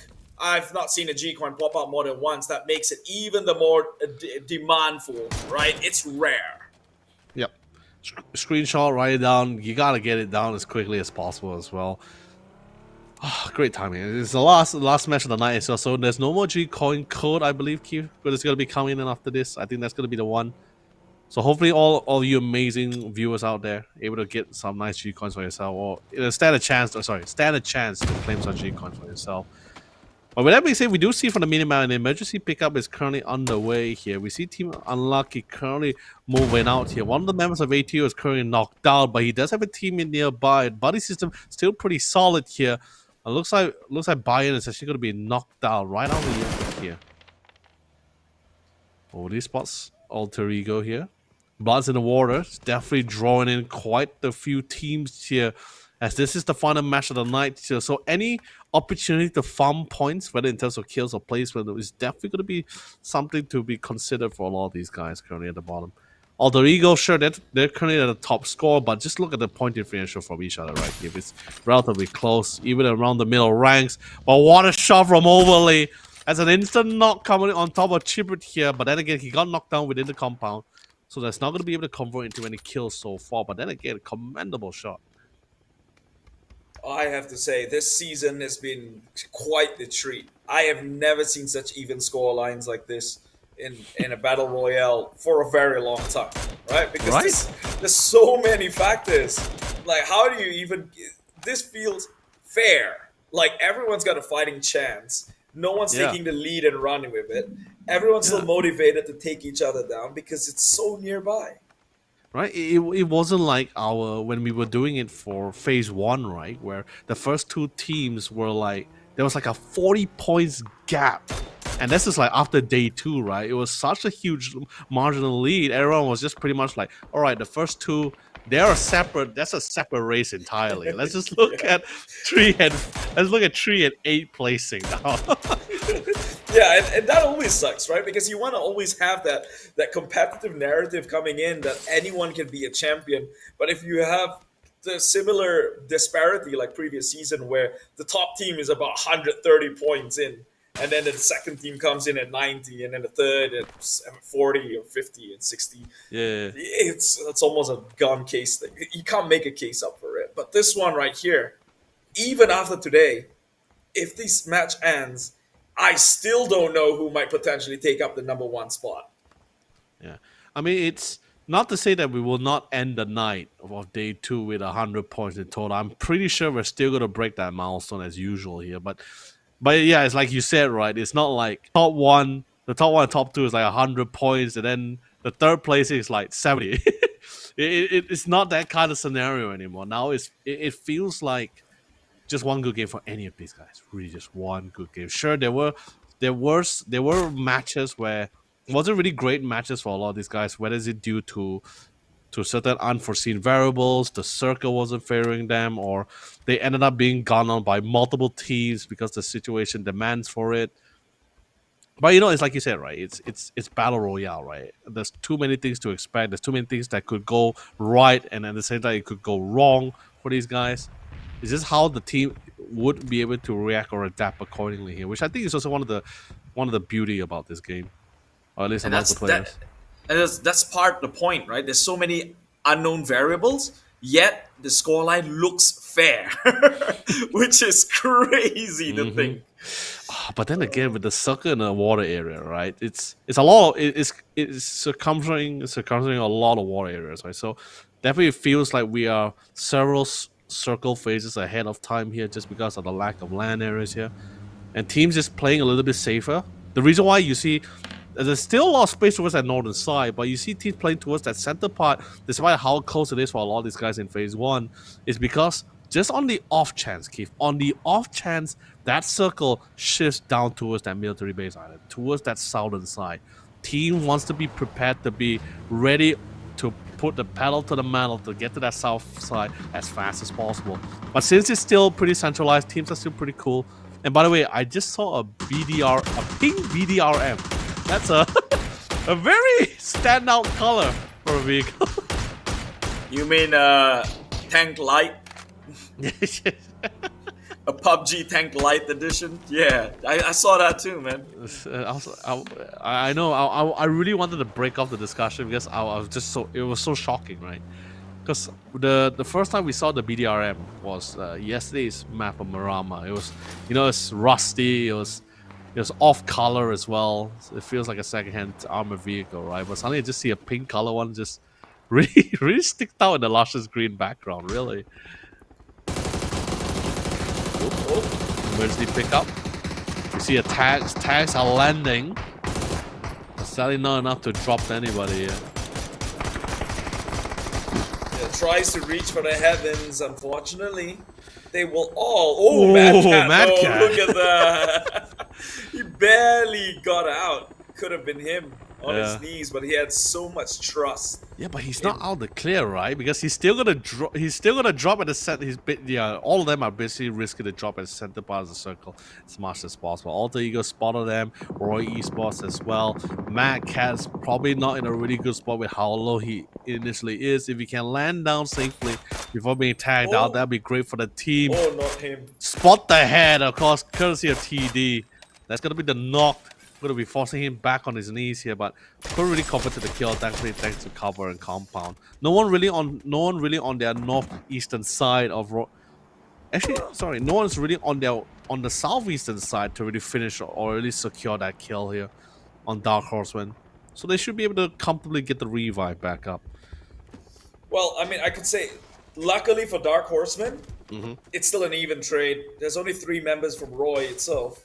So knocking that one member down technically gets them 3v3, but they did drop a member somewhere earlier on. Now, if Happy Squad were to drop down, that would be detrimental because that's 4 members. Make that 3 and some. Now, Roy, despite 1 member down, they're doing all the work. Working on overtime. This team is not looking to rest. Yeah. Unfortunately, it seems like Happy Squad didn't have the same luck as Dark Horseman has. I mean, sure, they did get the knock, but he's already flat. He had his foot on the ground, so there's still a chance to go for the revive. But if you get gunned down mid-air, it's an instant death there. So, fortunately, that's going to be the run for Ia. He's going to be able to tuck himself in bed, tuck him nice and tight, and have a good rest for the night. Phenomenal performance. But 10 trip with CJ and Algin bots. Run still not yet over. Still has an opportunity, but I'm more interested to see where the circle goes, right? If it goes further south, well, Keith, we are going to have a game on our hand, but thankfully not. It went to the eastern side. A lot of land for a lot of these guys, and there it is! I've never seen a pink BDRM before. This is pretty cool. I wouldn't mind driving this around. They got one great game. I mean, considering their overall performance, they've got one good game, and immediately they're flashing and flexing with a pink mini tank light. Of course, here we are. It's WTA. They had a really good round. They had, I believe, like what, 6 or 7 kill points in the last round. I think in total, right? They were in the 16th place with 7 points when we started day 2 here. Still in the bottom 2 here, but then they were still able to rack out a decent amount of points. 27 in total. Still a little bit far, of course, naturally, compared to some of the team that's currently racking up. But you know, it's progress. It's progress. I was wondering where you were headed with that. They got 1 place above where they previously are, and it's tied out too. So you could argue they're still at 16th place, just undefined right now, or by what's the word here? By aggregate, like somehow you're on 15th place despite having the same points. Right. Yeah. By technical, that's the word. I just wanted to point out the fact that because I remember we were discussing at one point where we were saying like they were the only one with a single-digit score line ending with day number 1, whereas everyone's already moving up with like 20+ points. So that one round alone, they really just catch up really quickly. But of course, naturally, still need to put in a lot more grounds to cover. They really want to try to join in this horse race for that top 6 at least, or no, even just top 10 at least. They need about like 2 hold that thought though. Savage men. They're getting tested right now, but the drive-by is there to take down members of Atto. He will get the kill, Limlin, and a cover and loot to play along with too. So that was pretty sick, if you ask me. But they are taking gunfire, and they have to be very wary as more smokes will start to come out. But that drop off and a shot in the shoulder gave him that COVID jab on his knees right now, feeling weak. Stuck within a rock and hard place. Defensive smoke comes down. Losing 2 men within migration is somewhat to be within expectations as well, since how the circle's currently been shifting and how the teams has already initially been positioning here as well. Really starting to pay off for a lot of these guys who was here initially too. So they're going to be able to have an absolute field day to try to punish a lot of this team. Whereas towards the edges here, I mean, this is Erangel, right? Teams will usually play around the edges, trying to gain some form of control. But the circle is somewhat shifting towards the high hills of the forestry area here as well. Here, so total control of this southwestern side. So a little bit shaky between NRG and Shallow Esports currently at the moment here. There's 2 battling for some form of control here. SC, 1 member remaining, and that's EDV King. Defensive smoke comes down. He's trying to set up another smoke trail to prep him to reposition himself. Whereas NRG, they did lose 1 member, 1 knocked down, but still within the vicinity of their allies to go for the revives here. EDV King, I guess he's somewhat resolved himself that this is going to be his last stand, the final stand here. Coming back to another point of view, it's Savage Man Esports will clean house in this location here and be the total dominators of this western side, at least this age alone. But damage, I can say this for now, Keith. The damage has been quite substantial for Savage Man here. Yeah, they're really putting points across the board. Look, #1 spot, 4 kills. Honestly, this is just the I guess you could say the icing on the cake, this match here. They just want to end on the top note, and they're going to play as crazy as they can get because they've already done what they're supposed to do and get into the top spot by the end of day number 2, setting them up for day number 3 itself. So any sort of points that comes in here is bonus for them. Oh, EDB King. Apparently that initial position wasn't his final stand here, but I guess this will be the one. The Nate throws in. Nate not needed. Spotted up by Juan. That's going to be the run for Shadow Esports here. The good boys ending it on a pretty good note. Top 6 here. Although that will somewhat be finalized later on as this match is still currently ongoing as well. 3 teams eliminated away. Savage Man Esports being hunted down by NRG. They don't want to go to the center of the circle. No, they know what the position is like. They want to secure the edge here. But Savage Man Esports not going down without a fight. They will secure the entire edge, maintaining the throne of the Kings of the West. Exceeding the throne. The first one to hit 100 in the total points. 7 kills already. And they are just going to run amok even longer here. There's still so much teams, and it's only phase 4, so they're not pressured to do anything that's suicidal at this point. They're going to keep on poking.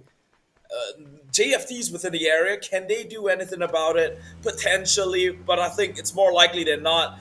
Savage Men might perch themselves in between both Unlucky and the likes of JFT and just start farming from then. Just look at this, man. No. It's so much highlands, it's so much scaling up hills, and a lot. I mean, sure, it's forestry. It's a massive forest, right?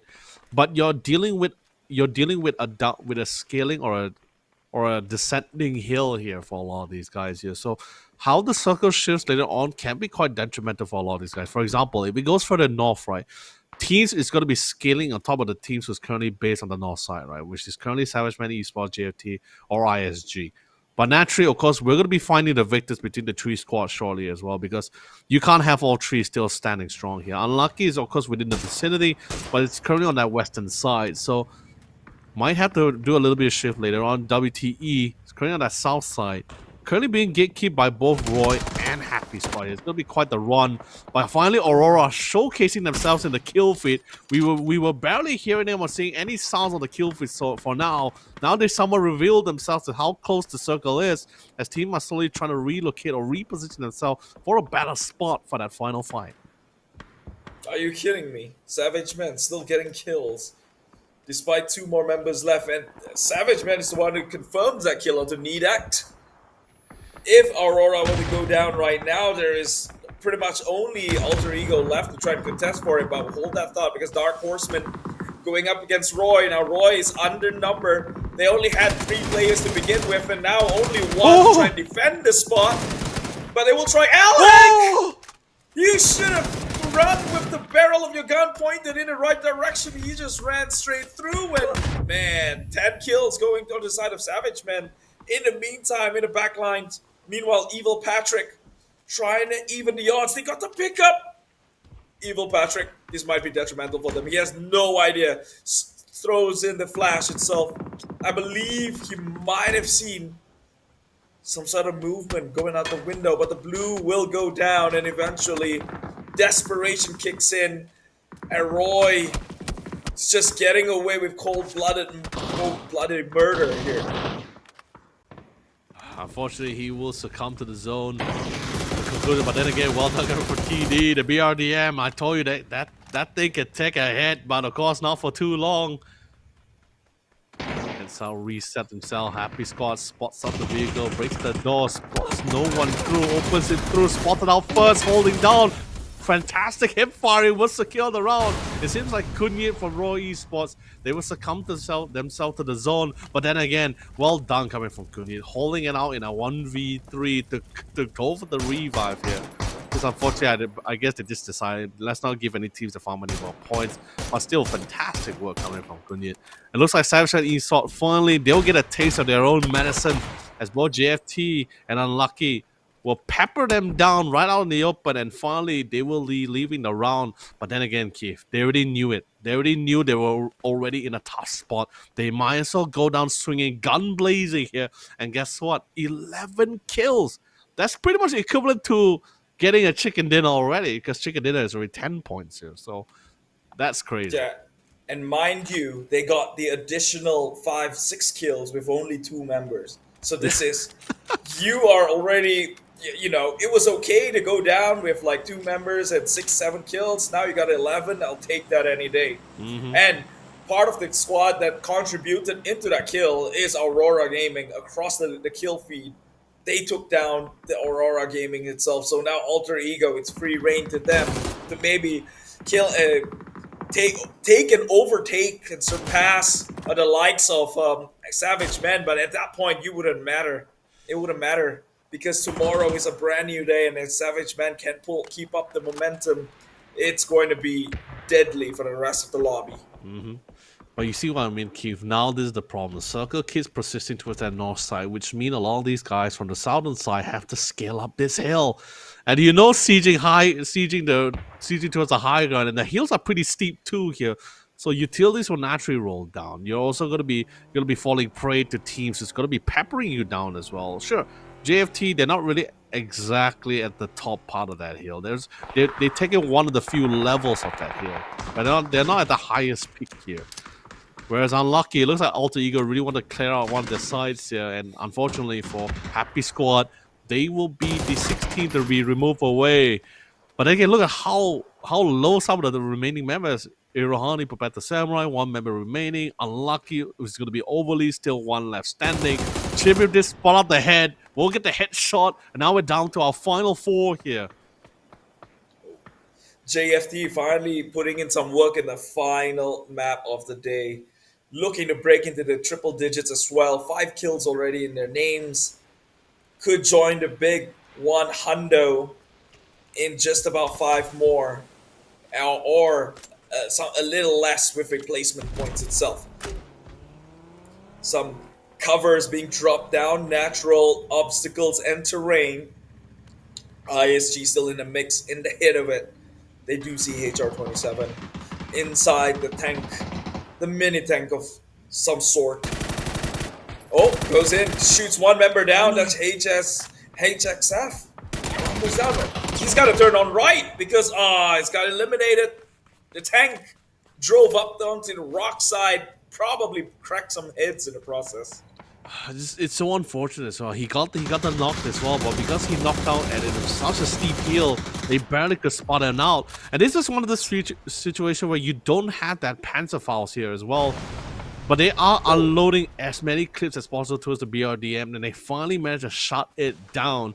But HR-27 are still 4 members strong. Same goes for Alter Ego here. They really want to clear this out before JFT joins the fight. This is real bad though. JFT, I mean, it's a 3-way standoff, and JFT pretty much heard all the commotions. They're already fixating their attention towards Alter Ego, who now is occupying the #1 spot through technical, right? Perhaps the placement points itself being this long into the surviving this map itself. But HR-27 now trying to make the move into center part circle. Could get spotted out by JFT though. Then this could be detrimental for them losing members in this situation. But that will be the goal, right? Like for at least from JFT's standpoint, right? You will want to try, especially with one member lacking. You will want to try to hope that both of the 2 remaining teams will duke it out with each other long enough for you to really seize the moment, right? I believe that's going to be the play, right? At least try to force into each other. I believe so. They're trying to be opportunists. Obviously, they don't see what we see, knowing that these other 2 teams has got full 4 members. But they're playing with 1 member down. And in a three-way standoff, I think that's the best way to utilize having only 3 members around. And as we say that, HR27 takes out AE Trick on his knees. Once they get a knockoff, there we go. 2 members of HR27 now in trouble. That alter ego came in and wiped out the entire member. What happened there? I believe from the indicator, the cover, they actually got flattened by the cover. What? Oh, that's unfortunate. No, this is ego. This is a chance. This is an opportunity. FY being the last member of HR27 Alter Ego, he needs to go for that revives here, but he lost all form of intel. He has no idea where the rest of the members here. Whereas JFT, they know this is the time. This is the moment. The kill feed was pretty crazy here. Now they want to move in, to clean things up, to seize the moment. The circle is still within their favor as well. They got the high ground as now AE or HR27 is now forced to scale this hill here. Scale into their impending doom here.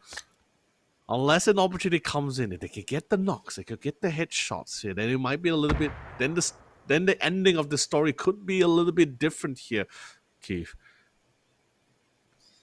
Oh, I don't think there's a different outcome, though. This looks mathematically... Oh, that is insane positioning. That's what I'm saying. You know, I thought the hill was pretty steep from Alter Ego's point of view, but now we're seeing it from JFT, and I'm just like, yeah, that is an absurd position. That's probably prime position. You couldn't ask for a more better position for yourselves. If only they had more nades. If only they had more nades. I can tell you that JFT would have an absolute field day, just lobbing them all the way down there. I'll do you one better. If only you thought this hill was steep, you should look at the futures for Alter Ego and HR27. Going up against 4 members who's perched out and taken control half the entire circle. There is basically nothing you can do but rot away. Oh. Nearly could get the trade, but that pretty much just revealed his situation, as if anything at best. He can't follow it up even if he tried, right? So they'll have to revert into backstabbing each other instead. So HR27's right there. Trying to toss on nade. Alter Ego goes down first. Immediately, the rest of the team. This is it. It's one member. They smell blood, and that could be the one kill to get them into the 100 pointers here. Panzerfaust at best as well, just so they don't miss. Shoe horse. Winner chicken dinner. What a way to end it. But then with a blow up into a face here and taking a Panzerfaust, that one would have sealed the deal regardless, if anything. Wow, sending him off in an exploding manner. Well done from JFT. Really taking the chance of able to seize the opportunity that was provided for them as well. But of course, this is just one of the few situations where the circle was just so favorable for you guys, right? Naturally, of course, they did manage to secure the fight against Unlucky and Savage Man Gaming. They really duked it out despite having the disparity. But this is, like I said, this is just one of those few moments where you need to try to force them into a situation. But of course, with that being said, this is going to be the highlights for our final match of the night.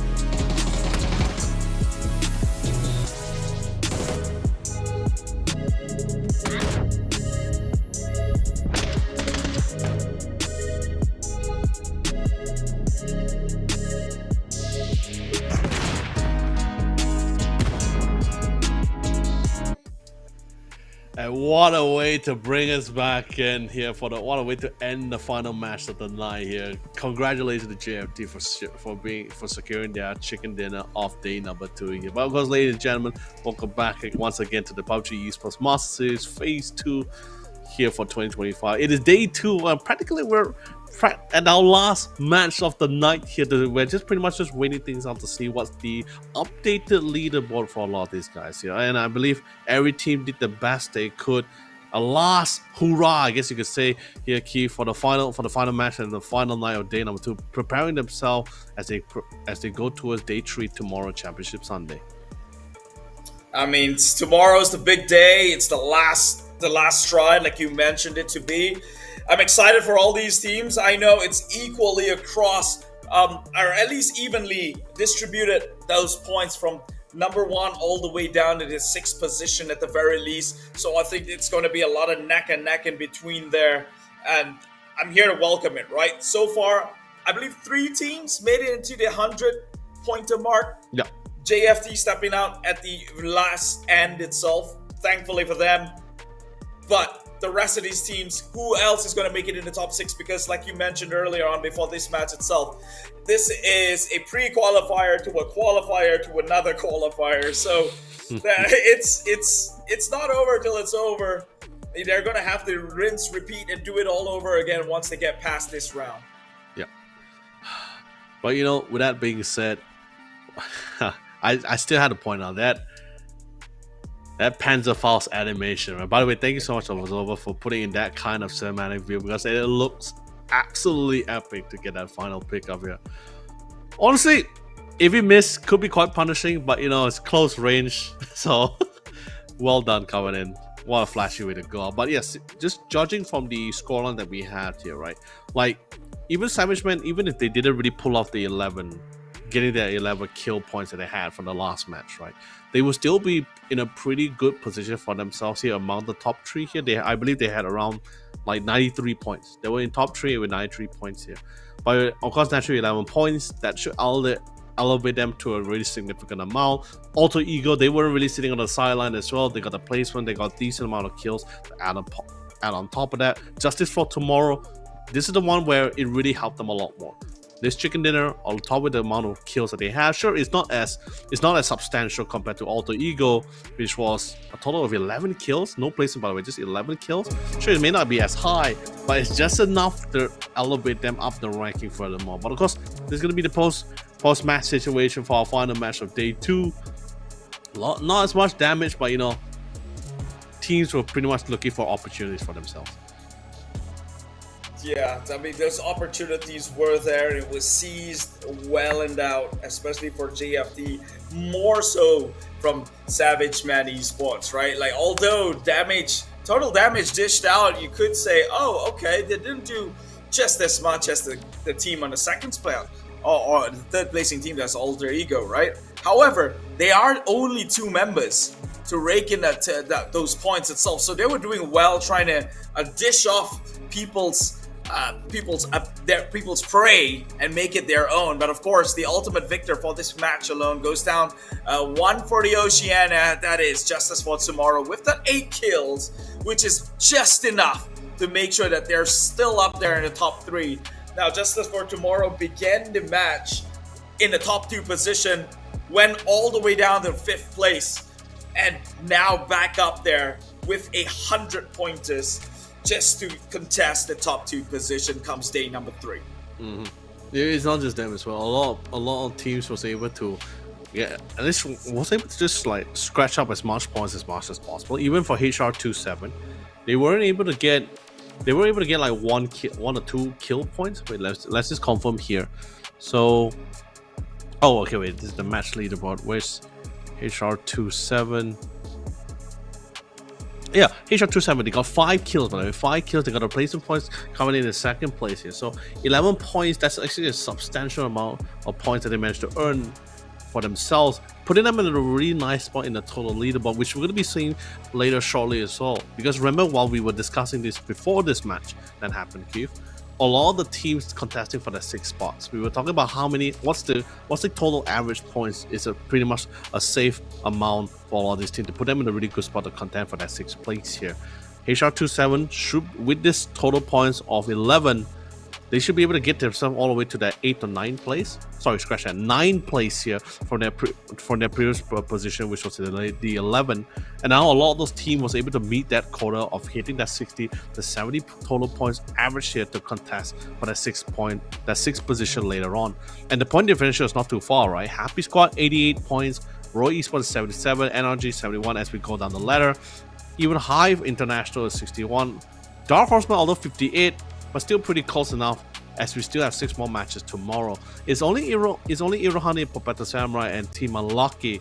Now those 2 teams probably need to cover a little bit more grounds here for day number 3 if they want to be at least to be a contender. Because for now, at least for 6th place, I'm currently looking at between Happy Squad, Roy, NRG, and even HR27 and Hive International. There's a lot of teams contesting for that 6th spot. Yeah, for 13th place onwards, honestly, mathematically, it seems bleak because you need about another, well, I wouldn't even say 40 points, right? Because that 40 points just puts you at number 6 spot here. You still have to factor in the fact that those teams are going to get some points across themselves. So you're going to need comfortably 2, 4, 6, 8, I guess another like 3 match. That's 50% of the match tomorrow to go your way and end with like a 23-24 points at all 3 of those matches itself to stand a chance in top 6, which is hard to do. Again, too many variables. But let's take a look at the constant here, and that is individual performance. Upchen takes up total kills and damage, so they're side by side to win, which is telling very much on this guy's mechanic skills, just as well as Tentrip himself. Now, you can see the disparity in 3rd place of total kills, Lunlun versus NRG, RKS in terms of total damage. That kind of tells you that, okay, maybe Lunlun's kills are mostly pickoffs from someone else's plate. But the top 2 are undeniable, right? Upchen and Tantrip. I mean, that's usually how it is, right? Trying to pick things up, but it's about just securing kills for themselves, right? That usually it happens quite often, especially doing like drive-bys or picking up for long distance maps like Miramas, right? But Tentrip got a little bit dethroned because I believe yesterday he had the most total amount of kills, but this time we're seeing Tentrip in both total damage and total kills. That's pretty impressive as it is. Well, of course, with that being said, ladies and gentlemen, tomorrow's matchup schedules, this is going to be the exact order for the final day. It's Championship Sunday as well. It's going to be 2 Erangels, Tego, Rondo, and ending the Championship Sunday with 2 Mirama. Pretty much exactly the same map rotation as our day 1 of the Master Series here. So this could be a chance, particularly for Shadow Esports, if they're able to replicate the same results that they had for not only for day 1 but even day 2 Marama matches, then we might even see a little bit of a change from Shadow Esports ranking, who's currently being placed in the 5th place among the top 6. So that would be it. That wraps up at least day number 2 here at the PUBG Esports Master Series 2025 Phase 2. Man, that it's action-packed, right? Yeah. For at least the first 5 games today, it was a story for the underdogs. We see so many teams whose middle tier to the bottom tier pack trying to make a rise in their performance to make it to the top end here, right? Sure, you had Alter Ego, who's a bit more consistent through and through, although a little bit shunned off by the limelight, but this has created so many opportunities for the bottom side here. Savage Man Esports, remember, they didn't start off today at a high position, but here they are in top 2 in the running. Now, more action happening tomorrow. Be sure to stick to that one. And remember, my name is Keith, as your caster today, alongside with Leonard Yolo Lee. We'll see you in another evening of the PUBG Esports Master Series 2025. We bid you farewell and good night.